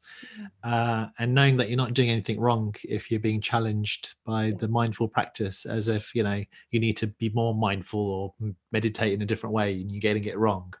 What you're saying is that and I guess for these challenges, seeing a therapist would be a good idea, right, to help you work through that. Yeah, I mean, it's very, very personal, and the reason that the approach I've taken with my chapter, a contribution to our book, is about just explaining some of the modifications that you can take with your mindfulness practice. So you may read about, needing to sit in a certain way, depending on, the approach you take. And that's what's beautiful about this book, is there's so many different voices and approaches that you can explore and try, right? So it's brilliant for that. But finding those options, maybe you want to keep your eyes open, maybe closing the eyes just isn't a safe space for you. Maybe you don't want to focus on a body scan particularly. Maybe you try a muscle relaxation, progressive muscle relaxation, where you tense and release. So you are focusing on the body, but it's a bit quicker, and it's more focused on that present moment experience rather than what the body's holding in memory. Maybe you, and also resonance breathing is a really important practice. So that's the meditation that I've shared for the book. Okay, and there's a guided meditation I think you recorded for that, isn't there? So people can try that resonance meditation that goes with the book. Cool. Was there anything else that you wanted to share about this topic, or anything else before? Well, I think go ahead and read the chapter and find that out. But as we said, if you do need, if you're experiencing something like this, then therapeutic support is really helpful. The approach is just to help you keep your mindfulness practice in a safe and healthy space, and so that you can really explore the benefits from it. If anyone's interested in resonance breathing, then just heading over to an app called the Breathing app, which is free as well, and does a lot of beautiful explanation around it as well, but also the chapter of the they'll book, learn more about more importantly. yeah, you explain it more in there carefully, and there's the guided meditation too. Great, thank you so much for your time, Amy. I know you've got busy schedule with all the stuff you have to deal with, so really appreciate that and your chapter too, and look forward to keeping in touch. You're welcome. Cool. So if it's okay, we'll have Pier Paolo, and then we'll finish with Tosh, if it's okay like that. So let me see if I can. Oops. Hi, Pier Paolo. Hi. How are you? Good. Excellent. And if I remember, you're in Dublin, right? Yes. Wonderful. It's cloudy here today. Cloudy, yeah? A little bit. But that's very unusual for Dublin, isn't it? Unusual for Dublin? It's very usual. No, but it's okay. To be honest, it's been a really good weather in the last... Since the lockdown started, excellent weather in Dublin. Oh, really? Best than usual, really. Better than usual. I think that's good, actually, because I've heard that on warmer surfaces and things, the virus dies a little bit faster. So hopefully that'll have a beneficial effect. Yeah. So how long have you been in Dublin for? It's 2001. 2001. Okay, so quite almost 20. Yeah, 19 years. And do you want to say a little bit more about like when you started sharing mindfulness and practiced mindfulness? Yeah, I mean, mindfulness and meditation practice was really the first step I did to look after myself. It was when I started to do meditation, I remember that I went to a Buddhist center here in Dublin. It was, in a very difficult period of my life in which I just start my separation process with my ex-wife, and I find it very useful, but kind of hard at the beginning, because you need to sit and you need to watch these thoughts. And when you are in a difficult time, there are really many of them that keep coming to you. So it's a very interesting experience to have, especially when you begin with it, and you really don't know what observing your thoughts means, because it's so new. Yeah. But as you saw, you start with maybe focusing on the breath, counting the breath, a little bit of love and kindness meditation. This is how I became interested in mindfulness practice, and this was several years ago. And then since then, I start to be interested in the field, and I explored spirituality. Oh, spirituality. Yeah. And by chance, this kind of stuff, they happen by chance, and the spirituality route for me was mostly is her. No, it was not only the past, it still is. It's mostly non-duality, Advaita Vedanta approach. So I mean, in UK there is Robert Spira, for example, and then Rupert. Then maybe there is De Mello is another great, oh yes, which is a little bit more Anthony De Mello wrote a great book called Awareness, didn't he? I think you mentioned it when you were doing your training as well. When I read that before. Which is more it's a bit of it's quite a powerful book though. You need to be ready for it, right? Yeah. Krishnamurti, the guy as well. Yeah. So all in this kind of non-duality approach. Wonderful. Which I found it very interesting. And then, I mean, now at the moment, I mean, I'm in the middle of retraining myself as a psychotherapist. I mean, in the last year now, so hopefully in a year's time, I should be qualified. Great. So I'm, it's really a kind of, I like this kind of integrative approach. Integrative approach, yeah? Yes, in which you do a little bit of mindfulness, a little bit of spirituality, a little bit of psychotherapy, because I believe that really the bottom line here to alleviate suffering in any form, it's kind of self-discovery. No, you want to discover yourself. You want to know thyself. And this can be done through a mindfulness approach, in which you observe yourself in a non-judgmental way. Yeah. But then you can also be done through inquiring and questioning what you have always been believed to be truth, which is a kind of more spirituality, philosophical approach. And then, I mean, psychotherapy is also good because it adds another person into the relationship, So, and I believe also, this is why I think it's also important to practice mindfulness in a group with somebody else, because you need to have a feedback. It's because it's very difficult to be aware of your own self by watching only yourself. If there is a feedback from somebody, they might catch you something that you have not been aware of. So, for example, I found interesting this kind of relational mindfulness that you can have, in which you sit with somebody and you start interacting with them, and they tell you, "How you listen? You have just raised your hands."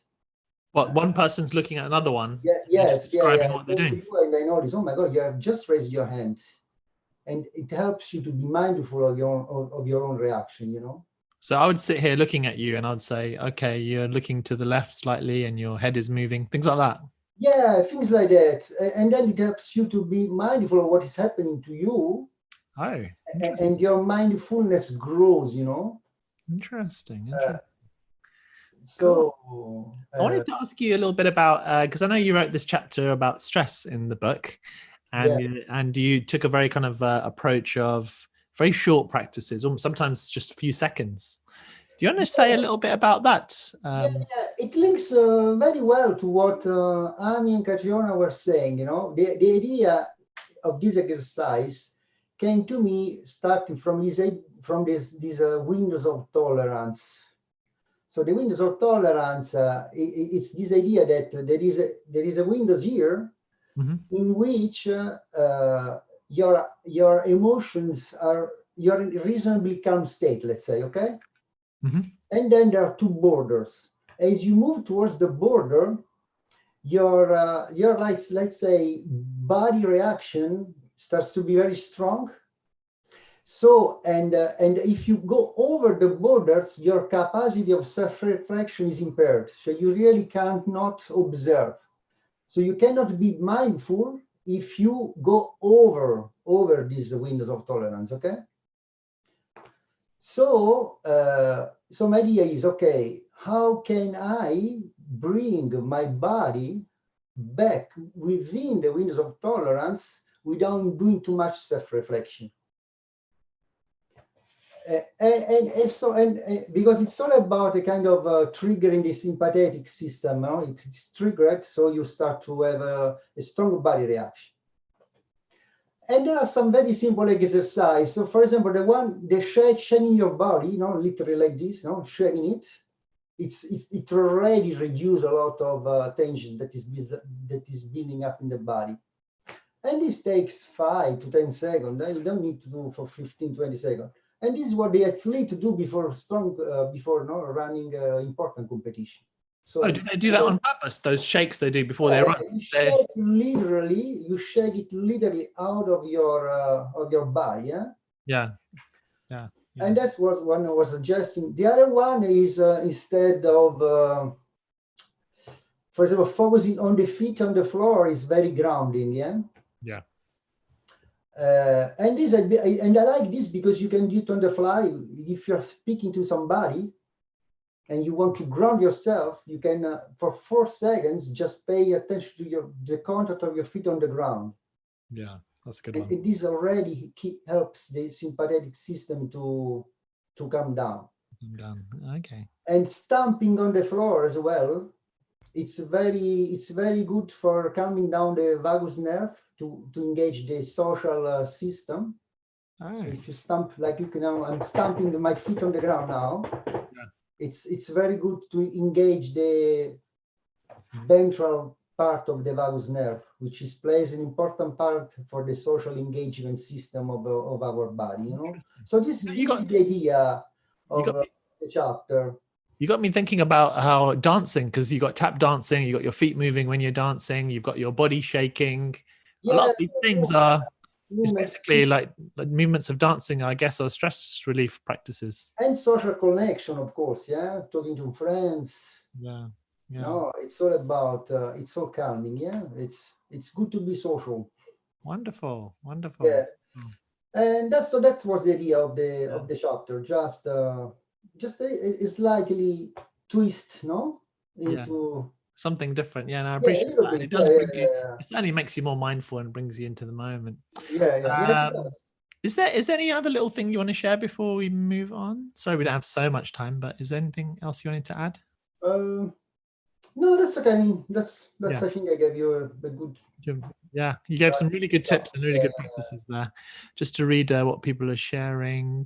Catherine says, excellent advice. Physiology first, state check second, and then language check third. The physical takes us back to the now. Dancing is one of the best ways to ground energy. Oh, cool. We'll be doing some dancing next then, guys. A little bit of moonwalking. Katrina, thanks for sharing. She's talking about Amy's sharing. The part in your chapter about holding trauma in the body was particularly useful. Wonderful. Thanks for sharing, Pier Paolo. You're welcome. Thanks. And now, last but not least, Tosh. Hello. Waiting there. That's all right. Hello, everybody. How are you today? I'm all right, thank you. And thank you so much for this amazing opportunity. And I've just loved listening to you all. So first of all, thank you all so much. Yeah, it's been really fun, isn't it? The variety. Yeah, and some of them I've been chatting on Facebook for such a long time. It's nice to see the real. Actually, we're not actually in person, are we? I keep thinking that we're actually meeting in real life, but we're not. One day. Feels like we are. It does very much. Yeah, totally. Wonderful. So whereabouts are you based? I'm based just south of Guildford in Surrey, a little town in the middle of some valleys called Hazelmere. So lots of trees around. It's beautiful. Yeah. And do you want to share a little bit about your journey of mindfulness, like how long you've been practicing it maybe, and when you learned to teach it and what you do now with it too? Okay, so back in 2012, I went through a divorce and a bankruptcy all at the same time. And I remember everybody was saying, what are you going to do? What are you going to do? Oh my goodness me, what are you going to do about your future? And I realized after a conversation with some friends who said to me, you've got to go after him in court and do this and do that. And I became aware of this enormous sort of rock in my stomach. And I remember thinking, oh, I don't want to feel like this. And I am a bit stubborn as well. And I just thought, do you know what? What if I decided to throw kindness at my divorce, no matter what happened? What if I was just going to do this? And because we had nothing really much to lose anyway, except for our friendship and, you know, whatever else. So I thought, well, just have a go, just do it, just be friends, just have a conversation, set an intention. You know, we both came from divorced parents, and I just thought, and so I became really aware of the power of being present with your body when faced with sort of challenges and conflict, potential conflict, and how it affected me. And I always thought I was quite sort of in touch and aware anyway. But it really sort of brought me to this level. And I remember one day I had this sort of terrible day where I stopped making a cup of tea halfway through, and I went and sat in my downstairs bathroom and cried for about 6 hours. And I just thought, I need to start managing my mental health. I need to really start looking after myself and being kind to myself. And I thought what I would do is just go and sit somewhere really quietly for half an hour, somewhere nice. And I just started breathing. I used to practice meditation a long time ago. And so I just kind of just started being really, I didn't really know about mindfulness then, but, you know, like other panel members have suggested, you know, said that they were practicing it anyway, because I really believe we have mindfulness inside us. It's just layered up with all this other stuff. So we are all mindful. And I just thought, actually, I can do this. And I'd been on antidepressants before when I was married. And I thought, actually, I'm going to take ownership of what is happening. I'm going to really believe and trust I can do this and use all the practices available to me. And then I don't know how I found your course. And I was like, I'm going to invest in this. This is what I think I saw one of your books, actually, Mindfulness for Dummies, which I saw on your table behind you. And I just thought, actually, and I read it and I was like, it just makes so much sense. So I did your course in 2015, I think with Pia Paolo as well. So, and I just set up a group and I started writing a blog in 2014, and to help and support and empower people to trust that they can look after their emotional and mental well-being through divorce. And I now have a podcast, and I have a group, quite a large group of women online.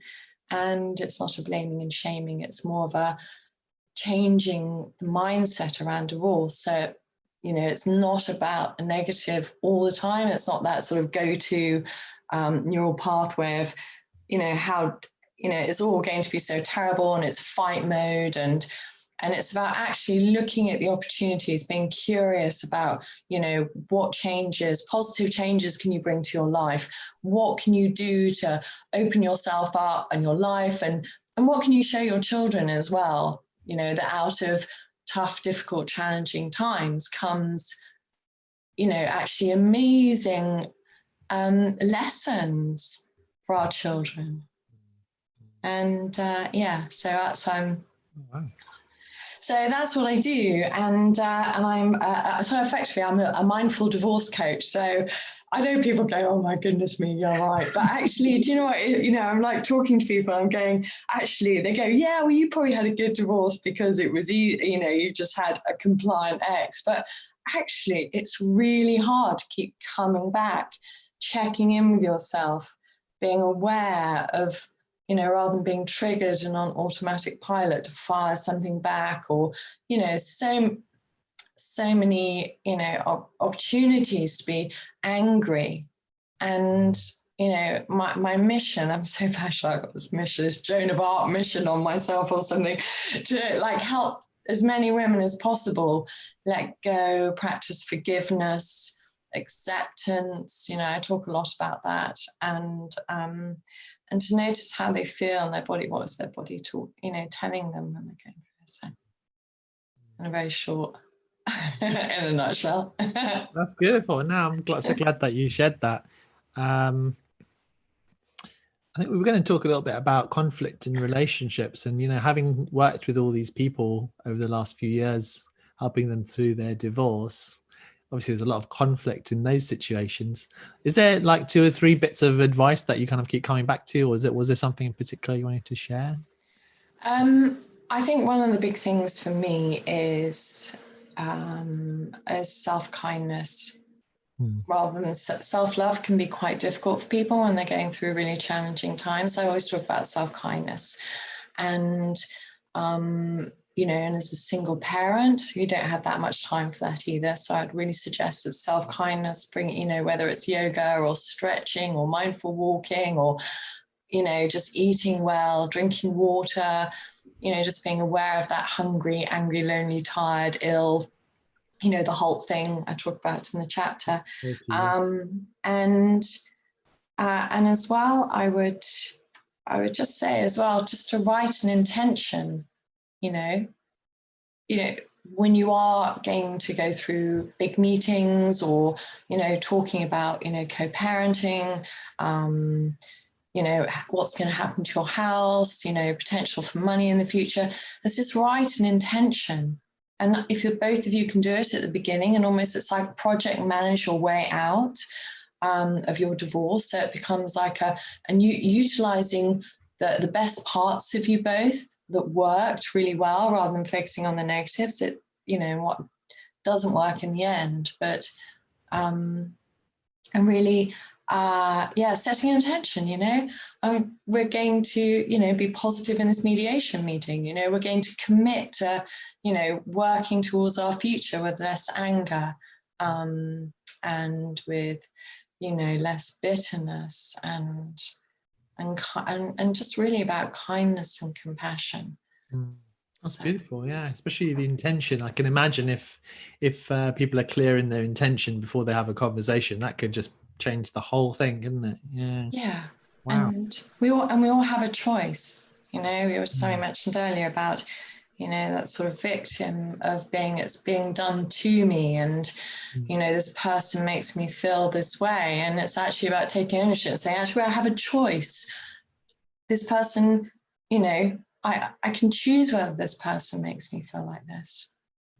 And I've had those moments where I've just gone and I've just caught myself, and I've just, that welcomed that rock back in my stomach as a reminder that, I'm at this place where I can go, actually, I can take myself off into this journey of angst and anger or upset, or I can just choose to come back to a sort of wiser, more calmer, and more grounded choice as well. Because ultimately, we still have to live an amazing, beautiful life. And do you want to be weighed down by all that emotion and upset and anger going through? Beautiful. Wow, you explained it really well. Thank you so much. Let's see if there's any questions or comments that anyone has. So Alexandra asks, how do you find your experience and methods differ for people who come from abusive relationships or have complex PTSD, and people who have been blamed by their exes? Wow, it's a tricky question. I don't know if anything comes to mind. Yeah, I was just going to say, actually, in my group, I have a lot of women who have come from really abusive relationships as well. And it really is about, I encourage a sort of very personal practice. So it's just small steps. We can't change what has happened to us, but it's how we view the experiences and I kind of use this analogy of backyards. And I'm trying to see my bookshelf behind me. And it's about you, when you nourish your backyard and you have this beautiful space and you look after, and it's your grounded space and it's your safe space. Your ex has a backyard as well. And it's noticing when you're going into their backyard, feeding that energy into what happened. And actually you have the choice whether you want to go into that backyard, because we can't change what happened. And the more we remove ourselves, to sort of change that neural pathway from sort of dropping into that and coming back and just actually nourishing and nurturing our own backyard, I would suggest that, you know, I'm a lovely mindfulness. I love my mindfulness practice and teaching and all that stuff. You know, I'm not a psychologist, so you know that there are many other aspects as well. But for me, what about the people who've been abused? I'm just sitting and talking to it. So, what about people who've been abused and are willing to take the blame? So when we talk about people who've been abused and willing to take blame, and you know, there's sort of the whole shame element as well, and it's about building their confidence up, and really it's about that awareness. The more you become aware of those moments where you feel you're being triggered, and I got such an incredible story. I mean, this morning something unbelievable happened to me, and I literally am sitting on here and I'm literally laughing, going, I cannot believe I'm on here talking about what I'm talking about. I mean, the irony is not lost on this thing today. So when people ask me these questions, I'm like, crikey, I came into this. I was like, so anyway, I would just say, if you the abuse and everything, it's actually about noticing how they feel, really coming back into their bodies. Their bodies are their best barometer, and noticing how they feel when. And what can they do? What can they do? How, you know, like breathing exercises, you know, gratitude for your body. I think this the power of having gratitude with you know, when somebody's being unkind to you, or you know, or doing something to you, and we get caught up in those thoughts, is actually coming back to you nurturing yourself, that practice of self-kindness. And self-love, and to know that you have, it's really about choice as well. I really believe that, you know, and I think when people know they have a choice, it's so empowering, because it's like, wow, this isn't done to me, you know, this doesn't need to be done to me anymore. I can change that. And there are people who choose not to as well. And, you know, for whatever reason, I've worked with women who've been personally, who have been abused by parents and their husbands as well. And mindfulness, through the mindfulness course and then sessions. And I had one lady who could never open her curtains. And last year she went and walked in Nepal. She did the Annapurna Trail on her own. I thought you were going to say last year she opened the curtains. No, she did that as well. And she went, how amazing is that? She did it. How incredible. Love that. I love that. You know, and you know what? She owned it. She owned her experience. That's like, I was just like, I'm getting all goosebumpy. I was just so like, oh, she's just amazing. Wow. Well, that's an amazing story to end on. Thank you so much, Tuss, for sharing, and for the work that you're doing. And thank you, all of you. Thank you for all of you on the panel, to John, Tosh, Katrina, Pia Paolo, Amy. Really appreciate it. It was a really great panel. They were all great. And the best bit is that we get to hang out with each other and talk to each other as well. So that's been really, really nice too. So yeah, have a great afternoon. Thank you for all your efforts in spreading mindfulness and peace and kindness in the world. Really appreciate that. And we'll be chatting again soon, I'm sure. Awesome. Bye for now. Okay, so turn these things off. It goes like that.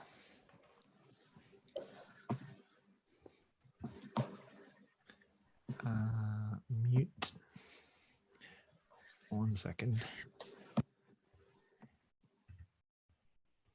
Okay. So where are we? What time is it? What day is it? Okay. So next is, I'm going to guide a little meditation basically, and do a little summary of the day. So thank you all for joining in. Let me just see some comments here. Jacqueline says, hi Shamash, congratulations on the book. Just bought my copy, so I wasn't able to tune into the session from the beginning. That's fine, Jacqueline. And a few more nice comments there on Facebook and here too. So yeah, let's do a little meditation to finish. But maybe before that, I'll just do a little summary just to show where we are. I'll just make this a bit bigger. Let's see if I can work out how to do that. Right. They say where there is a will, there's a way, but I've got a will. Still can't find the way. No. Ooh, yes, there we go. So I'll leave this video here. Hopefully you can see that. Good. Okay. So thank you again, everyone, for coming along. We're going to finish the day with a little guided meditation, a little summary of where we are. So if you just joined us, did a really unique experience, such as I think I was just reflecting this morning. This is one of my really positive experiences in my life, to be able to have the opportunity to work with mindfulness teachers from all over the world, and such kind ones that have offered their chapters, and being able to kind of put a book together which we can share at this time of great difficulty and challenge for people, millions of people all over the world. And we would be very grateful if it even helps just one person. That would be amazing. So that's what we've done. This is what we're sharing. Let me stop sharing this image.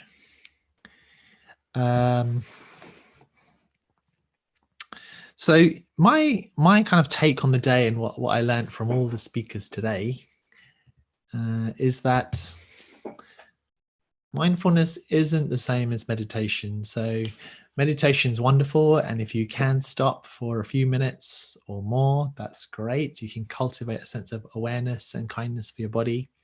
But mindfulness is a lot bigger than that and a lot more accessible than that.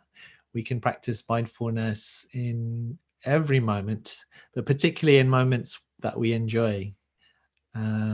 Things and activities that we like, that we find fun, are really important because of their opportunities to practice self-care, and they actually help to develop a natural mindfulness. So you do something that's fun for you. Like for me, I love walking, and actually it's getting sunny, so I'm going to go for a walk quite soon, and to enjoy the sunshine on my skin, to feel the breeze, to be able to have the opportunity to go for a walk, which I'm really fortunate at the moment, is really, really wonderful. And it cultivates some mindfulness. So there's a mindfulness that naturally happens. There's that practice of self-care that's happening, and that starts to ripple out, not just for me, but for the other people that I interact and meet with too. So it's got like a win-win aspect to it. So that's really, really important. That's one of the things that I learned today. The other thing I learned is that there's such a wide range of different people teaching mindfulness in so many different ways. And it's good for us to be able to learn from all of them. Everyone has something to teach us. I think everyone in front of us is our teacher. And so it's great to be able to learn from different voices, not just one person all the time. And I find it quite tempting to just learn from this teacher or that teacher. But if we can open our minds to be able to listen to everyone, then not only are we learning from this new person, but we're actually practicing what Melissa talked about, which is actually going onto the other side of the bridge. So there's one person on one side of the bridge and we're on the other side of the bridge, and they're sharing something we may or may not agree with. But why not cross that bridge, listen to that other person, meet them where they are, and then they may be so impressed by the fact that you're listening to them so beautifully and deeply, they might say, hey, why don't we try going on the other side of the bridge too? And let's continue our conversation there, or maybe the middle of the bridge, or forget the bridge altogether. You might get onto a boat. so anything can happen there. So it's really important. I think communication and relationships themes come up a lot, which is obviously very important for us human beings. And it's being particularly challenged at the moment because of all the changes that are happening, which leads to more pain and suffering. And as I said, when we started the day, there is a difference between pain and suffering, fortunately. And although pain is inevitable, it's similar to the kind of pain that animals experience, I would say. But the suffering is something that the human brain that has evolved for a very short time. Reptilian brains evolved for 500 million years. The human brain, less than 2 million years. So it's very young and not fully evolved at all, I would say.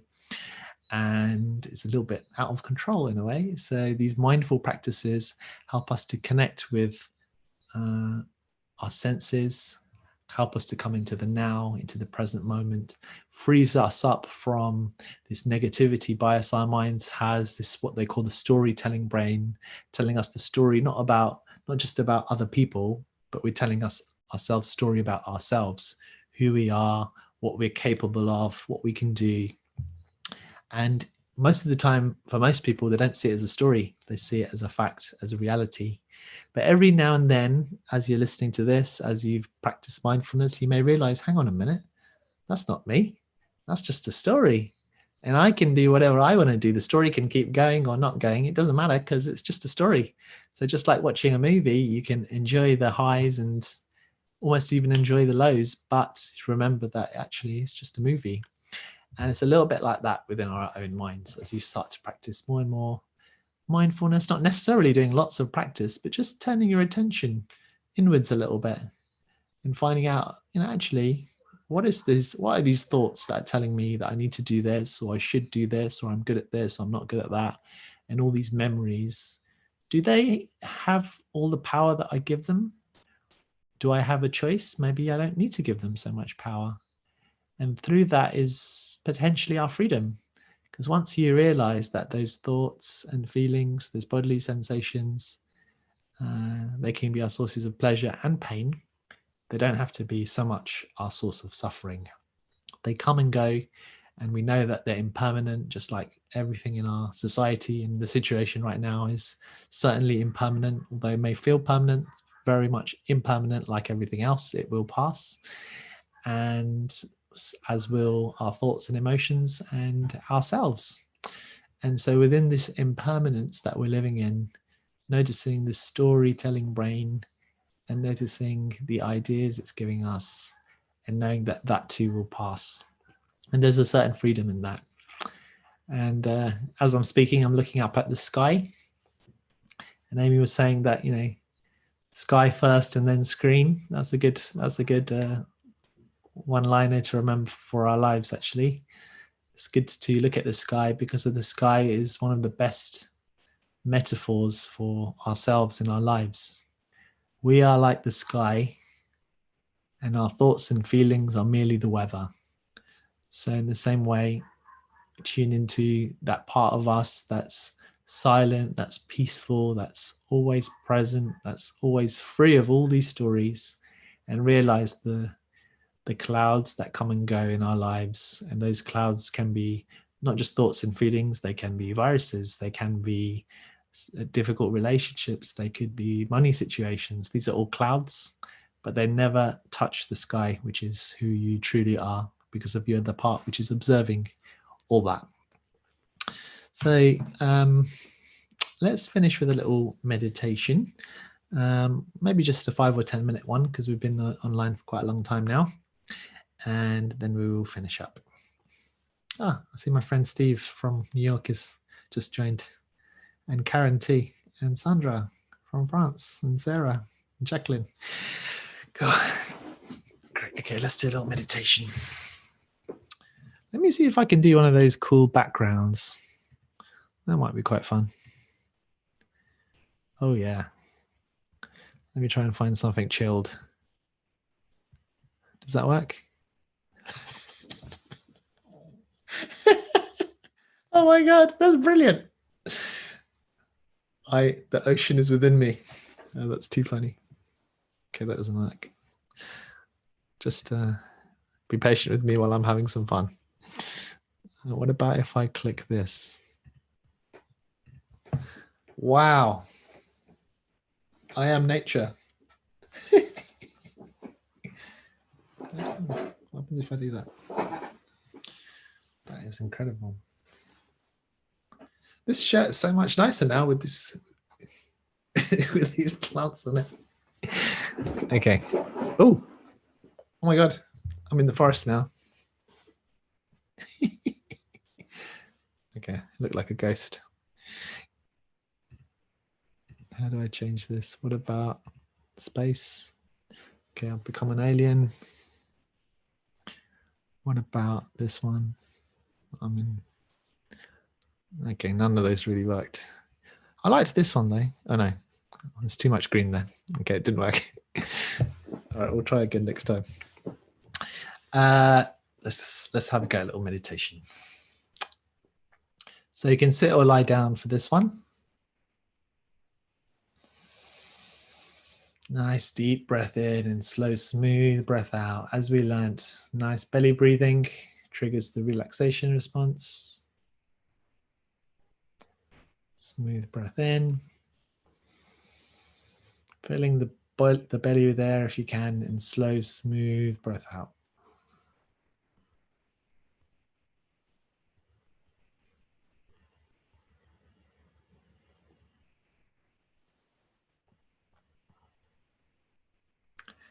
Now taking your time to set the intention.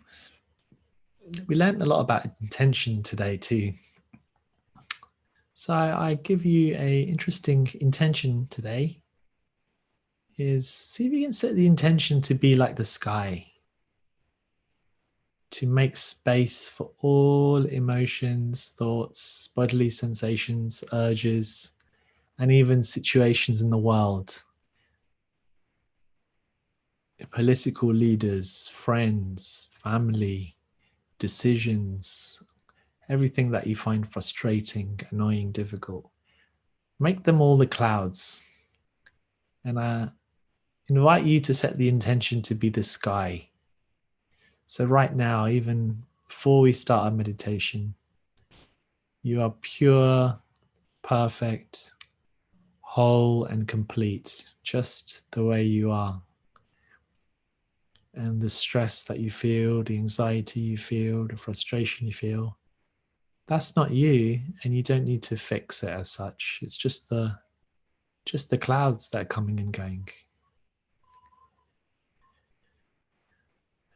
Allow yourself to notice and observe these clouds that you're experiencing, which makes the sky interesting. Beginning with your bodily sensations, areas of relaxation and tension. Relaxation and tension are ultimately two sides of the same coin, just different sensations in your body. So noticing them, letting them be there, making peace with them.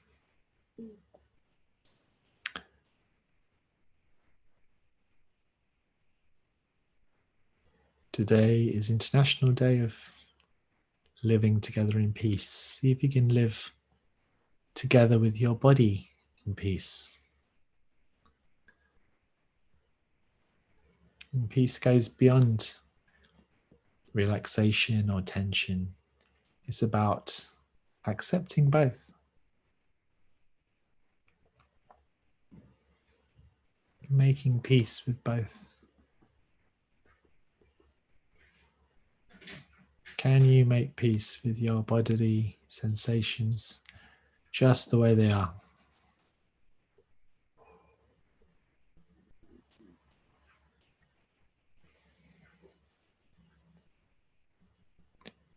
And then we go from our body to our thoughts. Maybe your thoughts have already jumped in, which they normally do because that's how they work. So can you make peace with your thoughts, with your mind? Can you let the clouds of your thoughts just come and go? Knowing that if you can observe the thoughts, then you are not the thoughts.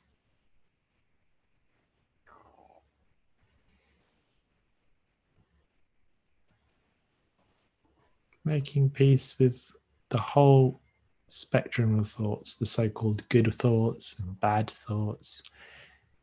Again, they're two sides of the same coin. They're all just thoughts. Sounds and images popping in your head. And they're all welcome to come and go, just like all weather is welcomed by the sky.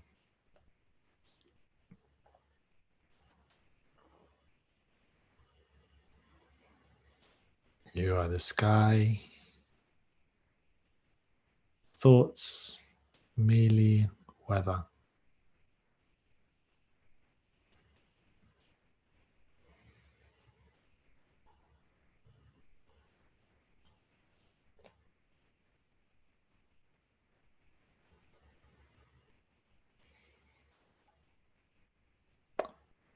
Rather than trying to do the meditation, just allow it to naturally happen. Letting go of effort. Letting it just be. And finally noticing your feelings, noticing how you're feeling right now. Do you feel happy, sad, anxious, tired, angry, hungry, lonely, tired, sick? How do you feel right now?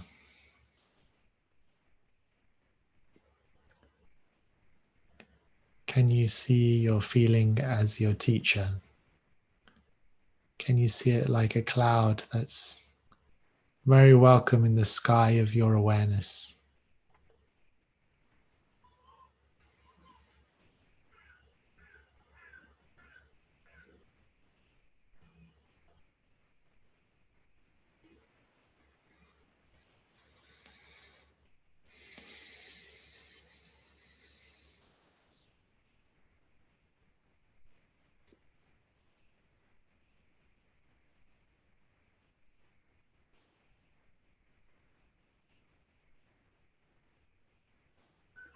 So for the last minute or two, I'll stop talking and allow you to rest in the sky and let the clouds come and go, let the weather come and go, however it wishes.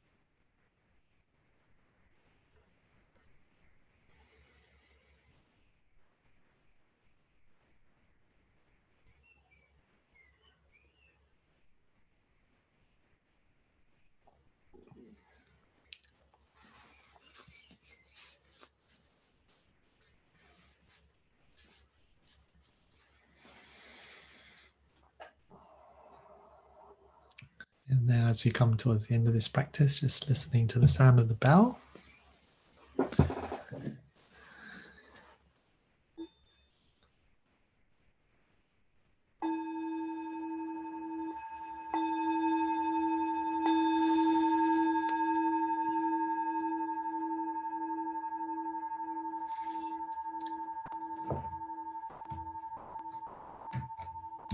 The mic's off. Wonderful. So let me know if you've got any comments or questions there about that practice or anything that you learned today. Thank you very much for joining in. You've been watching the Mindfulness Show. No, you haven't. You've been watching Mindfulness for Challenging Times book launch that we just did. If you're just catching us because you're in New York or something like that, as Steve is, we've been doing a book launch today, which is written by myself and 26 other mindfulness teachers. Mindfulness for Challenging Times, a collection of voices for peace, self-care, and connection. 26 chapters is a lot, and it covers all sorts of things. I read the chapters headings earlier.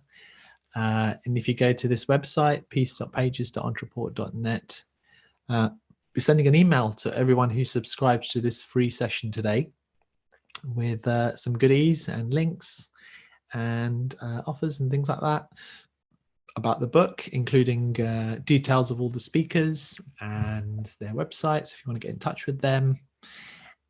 So thank you very much for joining in. Thank you to all the teachers that contribute to this book. Thank you to the United Nations for creating this International Day of Peace. I think it's a lovely day to do it. And it's wonderful that we've been able to get that book out on time today as well. Thank you to the editors. And yeah, thank you to everyone who was involved. I think it was a wonderful joint effort. And it's been, as I said, it's been one of my favorite experiences to be involved in this. So I feel very grateful to you. If you'd like to find out more about the book, go to, I don't know, where's the best place to go to? Probably just go to Amazon in your country and type in the title of the book. And if you want to find out about, you can actually email me too. I'm happy to reply if you haven't got onto the list, shamashaladina.com, myname.com. And you can send us a message there that way, and I can send you more details or answer any questions you may have. I hope you have a lovely day. I hope you are able to access these videos. I think it's on YouTube now. It will be left on there so you can watch it later, potentially Facebook as well, and even on Twitter, facebook.com/ I think it's on Shamash Aladina.